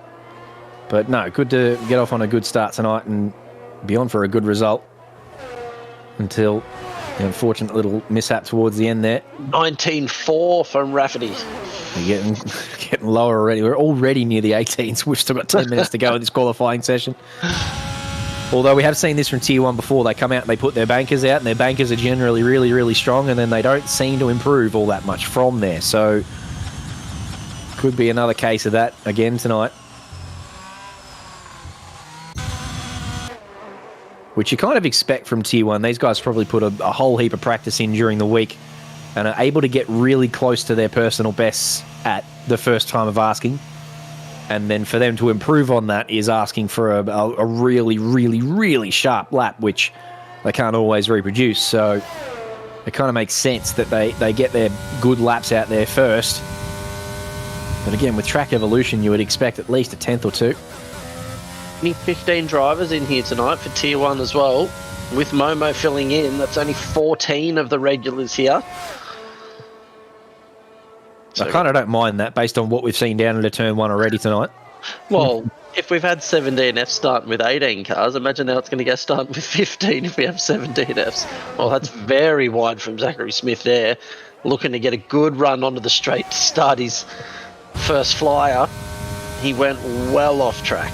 Track map isn't red. Usually it invalidates this and your next lap if you do something like that. But the track map isn't red, so it looks like he's gotten away with it.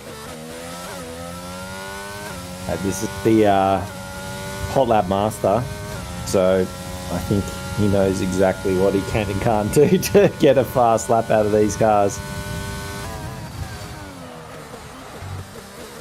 And he's hitting these apexes perfectly. This is the man. Fun. He's nearly perfect every single race. Very rarely makes a mistake. And he's always lightning fast. Just so accurate with the car. It's everywhere you want it to be. Yeah, if you want to learn how to drive fast, just watch this man.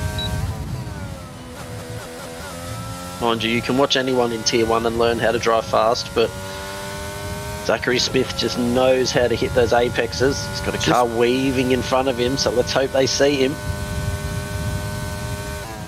That is like near perfect placement of his car.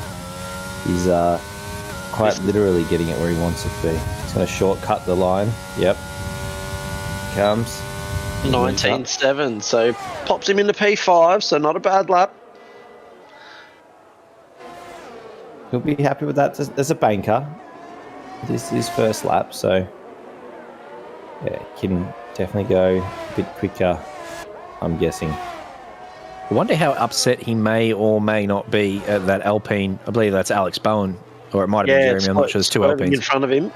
Yeah, and then obviously through this definitely would have been dirty air in the previous games. I'm not sure if it would still be a horrible effect, but coming through Parabolica there, the Alpine just cutting through the air, maybe just creating. It didn't look like it created too much understeer for him, but yeah, it definitely would have been a massive factor in previous games. I'm not sure it's that much of an issue with these cars.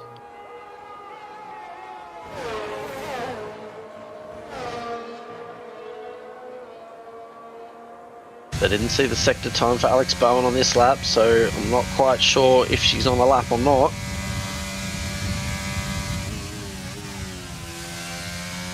Looks to be going pretty hard at it. Sucking it right in early there. And he's going to cross the line here. So what kind of improvement? Oh, bang. Oh, Hello. 19.4. Thank you very much. Right Yes. to P1. Yes, man. Nice work, Alex. Provisional pole. So she wasn't mucking around when she said maybe a high 18. She had an ominous sort of tone to her voice when she said that, didn't she? So clearly has done a little bit of practice here and is confident in the car and in this track. So maybe just keep a sneaky eye on Alex Bowen, who is another driver who's had an off season in terms of converting qualifying results. Either by her own fault or others, has just come a cropper and fallen to the back of the field a couple of times this season already. So another one I'm really hoping for a good result for tonight, along with, as I said, Jared Ellis. Surely Jared gets one in the bag tonight.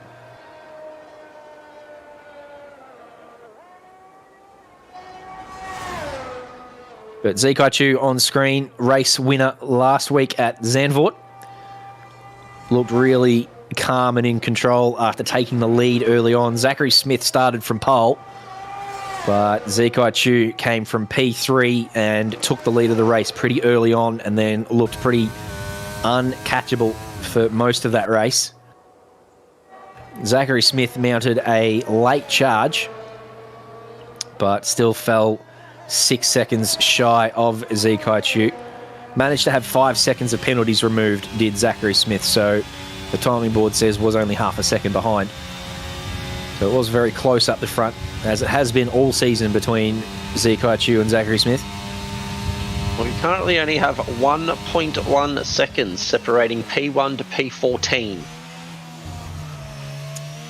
So That's the whole pretty nuts. field nearly within 1 second. It's only Nando and Daniil Wong in P13 and P14 that are outside that 1 second gap, as Zikai Chu does a 19.3.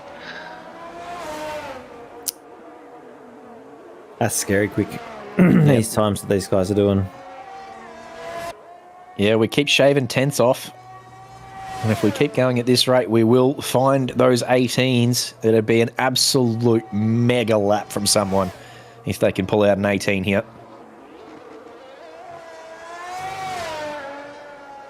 Six and a half minutes to go. Most of these drivers will do another run after their current one, I can imagine. Yeah, spot on, Babby. He's pretty bloody quick in ACC as well. Rafferty's half a second up. Is he? So if that split is correct, he is looking for an 18.9 or something at the end of this lap. Hello. Are All we right, going then. to see an 18? Oh, the car looked glued through Parabolica there. He just threw it at the apex and it just complied. He's on for it. Oh, 19.1. Okay.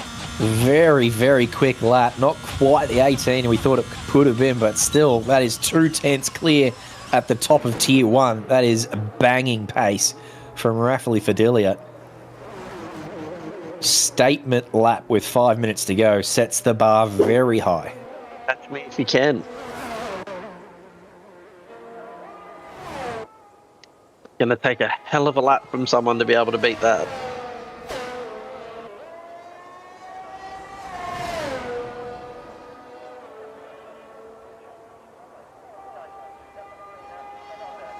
Zachary Smith can't do it. Got Jaden Chia just starting a flying lap now.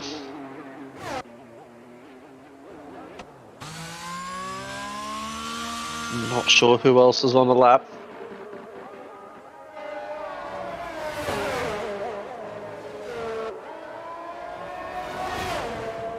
The very loudest of Howards looks to be on one here. Jeremy Washington, the Alpine teammate of Alexis Bowen. Needs to find a couple of tenths to jump up a position. As Nando inserts himself there into P8. Yeah, nice. Jeremy pinches P8 from him. He sneaks into the 19s as well.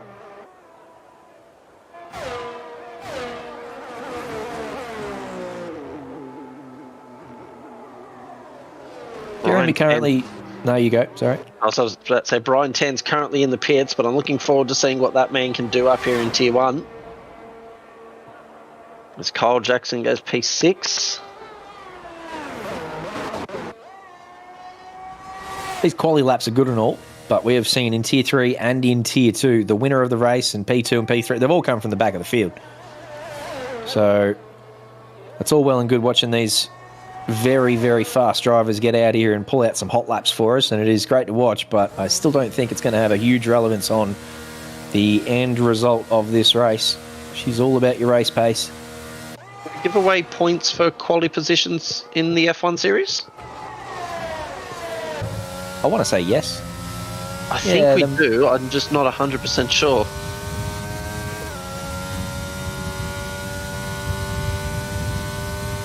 Yeah, if you get laps the fastest lap, I'm sure you get one for quality. Look, Van der Reyden's getting a little bit of a slipstream here down in the Parabolica. He's getting right under the wing of whoever that car is in front of him. His teammate, that's Nathan Muntz. There's that toe we were talking about. Yeah. And it's jumped him up to P7. So the McLaren teammates helping each other out. Yeah, that's him past. Oh, because he's going to do what they're going to do one more lap and do it again. The upper lane? Yeah, I dare say they'll do another lap and then might reverse it. Makes sense. So 6 points for pole, 4 points for second, and 2 points for third. That's a pretty handy little swath of points if you can grab it. 6 points for 6 points is a decent amount, especially in the championship that's so close.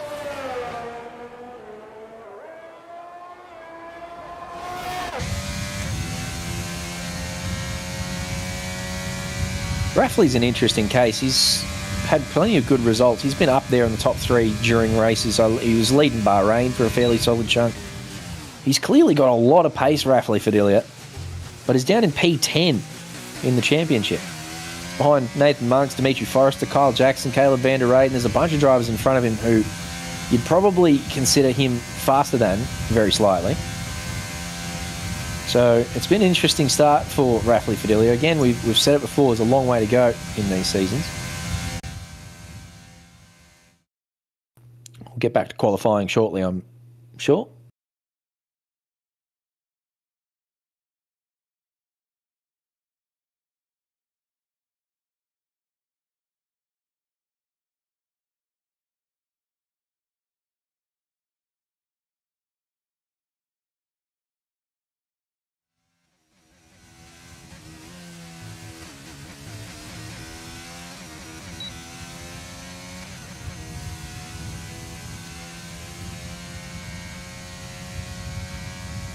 There we go, back into it.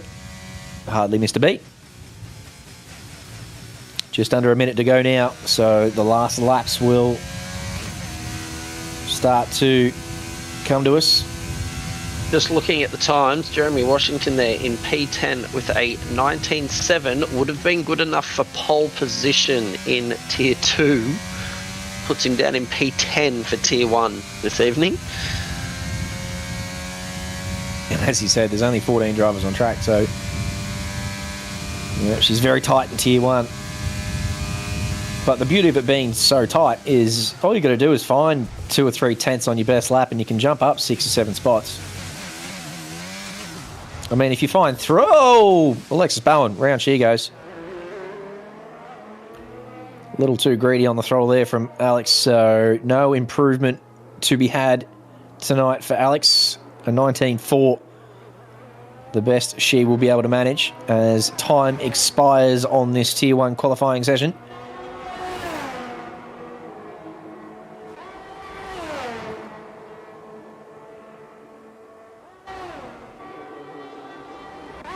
Jared Ellis here with a 19.6 at the moment. Jaden Chair with a 19.4 as well. Again, all you got to do is find 2 or 3 tenths. You're jumping up a handful of positions. Let's see what Jaden Chi has got. 3 tenths down on his best, unfortunately for Jaden. So P5 is where he sits at the moment. Kyle Jackson still on track here, but being overtaken. So probably not on a lap. Our man Brian Tan stepping up from Tier 2. Currently at the back of the field. What's he got? Is there any tenths in here for Bryce Oltz?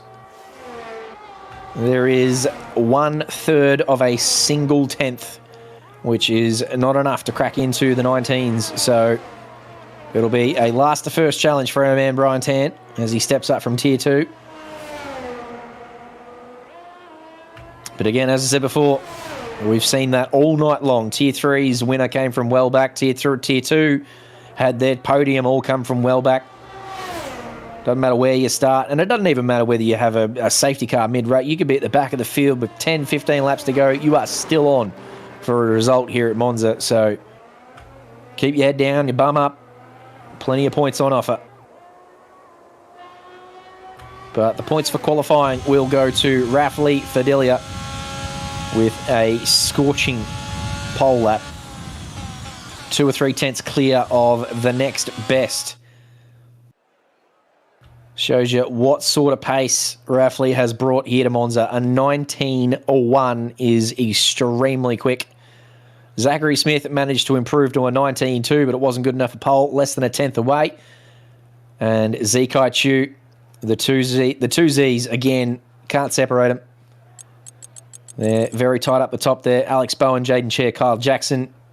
The first 3 rows. Caleb van der Eyden, Jared Ellis, Jerry Can, and Jeremy Washington will start from inside the top 10. My man Nando Garneda's in P11. Grid Jokes P12. A total of 15 runners tonight. That's your driver standings here in Tier 1. So Brian Tan, as we discussed earlier, will sneak into P3 there. He'll slot himself in there nicely, well and truly in the battle for those top positions. But look how tight it is at the top. That's what you want from your Tier 1 championship. Zeke Chu coming in midway through last season, and very quickly you knew Zeke had a lot of pace. Now getting a full season to have a crack at this championship and is right in amongst that battle for P1 in Tier 1. Just 12 points behind Zachary Smith at the moment. Smithy leading the way as he so often does in Tier 1 in the Legends Series, but well and truly ensconced in a battle. Jordan Wong's had a great season in P3 and is about 30 points clear of Mitch Weatherburn, who's had a reasonable start. Hasn't really shot the lights out, but had a good result in Spa. And picked up a handful of points last week too at Zandvoort, so he's right there in amongst it in P4. But is not racing tonight. So he's going to drop a fair few positions in the championship, I can imagine. Yeah, he's already got his drop round out the way with a 0-pointer in Australia, Mitch Weatherburn. So,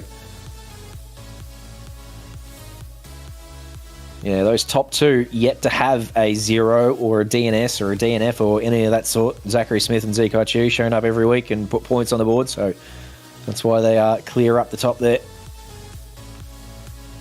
And Jaden Chia and Caleb van der Eyden, the other 2 drivers who have no 0s, no DNFs, no DNSs, so they're doing very good, consistent work, and that's why you see them in P5 and P6.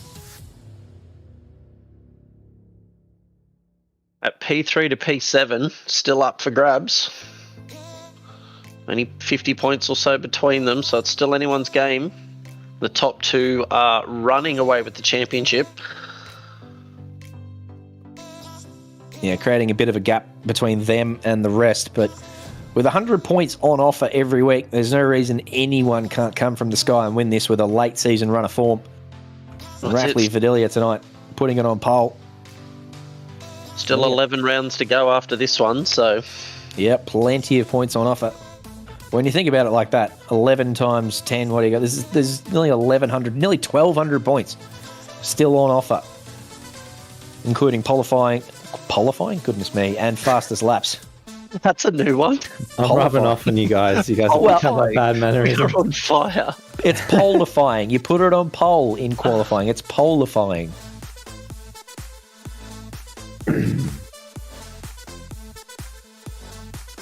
Well, going into our third 100% race, we'll take whatever English comes out of your mouth. Yeah, that's true. Yep.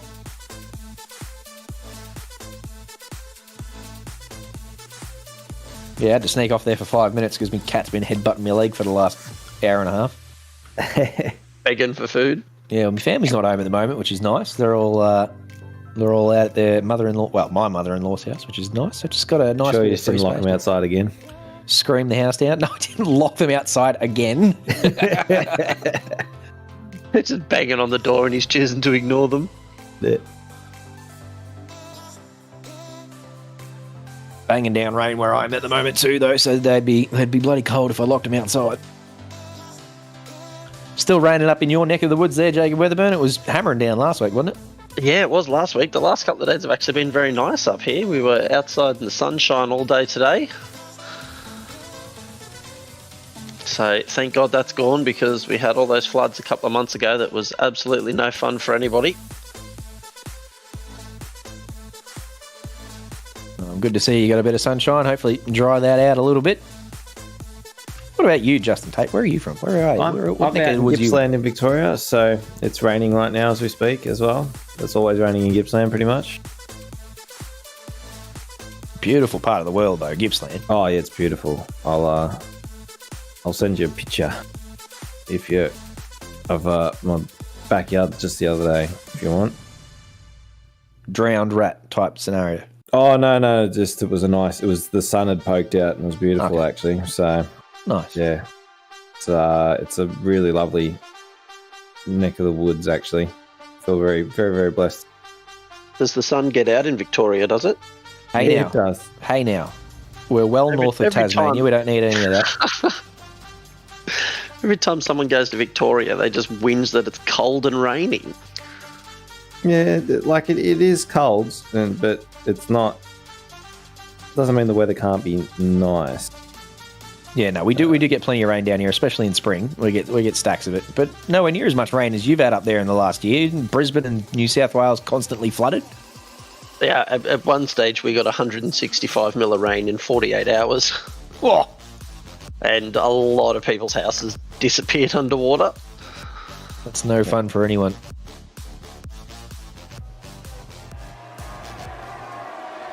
Hello, lap one underway. We're already underway here. We absolutely are. Zach Smith's got off the line, and Alex Bowen's jumped up to P2. Rafferty Fidelia's disappeared off the face of the map. He's down there in P7 after starting from pole. Brian Tan has come from the back of the field and was up in P8, but just got passed by Grid Jokes. So Brian Tan's had a great start, but no one has had a good a start as this man. Obviously beat them all down into turn one. Guy looks like he's got a penalty already. Oh, Zekai, yeah, I'm interested to know what length that penalty is. If that's a 5-second penalty, potentially a significant collision with Rafferty Fidelia. I'm just spitballing here. Could be bloody anything. Well, surely you don't pick up a track limits penalty on your first lap. Yeah, it's maybe cut the chicane though. We have seen that a couple of times to do with drivers picking up 5 seconds for corner cutting through that chicane or after going through the bollards too quickly. So it could be anything. We won't pretend to know what that's for. Brian Tan Getting under pressure here from his tier 2 buddy Momo, who gets it done around the outside, although Brian comes back at him. Momo is on the soft tyre, so he's going to want to get a move on with that pace advantage. He's the only one in the field on the soft tyre. Did I just see someone going sideways back there? No, looks like they all got around there cleanly. I was probably seeing things. So it seems both Haas drivers. Jared Ellis is still in the pits changing his wings, so they have had to double stack on lap 1, which is not a nice thing to do. No, that's not ideal. Well spotted by you, Jacob Weatherburn. That's a poor start for the two Haas lads. And it looks like the two McLarens back there as well. So the Haas and the McLaren teams with a lot of work in front of them for the next hour and 10 minutes. But Zachary Smith out front, already out to 1.6 seconds. Alex Bowen is under pressure from Zekai here. No DRS this lap, but it will come into effect next lap. Yeah, look out. If Zachary Smith keeps this kind of pace up, it's going to be a really long night for everyone behind trying to catch his tail. Rafferty Fidelia with the purple lap 2 though, so clearly Rafferty's got a good race set up as well. Interested to know what happened lap 1 for the pole sitter and why he finds himself back in P7. But the purple lap's still coming in and hasn't had to pit for damage, crucially, so still in it. But Brian Tan has had a ripping start here. Obviously, he dodged a bit of carnage on lap 1 and jumps up into the top 10 behind Momo on the soft tyres. Won't be too displeased sitting behind his tier 2 compatriot. Hopefully when the DRS opens, he's still within a second and gets to enjoy that for a little while.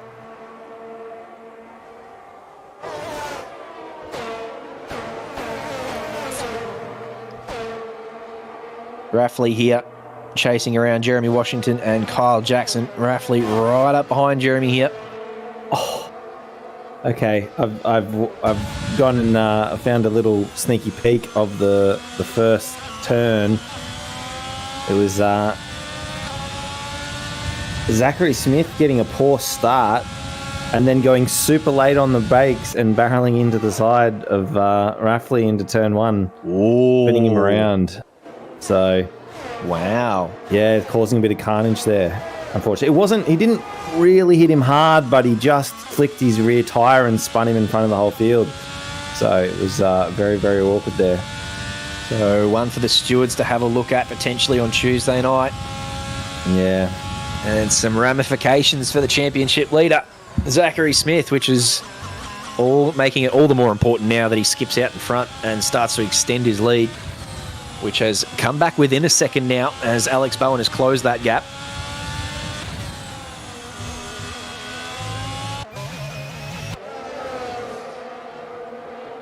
Gonna want to keep that DRS. It was closed right up to within half a second.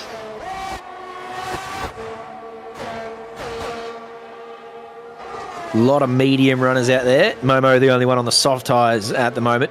Zekai Chu starting on the hards up there in P3. And then a bunch of the back markers on hards as well, including a couple who have already pitted.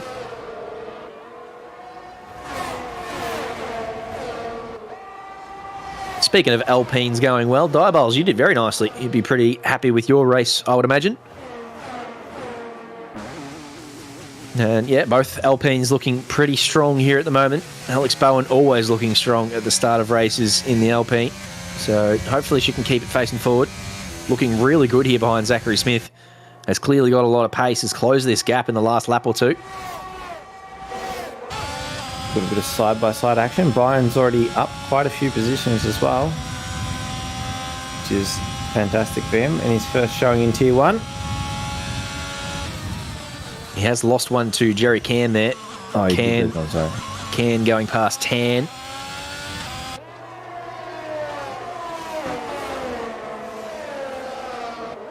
There's plenty of words that rhyme with Can and Tan, but I just didn't want to go with it. I should have committed to it. Something about passing another man, hoping he doesn't get a race ban. But no, I thought better of it. Zachary running a bit wide there. I wonder if he's going to get a penalty for that. Yep, that'll be a warning. Although we've seen a couple of drivers go wide there tonight, and we thought they would invalidate qualifying laps, and they didn't somehow. So maybe there's a little exploit there. Yeah. Zeko's penalty is a 3 seconds, so he obviously has. Here we go. This is going to be a pass, I think. Drastically. Yeah, Alex is going to look to make the move here into turn 1. No DRS. No ERS needed, sorry. Just nice and easy. Pops it in front. Very clean. Nice one. So DRS open.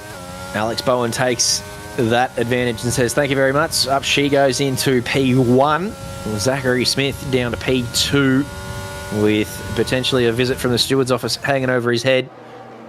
A la our man on the ground, Justin Tate, who's gone and dug a little deeper and found out what happened. And Rafley Fidelia potentially seeing red back here in P5. He'll catch up to the front of the field again based on his couple of purple laps so far. Brian Tan here, driving around behind Jerry Can, who got him in a couple of laps ago. Caleb van der Eyden up the inside here of the first Lesmo. Manages to stick in front, but this is going to be very close. Though he does have DRS to defend with, dumping a bunch of battery. Caleb not using any, so Caleb's... Oh, whoa. How has he not gone straight into the back of Brian Tan? It looked like he missed his brake marker there. Yeah, Caleb van der Eyden. Brian didn't look comfortable either going through there at all, so maybe Brian's got a bit of damage. I don't know, that just didn't look fast at all. I don't know if he got a little bit spooked by the McLaren nearly coming. Yeah, maybe just a bit of eyes in the mirror type business, and Caleb van der Eyden might have spooked him out of a position here. He's still challenging him up the home straight now, but both of them having DRS open means there's no advantage to either car. Not using any battery. I really think he'd... Wow. Good defending. I'm surprised he doesn't use any battery there just to help him get by. He decides now, stuff it, I'll use some battery, I'll get by. There you go. Around the outside. Yep. Just dumps 10 or 15% and says, yep, all right, now I'm in front. Because he could have done that either of those straights, I think. Maybe just thinking it's easier to get it done there as opposed to just trying to dive down turn 1 and then complete the move in turn 2. Maybe just using that curve. I don't know, it's Curva Grande that's called, isn't it? That big right-hander. I think so. But maybe just thought it was a bit easier to get it done around there than trying to get it done and use a bit of tyre life down and get it finished in turn 1 and 2. Zachary Exactly. Smith will be smelling another move for the lead. He's going to want it back going into turn 1. I've got a feeling that these two will be happy actually just to work together, just use the DRS to just slip by and increase their lap times together, because if they don't, they're not holding each other up when they do this. If anything, they're helping each other go faster. Although Alex does have a look down the inside. But yeah, I think they could just keep, leapfrogging each other in a straight line and potentially try and break the DRS behind them. Well, they don't want to be towing Zekai Chu along for too long because he's on the hard tyre. Wow. So they want to try and break that 1 second to him, because if they just tow him along till the pit stops, he's going to be on the faster tyre towards the end of the race. Yeah, we got Rafley Fidelia coming up behind him too. As I said, he's already got a couple of purple laps and he's closed that gap to 1.4 to Zekai Chu after making it past Jaden Cheer. So Rafley's coming. Keep an eye on him. Nathan Monk's here at the moment, enjoying his totally awesome life behind Brian Tan. Hello to all the Toto Awesomeo fans in chat, if they are around. They generally are. They pop in here most weeks. Support their man.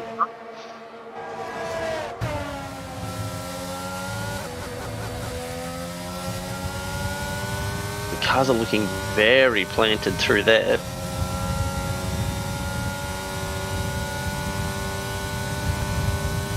Caleb Van Der Eyden's going to have a look at Jerry Can down the main straight. The McLaren guys have a fair sniff of pace too. They were P12 and P13 before. And they've now moved up to, well, I'm going to say P9 if Caleb Van Der Eyden gets this one done around the outside of Jerry Can. So from P12 up to P9 in the last lap or so for Caleb Van Der Eyden. And Nathan Monk's following him through as well in P12 at the moment, but looks to be challenging Brian Tan through the chicane through there. He does look like he's going to pick that one up. He is in front. So Nathan Monk's to P11. Caleb Van Der Eyden up to P9. The McLaren's looking really good here at the moment. Nando and Brian Tan behind him, side by side. They've sorted that out before the chicane. In all of that, Jared Ellis picked him up a 3-second penalty. Yeah, the two house boys not having the best of races, obviously, with both of them a long way off the back of the field.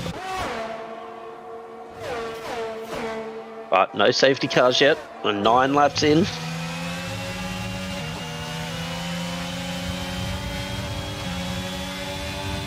There he's trying to hang on to the back of Caleb. He's got the slipstream. Just got to get a good run out of here onto the straight.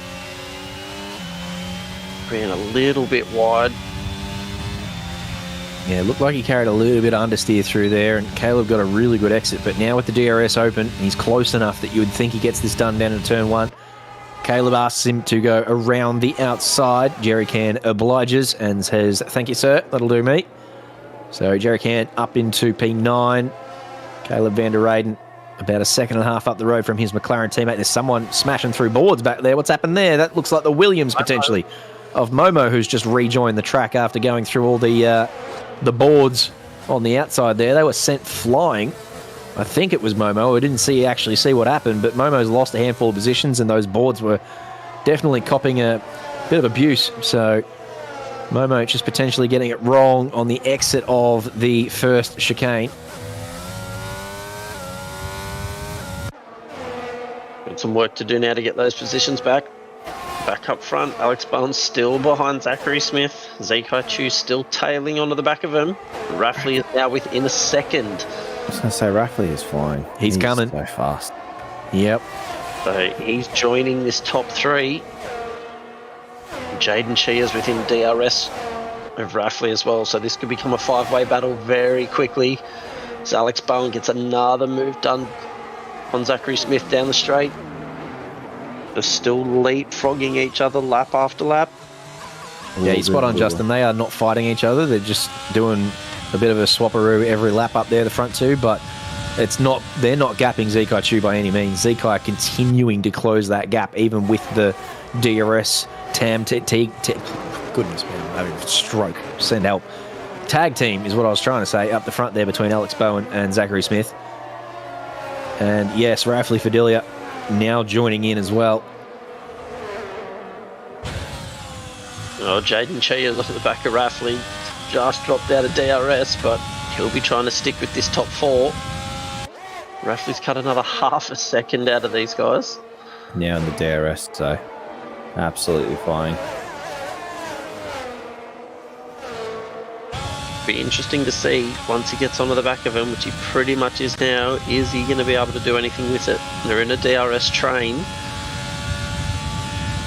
It's all well and good to catch up to them, but can he get past them? He's right behind. He's going to get past. This is so close. So we saw this at Spa, where these Alfa Romeos just seem to have really good straight line speed. Rafley went past a lot of drivers. We discussed how quick he looked in a straight line. So I think he runs a lower wing setup, but he can't run lower wings than 0-0, which I'm sure some of these drivers are. I think Alex Bowen said she was going in with 0-0 wings. I'm not sure if that's a meme or if that's a legitimate strat that the drivers are taking 0-0 wings into these races, but you can't go much lower than that, Rafley Fidelia. So the straight line of this Alfa Romeo that Rafley holds the reins of is just incredible. Oh, Zachary Smith, you saw up in front there, got all sorts crossed up out of the chicane there. Managed to hang on to it, but will drop into the clutches of Rafley Fidelia now as they enter into this second DRS zone. Let's see what happens here. Rafley opens up the wing. I think he's still a little bit too far back to get it done here. But you would think it's only a matter of time before Rafley retakes the lead of this race. He is flying. Yeah, he's caught up a total of about 4.5-5 seconds. So, as we've got a yellow flag somewhere, that is the corner we're coming up to, actually. The last turn, the Hasses has gone off the track there. About to go a lap down. So we've got it going again. Hopefully won't cause any lap traffic issues.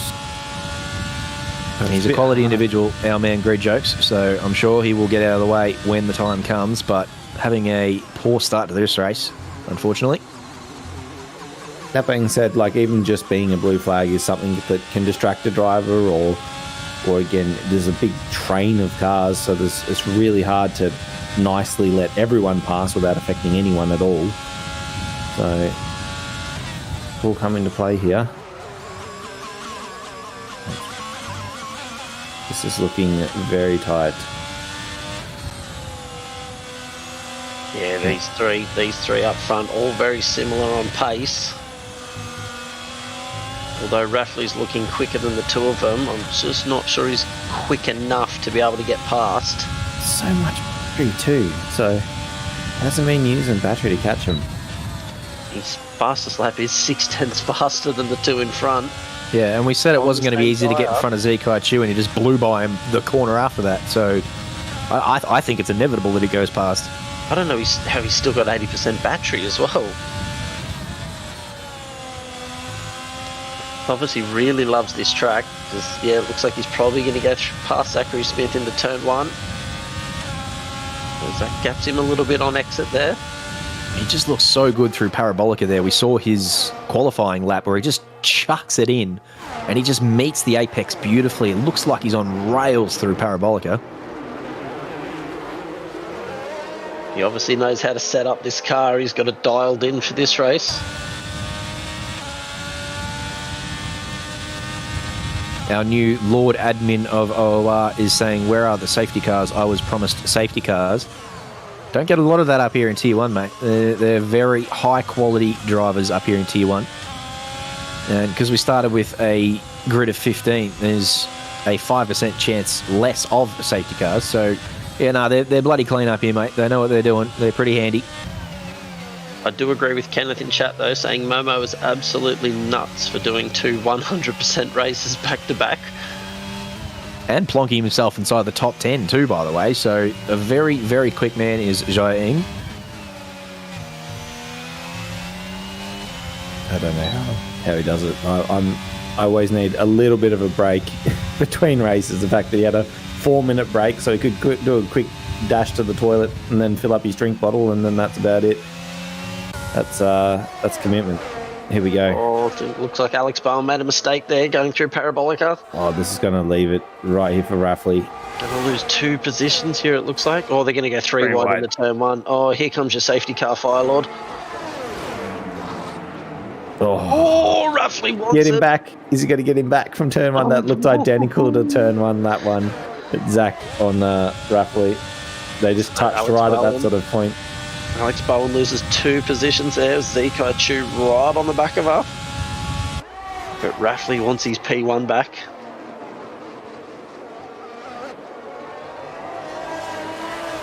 Oh, snaking out of the chicane there. Both Raffley and Alex losing a little traction there.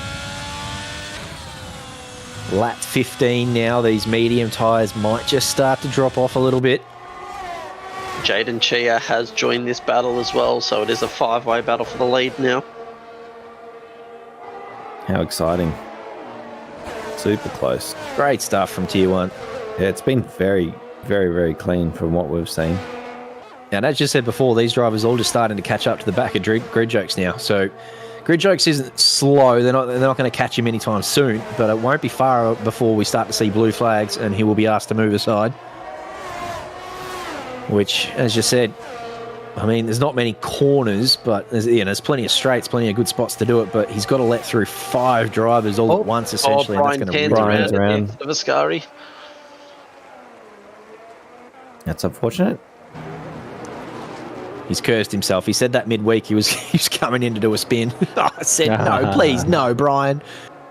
He spent a lot of last season facing backwards, and we made a bit of a meme of it. He's had a really strong season this season. I said, no, you've gotten over those jips. You'll be fine. He had a rough week last week at Zandvoort too, Brian. He was in the lead of the race a few times and then spun a few times and had to come from the back of the field twice and still managed to finish up there in P3 or 2, I think it was. Yeah, wow. Out of these top 5 cars, who's going to take the gamble and pit first? Well, we've got Zekai on the hards, right? Yeah, so he's not going to pit anytime soon. Yeah, I can't wait to see if this pays off for him. I mean, surely it has, because he's got the worst tyre out of the way first, and he's going to be having the faster tyre towards the end if he makes these hards last long enough, that is. That only pays off if you don't get a late safety car, though. Yeah. Yeah, the problem we saw for the Tier 2 and Tier 3 drivers who started on hards was how many safety cars there was. Yeah. And they were asked to stay out on hard tyres that it wasn't time to swap yet. They couldn't go on to 40 lap old mediums or even softs or whatever, whereas it's a different story for Zekai here, who hasn't got any safety cars to worry about. So he gets to pit whenever he wants, and I think he's in a good position too. But that penalty hangs over him as well. That's something to think about. We have seen a couple of these top drivers just skip curbs and go a little bit wide, so it's not like they're not sitting on any warnings. But he's the first one with that hanging over his head, so it basically puts him at the back of this 5-way battle. I do know Zachary's on at least one, because lap 1 in that bit that I watched, in turn 4, he actually slipped wide and cut the chicane and got a track cut warning as well. So he's on at least one, from what I know. I'm glad it doesn't tell us when drivers get warning, because we'd have non-stop pinging, but it would be kind of useful to know if you could see a thing where it says they got, 2 out of 3 or 1 out of 3 or something like that. Actually getting very close under the wing here. So good through Parabolica. Yeah. Still using no battery either. He's still got 80-something%. He's hit it now. Here we go. He's down past. Easy done into turn 1. Have it done before the braking zone. Yep. That was perfect. Nice and clean. Look at those skid marks out of there. Wow. But again, even coming out of that chicane there, he just looks so clean. Looks like he gets the power down so easily. And you'd think maybe he's got a little bit of extra wing on the back, but then you watch how fast he is in a straight line as well, and it's just like, how's he doing it? But again, he's looked like this for most of the season. He's had some really strong qualifying sessions all throughout the season, and he's had some really good, strong starts to races. But again, finds himself in P10 in the championship, just not able to actually string good results together. So if he can get one on the board tonight, it'll take a huge it'll move him up the board. He'll go in front of Nathan Monks and Dimitri Forrester and potentially a few others. But again, it's a long way to go in this race. He's got to put it across the line first, and so hats off to him for a good start to this race. And see if he can finish it off. They are catching grid jokes now as Caleb van der Eyden grabs himself 3 seconds. Caleb has been on the march up the field, though. He's done quite well. Grid jokes gets out of the way and dives into the pit lane. Yeah, absolutely. Caleb's having a cracking race so far. Really enjoying watching him climb the table at the moment. He's got a 6-second gap up to Jeremy Washington, though, who himself has been closing this gap over the last couple of laps to Kyle Jackson, by the way. So just keeping an eye on that little Jeremy Washington delta. But yeah, this top 5 battle is immersive. Now that Rafley's taken this, will be interesting to see if he can get away from Zachary Smith. Zachary won't be letting him go easy. But Rafley is literally, I don't know if he knows his battery exists. I don't think he's using it at all. One of the other Hasses had a little lose there. Jared. There, the Hasses are not having a good day today. Unfortunately. Again, it is one of those tracks that you make a small mistake because you've got switchback corners and left rights and that sort of thing. You just end up on a curb and then you're absolutely over the next curb and around you go. Very easily done here. Yeah, Jeremy right in behind Kyle here. But again, finding it hard to stick right up behind Kyle through the corners there. Quite high speed through that section. Jared has spun again. Diabol's coming in with a cheeky pun there. Nice one. Very sharp from you, Ben.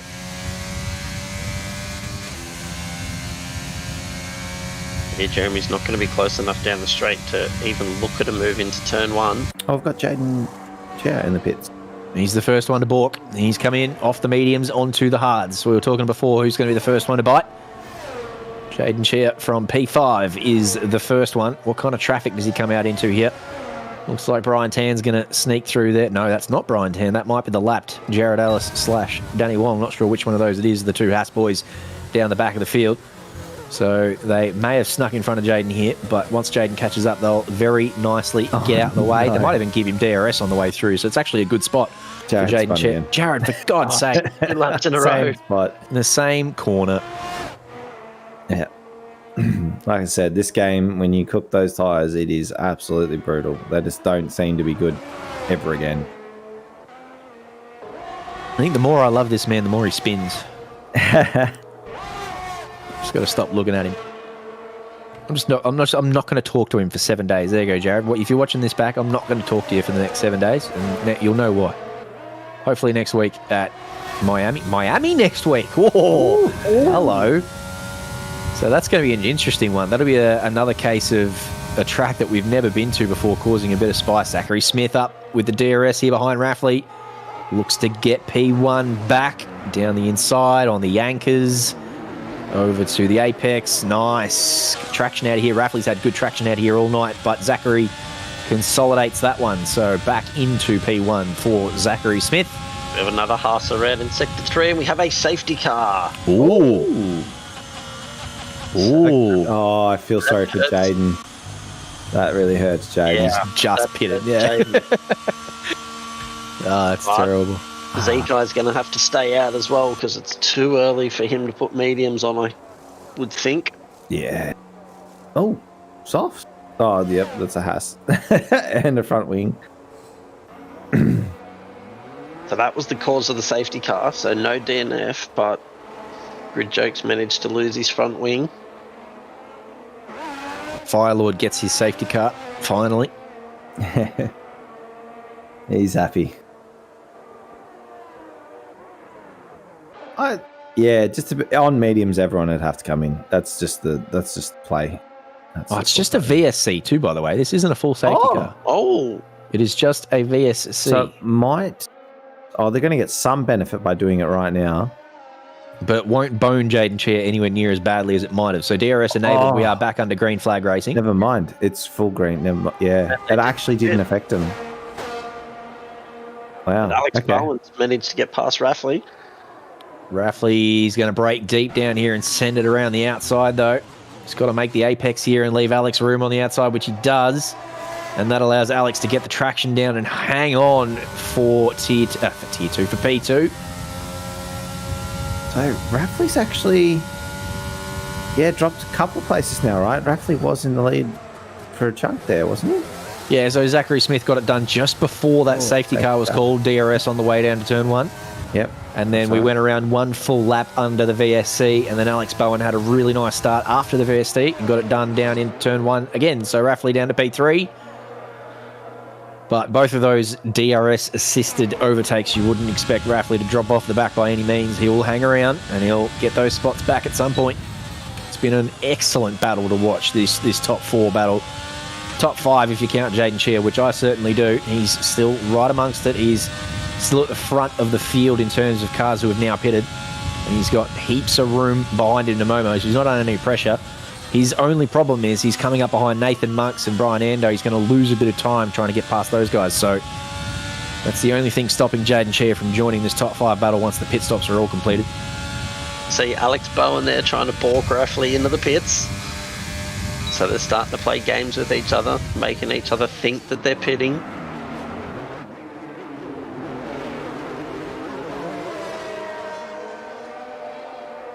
Yeah, I wonder what the right call is here. When do you do it? Where do you go? Yeah, I don't know who's going to be the first one to blink. Surely you've got to go for the undercut. So surely Alex or Raffley have to pit first, you would think.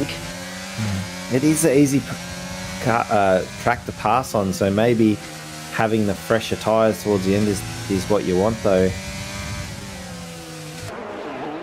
Yeah, I mean, they're all going to go onto the hards, so...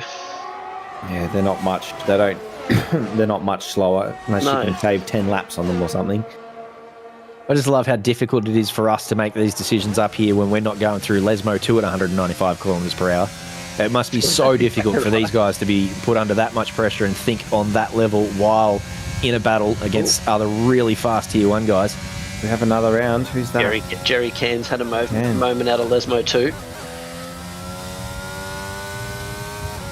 Yeah, he's going again, so no safety car. We've seen our fair bit of death there.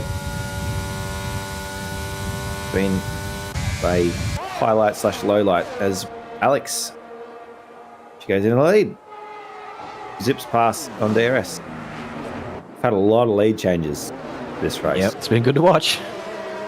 A lot. Well, Raffley all over the back of Zachary here too as they head up to the first chicane.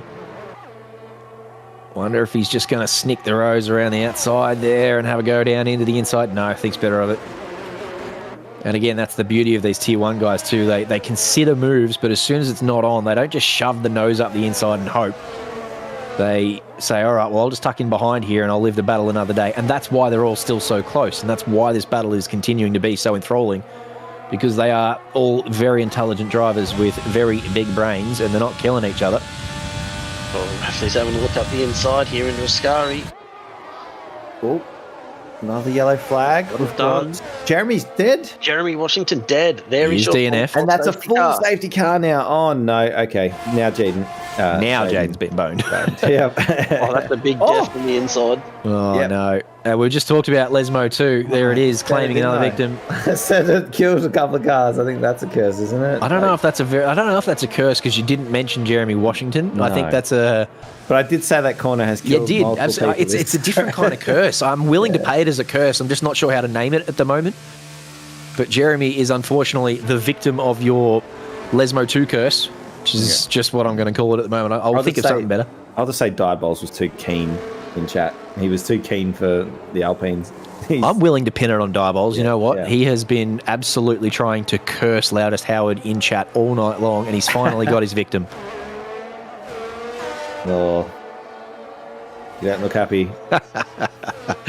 No, I love you, Diabols. Just trying to cheer on his Alpine teammate, and it's gone wrong for Jeremy Washington. Unfortunately, at the The Lesmo 2 complex. It is a pain in the ass, that corner. So Zekai did pit for the mediums. He's going to try and hang them out for 28 laps. Oh, well, the other guy's got to 25 and he's got Yeah. less fuel, so he's got a good chance. Plus, there's got to be some safety car laps. So, yeah, I'd say he's got a really good chance, actually. And it's got to be a long safety car because it's either one of the Hasses is a long, long way behind. So, got to do it. Probably going to see 3 laps of safety car at least, I think. And Jaden hasn't been boned. Jaden's actually just back where he was, so it's not that bad. Good. Good. I'm glad to see that. Jaden Chair was looking equally as fast as the front 4, so now he gets to rejoin. There was potential that he'd undercut, though. That's the thing. I think that's what it was. It was potential that he was going to undercut with those fresher tyres if they all had to pit and they were all going to go 10 more laps or something. Because they were battling a little bit, there was actually some pretty rough passes more than nice and clean ones. Slowing them down a bit, I'm sure.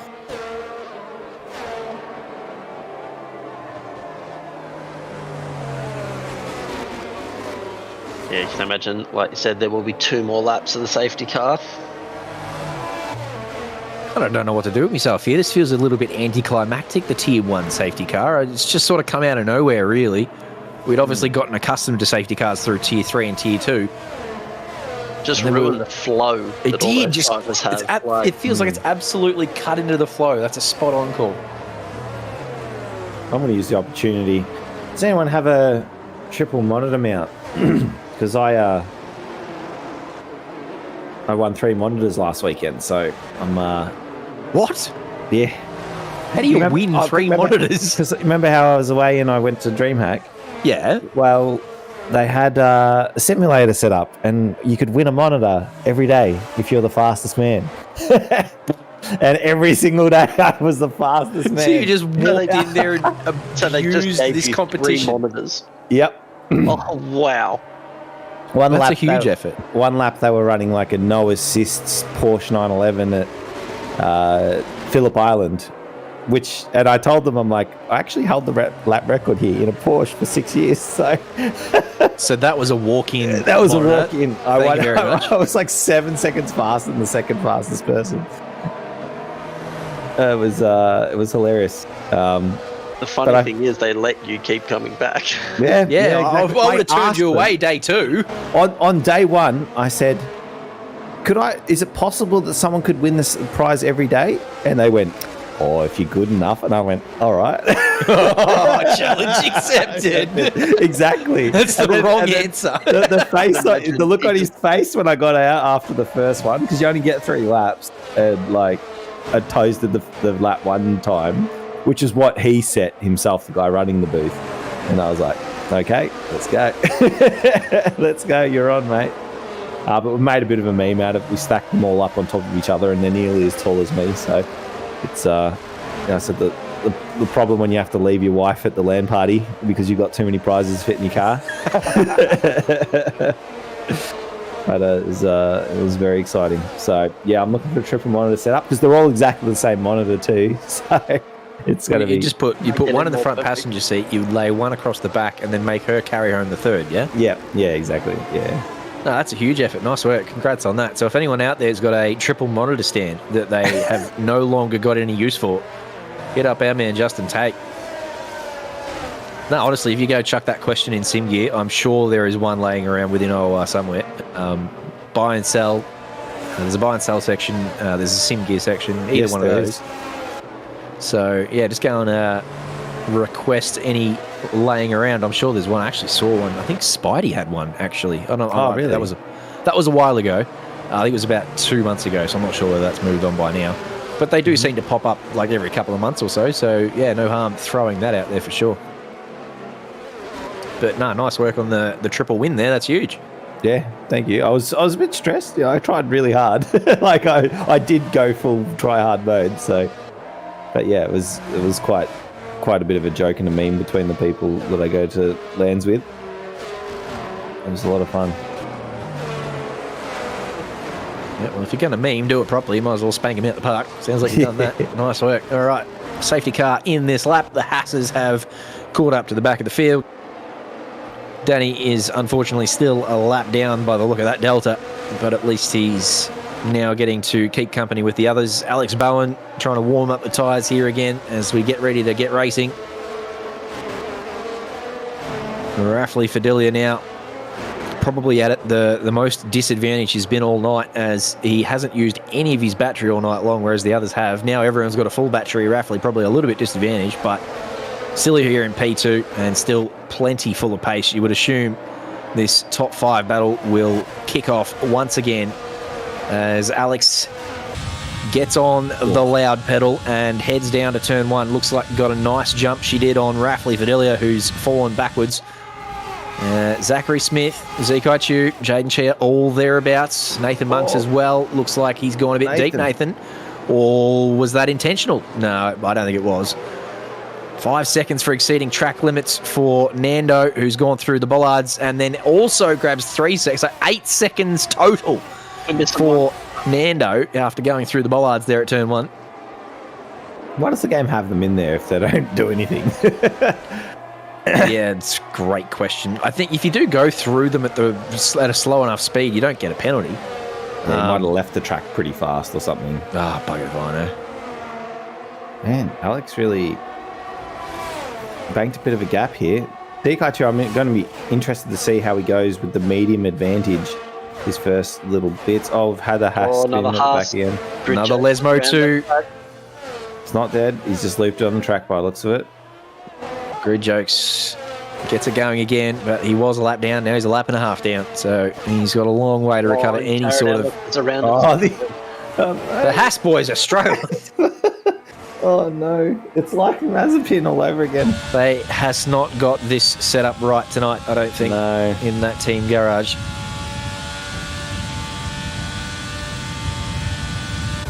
But back up the front, this battle has continued to rage on. It has resumed. Zekai Chu now down the home straight, takes P3 from Zachary Smith. Zachary Smith, after leading this race from lap 1 after a bit of an incident reported by our man Justin Tate at turn 1, now finds himself back in P4.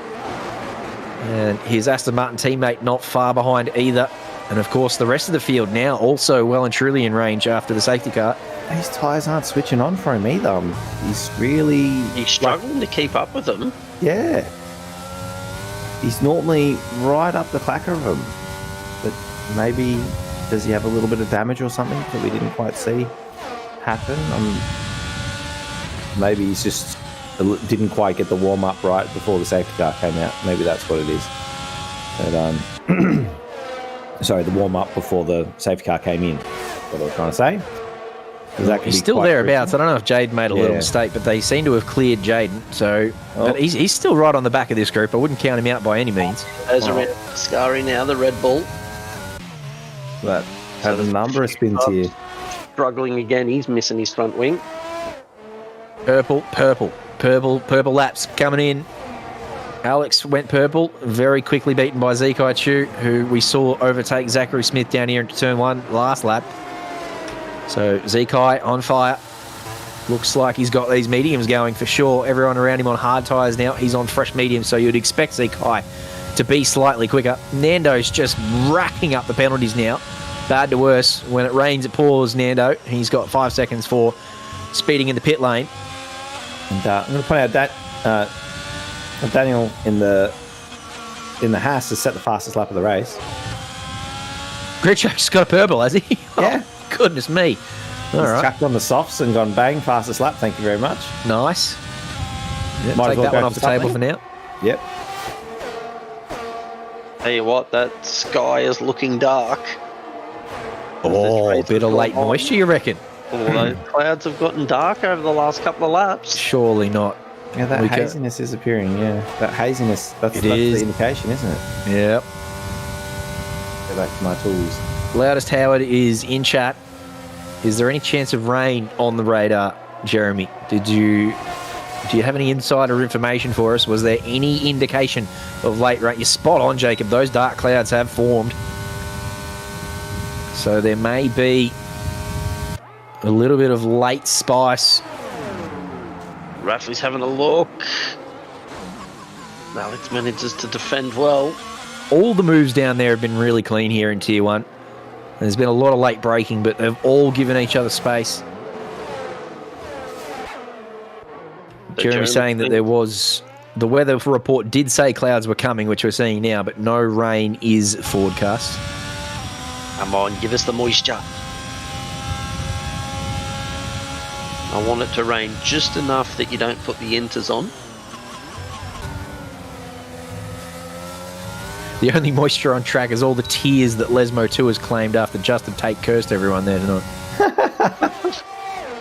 That's why everyone's losing it there. It's a bit slippery. Alex Bowen putting the car in all the right places here in front of Raffley Fidelia. And Jaden Chia grabs 3 seconds. So Zachary Smith has had a moment at Ascari. he has. Piling down the order. Oh, no. Yep, he has. Wow.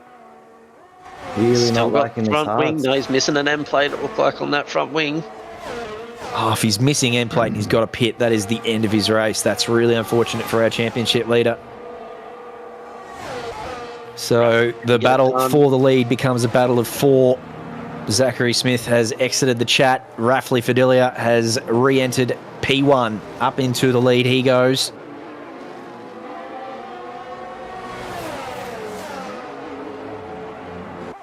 Still 20 laps to go. I don't want to count anyone out, especially after the safety car. This front of the field still packed close, but you would suggest, based on the running tonight, the form guide says Raffley, Alex, and Zekai are the only 3 left. Jeremy Washington rightly pointing out that it's probably a 3-man battle for the win now, as they've stretched a 2.5-second gap out to Jaden Chia. Well, it's really a 2-man battle because Zekai's got that 3 seconds over his head, and I do not see him, even if he gets into P1, gapping these 2 by 3 seconds. We have seen Raffley and Alex go wide a couple of times, though, so there's no saying that they won't get pens. But they seem to use all the track there with no issues whatsoever, so not sure how many warnings they've got, but there's still a chance that they grab some penalties as well, and Zekai will know that. So Zekai will hang around. On the medium tyre too is Zekai, so as long as that medium tyre hangs on for the next 20 laps or so, anything can happen. 31-lap old hards for Nathan Monks, by the way, crosses the line to make that 32-lap old hards. So he'll have to pit at some stage in the next couple of laps. That'll drop him back down to the back of the field. Maybe he'll get a chance to whip on some softs and go for a purple lap.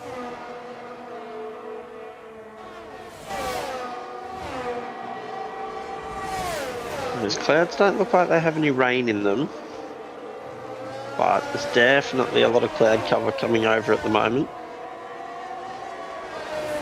Caleb van der Reyden's managed to get past Jaden Chia for P4. He's quietly going about his business tonight, Caleb van der Reyden. He's having a very tidy race so far. Down at the back of the field, we're watching the McLarens just in front of the Hasses earlier on. Nathan Monks has done nicely to follow him through the field too, so those guys 4 and 7 after being 12 and 13. Caleb van der Reyden finished P3 at Zandvoort last week, so clearly in a nice little strong vein of form is Caleb, and has been really consistent all season long, scoring points at every race. Nathan's having a look on Momo here. Who's racked up over 80 laps of Monza tonight so far. Mammoth effort from Momo, goodness me.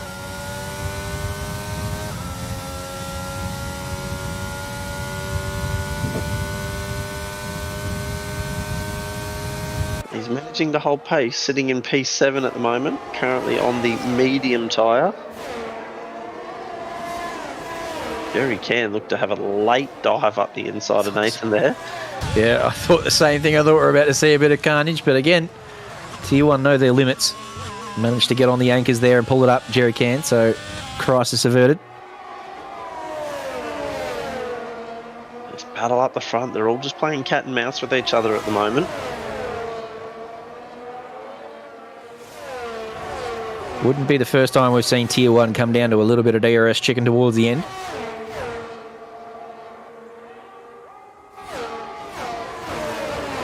Rafley's still got 60% battery as Nando does the fastest lap of the race. I'm taking that as an omen tonight. Lando Norris wins. You're really on board I'm this taking train, aren't everything as an omen. Don't worry about that. Oh, it's really close to the back of Alex now. Yeah. Surely this lap. It's going to be a walk past. Yep. Yeah, easy. Slap. See you later.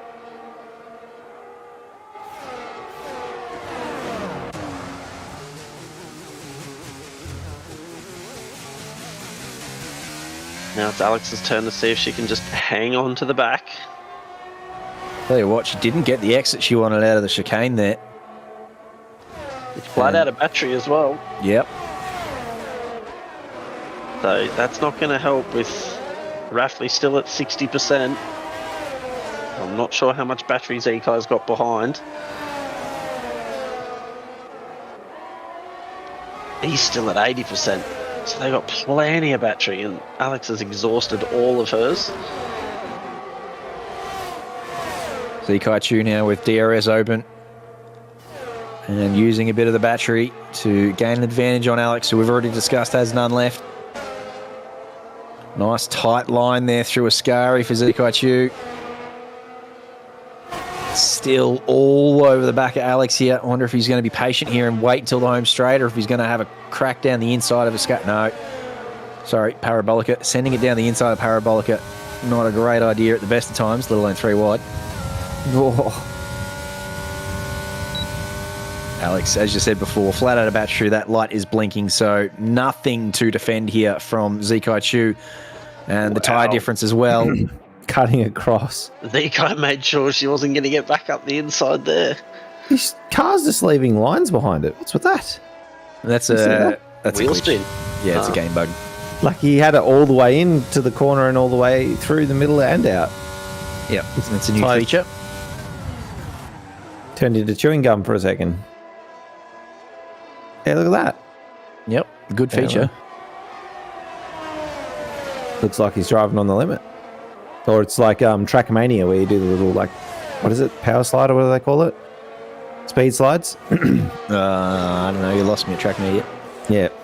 No, with Trackmania, there's like the perfect turn is like called a speed slide, where you get 2 skid marks to appear just behind you, and it actually adds speed while you're turning. Oh, so like a Mario Kart power slide. Yeah, it's exactly. Yeah. Nice. You had to get the different coloured S's out. No, S's? No, it was a V, and then it turned into an E or something. Yeah, they were the days. Oh, there we just saw Jerry Cam. We're on board with him as he went wide there, and he picks himself up his 3rd warning. Long 5 seconds for ignoring blue flags. What? Okay. Ooh, that doesn't sound like him at He's all. got his teammate just chilling behind him, I think. Well, he's got Brian Tan right behind him. I don't think he's close enough to be necessarily blue flag, though. I think that's pretty stiff, if indeed that is the case. Otherwise, it was... He may have ignored him to his teammate. Yeah. Yeah. He probably... Teammates probably like it's fine. He might have been trying to give Jared a little bit of a toe. Oh, the game said no, none of that. We're not getting out of the way. Oh, I wouldn't even be surprised based on their luck already tonight, the Haas boys. That is classic Haas. Try and give your teammate a toe and the game gives you a fucking blue flag penalty. Oh, no. That's probably exactly what happened. That's so sad. Goodness gracious. Meanwhile, Ruffley's out to nearly 7/10 clear out front.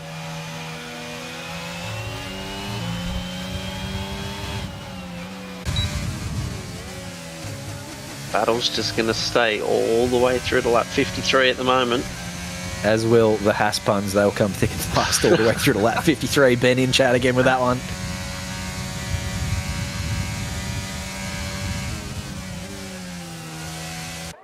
Caleb van der Reyden's not able to close the gap to these 3, but Jaden Shea hasn't been able to get back past him either.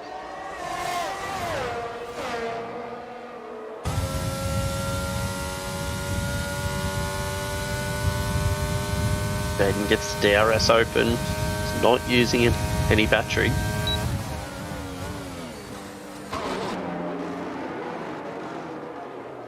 Been very smooth from everyone here in Tier 1 tonight. It's been really good. Yep, other than that one circuit breaker we had in the middle with Jeremy Washington getting it wrong through Lesmo Neil too. Wong, It's 5 seconds for ignoring blue flags again. No. He's towing Jared Ellis down the straights and just getting pens for I it. reckon, yep, he's just taking the pens. He's I reckon. trying to keep Jared in front of Brian Tan, and he's just taking the pens for it. Yeah, I don't know how the stewards would look at that. I think there might be a few more pens coming. I reckon the stewards will be frowning upon that if indeed that is what they're up to. But if he's not holding up his teammate, then he's not holding him up. He's helping. But he's disadvantaging Brian Tan. Yeah, well, Brian did get close there, and he let him by straight away. Yeah, so Brian's gotten past him there. I think he's been towing Jared Ellis down the straights or getting in front of Jared leading into DRS zones to make sure Jared gets the DRS.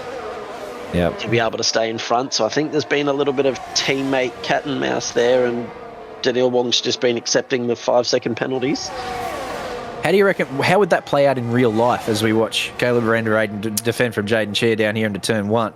How would that play out in real life? I think you'd be absolutely smacked, considering one car is a blue flag car that you keep letting back pass to get DRS. I don't think the stewards would like it. The thing is, though, in real life, the blue flags only really apply if you're going to hold up people, if that makes sense. So, say one of the Ferraris is a lap down, but they're faster than the car they're behind. They are allowed to go past, and they're allowed to get in front, if that makes sense, because they're not technically holding up the car they just passed. What if Jared Ellis Jared Ellis was slowing down, leaving DRS zones to let his blue flag teammate back pass so he could get the DRS? Yeah, like, I guess the only way that it happened in real life is if they had, like, damage or something, I guess, where it's like, all right, let me keep you in front of this other guy. But I don't think so, because, again, you could just say, well, I'm not holding up my teammate. If you stay in front of your teammate, then it's probably fine, but I don't know about going past them and back and then passing them back. I don't see that being faster than just being in front and towing along a slower car, if that makes sense. I think that'd be the way it'd happen in real life. Yeah. And all of that, Daniel Wong's grid jokes is pitted for a fresh set of softs anyway, so he might be looking for the fastest lap of the race.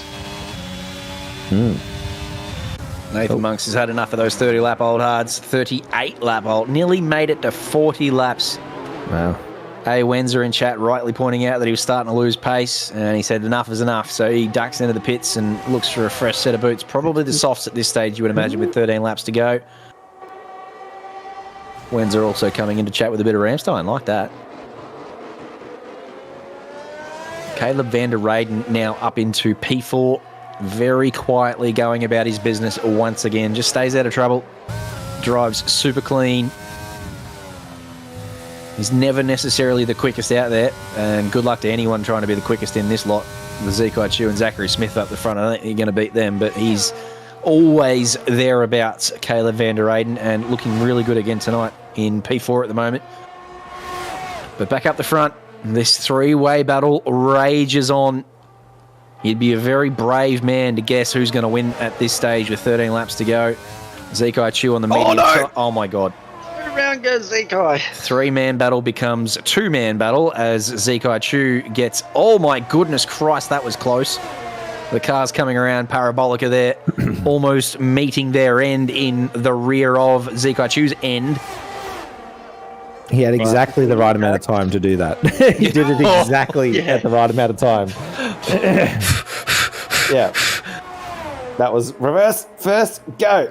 Goodness me, that was close. If this was real life, that wouldn't have happened, because the amount of times I see them like trying to get first or trying to get reverse, and they're sitting there, click, click, click, click. Come on, go in gear, you know. Yep. But that puts Caleb van der Reyden up into third place. And unfortunately, Nelly drops Alex out of DRS range to Raffley, which pretty much has lost Sector now. one, we've had another spin. Oh, it's one of the Hasses. Oh, he's killed some. Oh, he got stuck on the barricade until it disappeared. Did you see that? His wheels were spinning in the air. We saw that plenty. Was that in Tier 2? We saw plenty of that, or Tier 3 where they got beached a bunch? Yeah, he was stuck on the broken barricade, though. That's what's funny about it. And then it despawned and his wheels dropped back down. So Alex has lost DRS to Raffley, and with absolutely no battery to help catch back up. I tell you what this has done for the championship, though, is Zachary Smith having dropped down the order before. I thought, Zekai's going to get a bit of a buffer here. But you cannot separate these fucking Zs. Now they're in P6 and P7. They're right next to each other again. They've both had a spin, yeah. And Zekai Chu is currently P2 in the championship. So with that difference in position, they're probably going to go into next week tied on points at this rate. You cannot separate the two Zs this season. As Jared picks up another penalty. Everything's just gone from bad to worse for those Haas boys. Keep an eye on that delta from Zachary Smith to Zekai Chu too, by the way. Zekai with 3 seconds worth of penalties. Zachary Smith 3.4 seconds behind.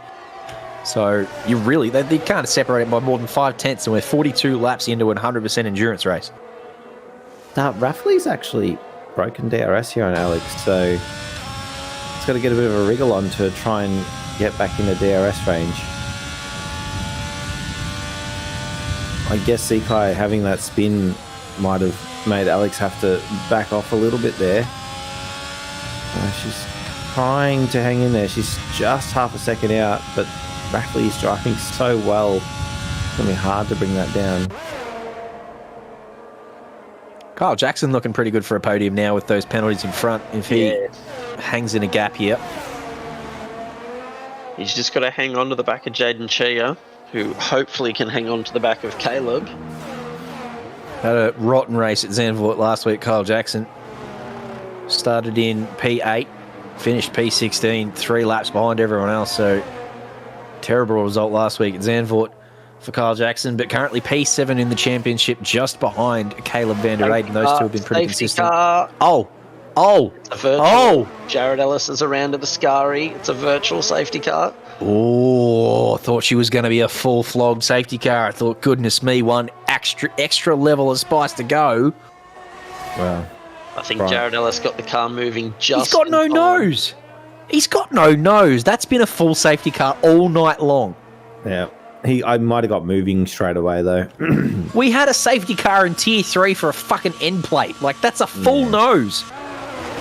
Goodness me. I think it sort of counts into how long they were stationary for. Yeah, I think he got the car moving just in time before it would have turned into a full course.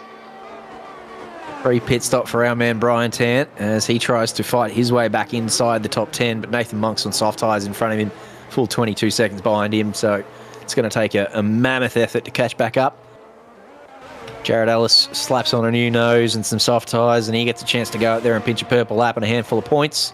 I think that's what they're going for, pretty much, running down there. And this is Raffley Fidelia coming across the line behind Jared Ellis, who's just come out the pit, so a bit of blue flag action about to occur when the VSC ends, which may or may not help out Alex Bowen close this gap, which has continued to be 1.4 seconds for a little while now. Caleb van der Eyden gets a drive through. No. That's thrown away his chances of a podium. He just missed that on the restart. And Alex has done a really good job on the start here, being super close to that delta. She's back down to 1.2 again when she was about 1.8 going into that. It's just I spotted exactly the same thing. I thought Alex has done really nicely here. Might be just biting off a little bit more than she can chew under VSC, because it's very dangerous pushing the limits of what that delta grants you. And sure enough, it bites someone, but it's not Alex Bowen who nailed it, got it perfect. It is Caleb van der Eyden from P3 who will now have to dive into the pits and serve a drive-through. That is horrible for our man, Caleb van der Eyden. And most of the field, all the way down to Nathan Monks, his teammate in P10, is basically bunched up. So that's going to just completely ruin any chance he had of a podium. Zekai's had a really good one too, because Zekai is now right behind Kyle as well. And Zachary's about 3 seconds behind, where he was about 2 behind before. The guy can get past Kyle and build a little bit of gap. He does have that 3 seconds. Oh, this is painful. Another yellow. We've had another 1 second, Lesmo. Brian. Ferrari of Brian Tan. Oh, no. Yeah. Oh, Bryce Olds. Justin Tate claims another victim. Yep. Nathan Monks does happen to go purple with a bloody near qualifying lap of a 20.9.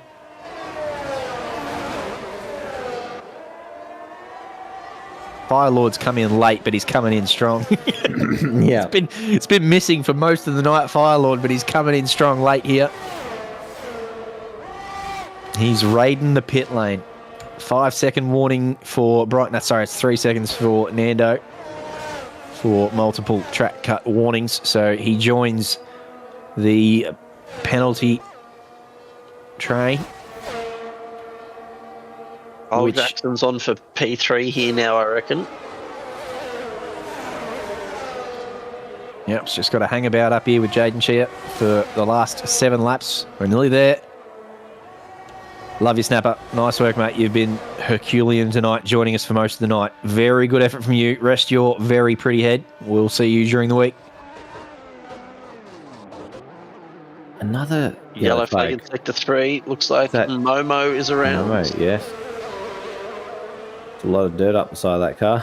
So surely that man is starting to get tired by now. Yeah. Speaking of Herculean efforts. He's done 100 laps so far. He's only got a few more to go.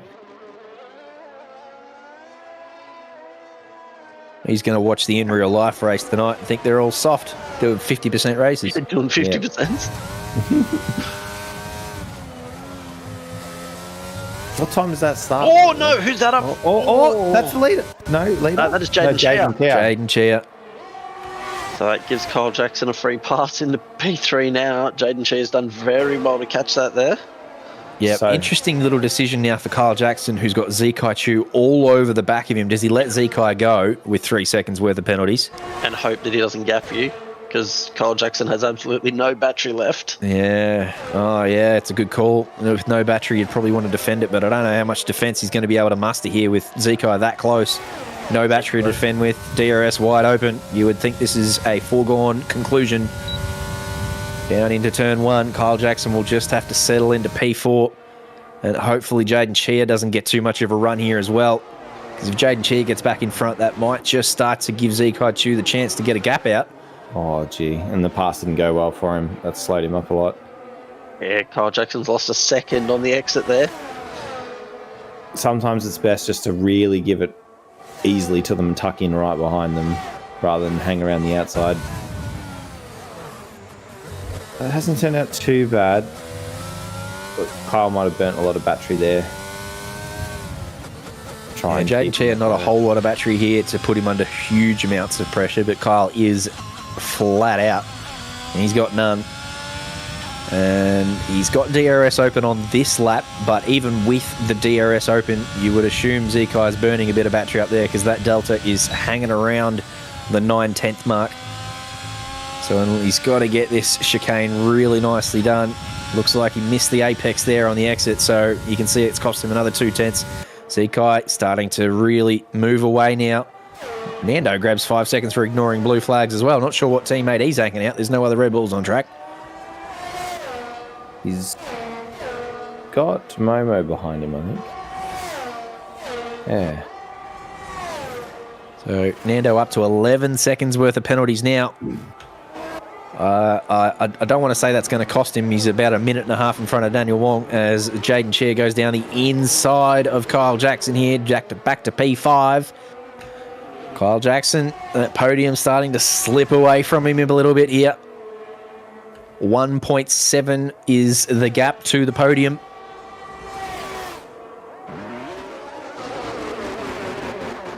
That is another good... I'm telling you, mate, he's one of the best. He learns from Peach, I reckon. Peach is very early stamped his authority as the pun king, but Firelord coming in strong here lately, especially in this OR Legend Series. He comes in here really hot. Momo with a 20.4. We're nearly into 19s now. 3 seconds for Zach Smith. Oh, no. That's not going to make any difference whatsoever to his position at the moment. Although, he actually wasn't close. But I'm not sure Kyle Jackson's going to be able to hang in within 3 seconds of Zekai here. He's struggling to stay intact with him.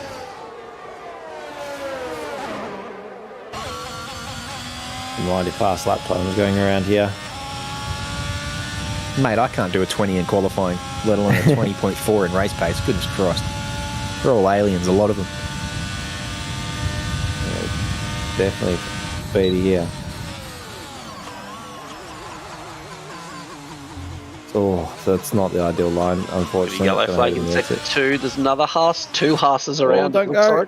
like. Are they both around? No, no. Oh, no, the other Oh, one. they're going to come around the corner and meet each other a bit here, though. Oh. Hopefully they managed to sort that. Oh, Oh, they did it. no, This. no, Oh, no. oh. Tell me they hit each other. Oh, surely that's not what happened. God, please, no. That is the last thing we want to see. Oh, goodness me. Surely they didn't hit each other there. They were coming on each other pretty hot, but that I just kept an eye on Lesmo 2 on the track map. I thought Justin's going to get another one here, and sure enough. Yeah. Yeah. He'd cooked those tyres on Lesmo 1 and the back just didn't stay in line with the front tyres through Lesmo 2. I think that's the thing. It's sort of, you do a hard acceleration out of the S's and then you go through those 2 hard sweeping rights at full speed and accelerate pretty hard out of them and come out on that last one and you just eat it on the curb. It's just, So we do have one of the Haas's is right in front of P1 at the moment. they are freshish softs, aren't they? So Yeah, they should be able to stay in front. there is only 3 laps left though. The pun game in chat at the moment is ridiculously strong. On fire. Very happy with your work, Wenza. Diabol's contributing as well. It's good stuff in there, being led by Firelord. So many pens this race. Look, it's no different to what we saw in Tier 3 and Tier 2. It's a very small select group of fast drivers who don't have penalties. We saw Tier 3 won by Anuana, and he had no penalties. Alex Bowen, right up until that very point, had no penalties, and I was about to give her a good comment about how well she was going, so that's a bit of a mind curse, because I hadn't got to her yet, so maybe that's not a curse. But Raffley, currently in the lead of this one, has no pens. Kyle Jackson, this man, still with no pens as well, but that podium looks to have well and truly gotten away from him. I think Alex was just pushing the absolute limits, trying to catch Raffley there. That's really what it is. She knows she gets that DRS and then she can actually catch. Got another Haas. The Haas is around again. Oh, no. I don't care. They're both drivers of the day if they bring it home. They've had an absolute prick of a race, the 2 Haas boys. But if they bring it home, my driver of the day. Kyle Jackson's going up the inside of Jaden Shea here. A bit of contact there as well. What a save. That's huge. He was nearly 90 degrees on the track there, Kyle Jackson. A bit of Dirt Rally 2 action for you with 2 laps to go here. I think he did that all himself, just under power too. The contact had finished and then he got on the go-go juice and it just went sideways on him. I don't think that side was from the contact. I think they'd well and truly had that over and done with. He is right on the borderline of 3 seconds on Zekai, though. If he can just gain a couple of tenths. Yes, he is. Because those mediums he's been carrying for 25-ish laps already. They're going to be hurting a bit, I'd say.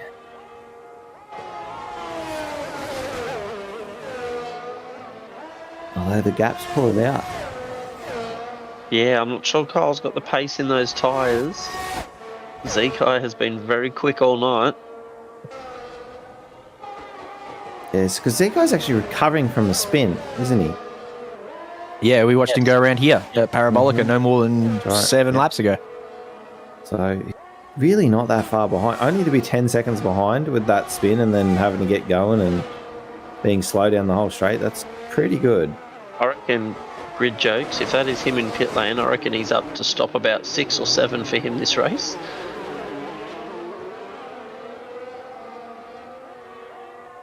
So, the final penultimate lap of the evening. Raffley Fidelia, your leader at the moment, with a rapid pole lap. Absolutely dominated polifying. And even with a little incident down into turn 1, has managed to claw back every one of those positions and now looking really strong out the front here. Alexis Bowen on for a very good result as well. We'll be very pleased with P2. No, come on, just stop it. No idea how I don't care, just as long as they get home. I don't care. Rapid still has 50% battery. For 3 seconds. I don't care as long as they get home. Grid jokes and avids. I don't care as long as they get home. Come on, boys. Rafley's done this race easy without even using his ERS. We just had a 20.2, by the way.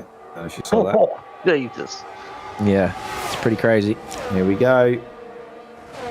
Jaden on Kyle.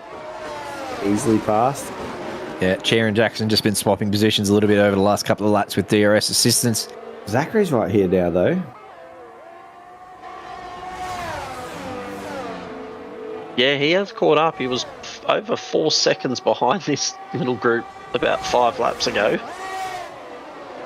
So these guys battling with each other has allowed him to creep his way back in, but he does also have a 3-second penalty as well.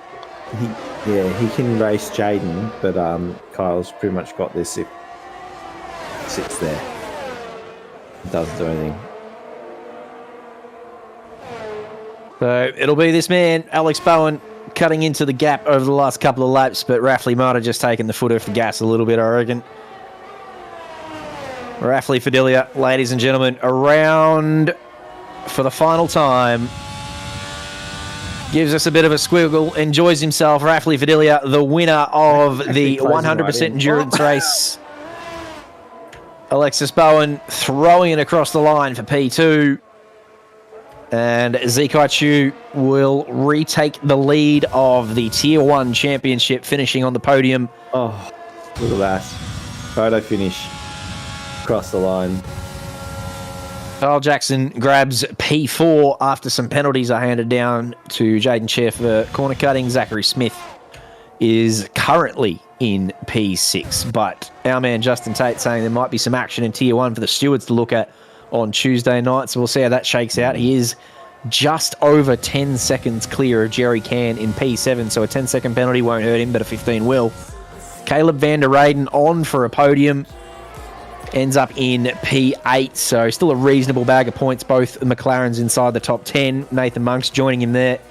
Brian Tan on debut in Tier 1 up here, getting chased down towards the final bend by his good friend Momo, who looks like he's going to pinch the top 10 off him. Momo's surely the top 10 away. Surely you let him have it, Momo. Ah, goodness me, what are we doing? Brian Tan was... he still gets it anyway because of pens. All right, fair enough. So Momo gets to flex a little bit on track, but Brian Tan picks up the top 10 points. Nando grabs P12, and the two Haas drivers are drivers of the day. Jared Ellis reversing over the line here. Now he's going forward, now he's going backwards. I'm not sure what he's doing, to be honest. But they both got home. They could have packed it in a long time ago. It has been a terrible night for the Haas fellas.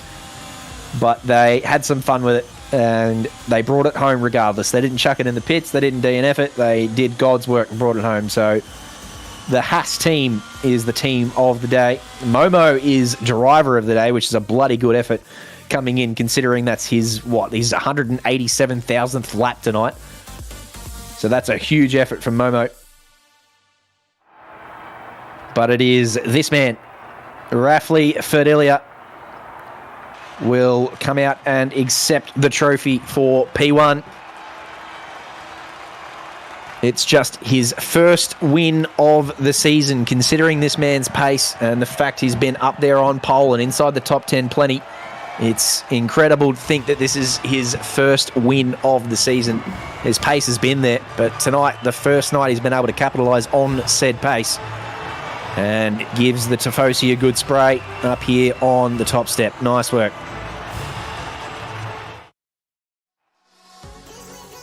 Very interesting evening of racing. Alexis Bowen gets a very good result in the bag as well.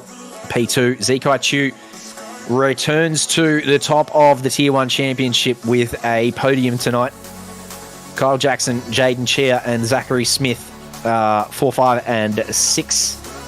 Jerry Can, Caleb van der Reyden, Nathan Monks, and Brian Tan ran out the top 10. Wowee, boy oh boys. Thank you for sticking it out with me. It was a long night, but we made it through it. And you know what made it pleasing was how good the racing was along the way. Plenty of content through Tier 3 and Tier 2, and then an excellent display of high-class, fast-paced racing here in Tier 1. Look, you couldn't have really asked for much more. I think we had a bit of everything tonight. Yeah. Pick what type of racing you like to see and watch that too. It was we had the crazy everything goes race and the really clean, nice race with lots of passing, lots of lead changes. Tier 1. That's what we like to see. I loved it. Everyone who is still out there in Chatland, a final call for you. Here is my task. Go and put yourself into the DMs of the good Mike Crick. The most valiant knight has come to the rescue tonight and brought you the action. So go and give that man a hug in chat. Very much appreciated, Mike Crick. Love your work.